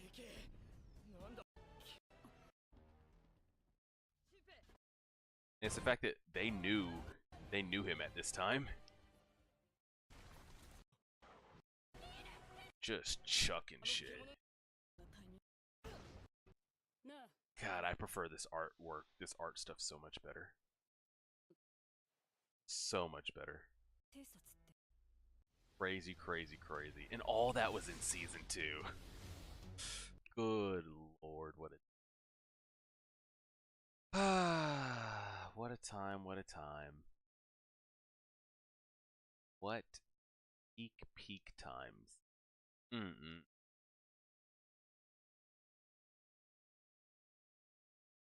don't think it'll be done again. I mean, I'd love to see it. How does Reiner lose this, by the way? How does Reiner lose this, by the way? He just can't get through the rubble of the throwing. He just can't get through it. He just gets pelted too much. Like he's hitting that hard.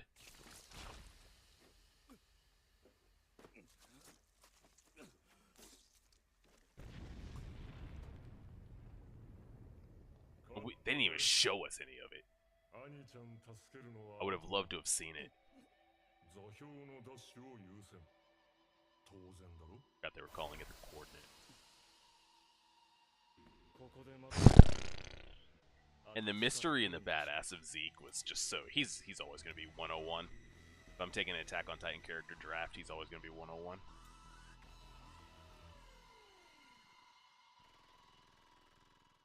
That great? Just that great.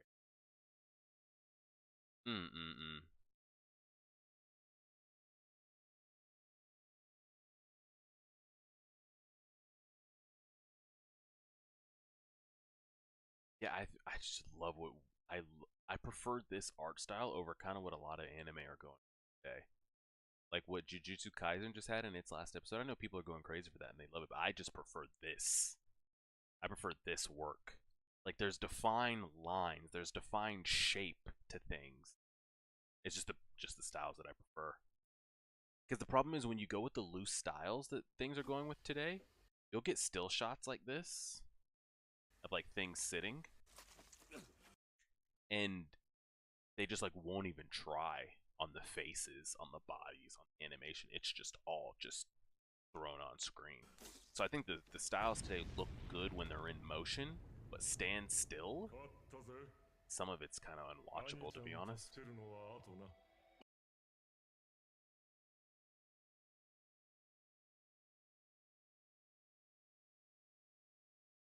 Yeah, and I know some people that prefer the other ones. I mean, we could just go on and on and on of just Zeke moments.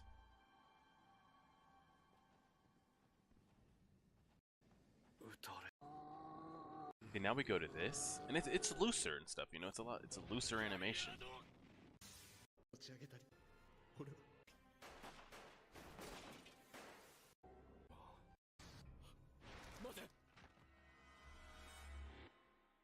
Season 4 is kind of peak.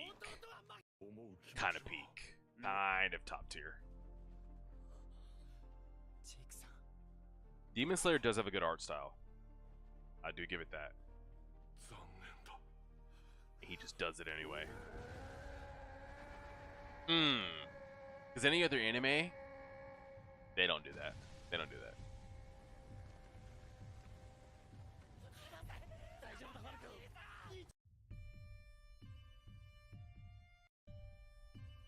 Pixis.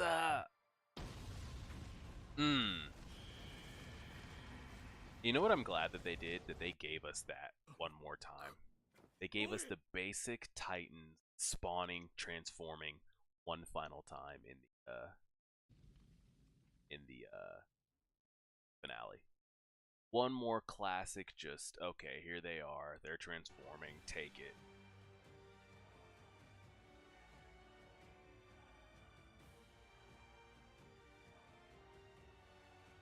Oh, what a time.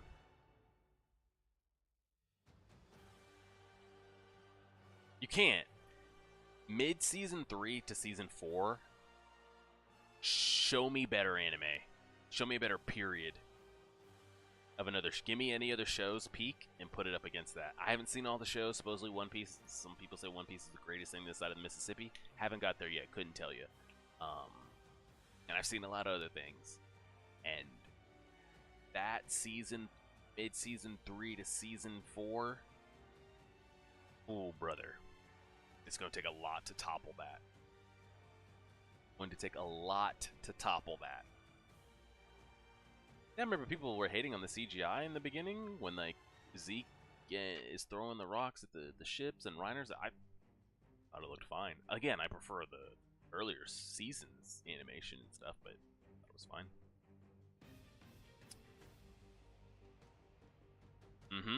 Honestly, you could say all of season 3 and season 2. I mean, all of season 3 and season 4.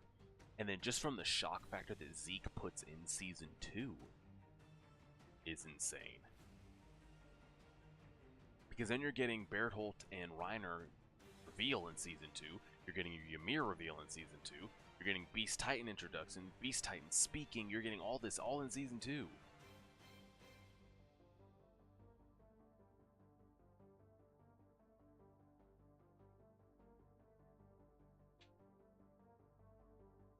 Well, anything else? We've been live for 5 hours. Holy shit. Remember someone came in when we were 1 hour and they're like, damn, you've been live for 3 hours? Like, no. 3 a.m. Holy shiitake.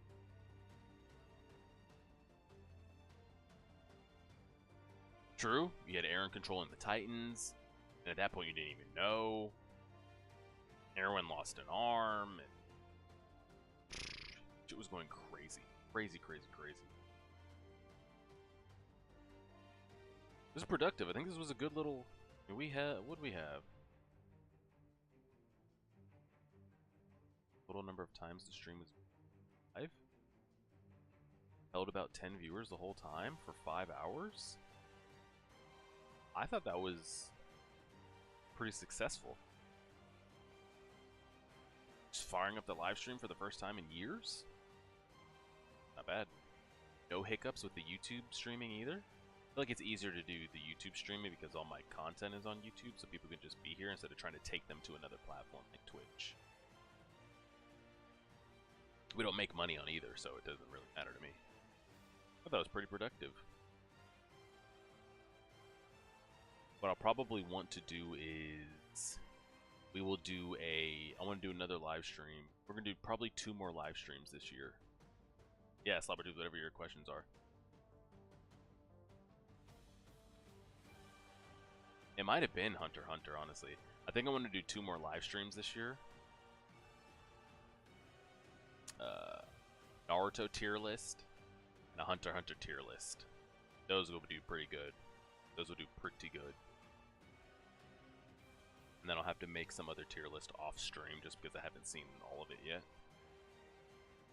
If you guys have any final questions, Attack on Titan related or not, again, greatest anime I've ever seen. It's going to take a lot to topple that. Nothing I'm watching right now seems like it could be that. But you never know how One Piece might turn out. Jujutsu Kaisen is banger with the action, but the story is pretty straightforward so far. What else are we watching right now? Mob and reading Berserk. Yeah, they're all good in their own rights, but nothing's keeping up, man. Nothing is keeping up. Appreciate that, General Grievous. Do you ever see a character design in any anime and feel bad for the animators? I mean, didn't they say they don't bring back Cell like they do with Frieza because it was running the animators into the ground, having to draw every single one of those spots? I don't know. I would love to reach 100k subs one day. To just quit and do it, quit everything and do it full time. But let's work on 10k subs first. I will say though, this 11 days in November has been the greatest stretch we've had in a long time. The Jujutsu videos have been going crazy for me, and I know crazy for what I have putting up is not what you guys are used to. Your favorite reactors are getting in 1 hour what I'm getting in like a month's worth on a like I might get 1,000 views on a Jujutsu video, and 1,000 views is like really good for me. There's people you're subscribed to that get 1,000 views in 10 minutes, so that's, you know, what can you do? But the Jujutsu videos have been doing really good. The Berserk videos have been doing really good. Maybe we can reach 10,000 subs by the end of next year. Maybe be pretty nice. just kind of start from there. 1,000 subs though, maybe. Oh, one day. 50, 20, 10. Start with 10. But I can't remember the last character I saw that, like, man, that must be a bitch to draw and animate.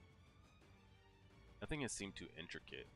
Honestly, maybe drawing the armor on Reiner and all the fibers on, like, Annie and stuff like that, but I remember a character that I've seen recently. Dang, that's so intricate.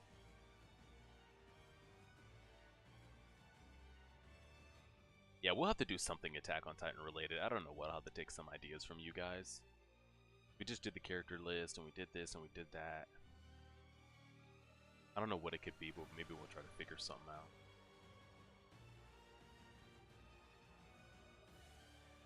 Appreciate you, some of y'all that have been in here the whole 5 hours. Jay, Slobbertooth, General Grievous, Connor. I know some of y'all trickled in late. Tab, Teenage Ninja Turtle. Some people were missing here. Junko was in here. Leon, Keith. Madden was in here from the beginning. Max stopped by. Brandon. We had some good stuff. We had some good dialogue going.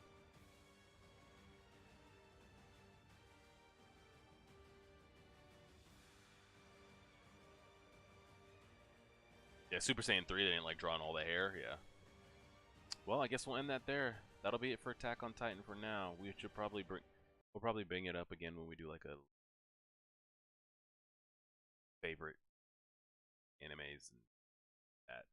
We'll see. We'll try to figure something out. We'll probably do why Attack on Titan is the greatest anime ever video.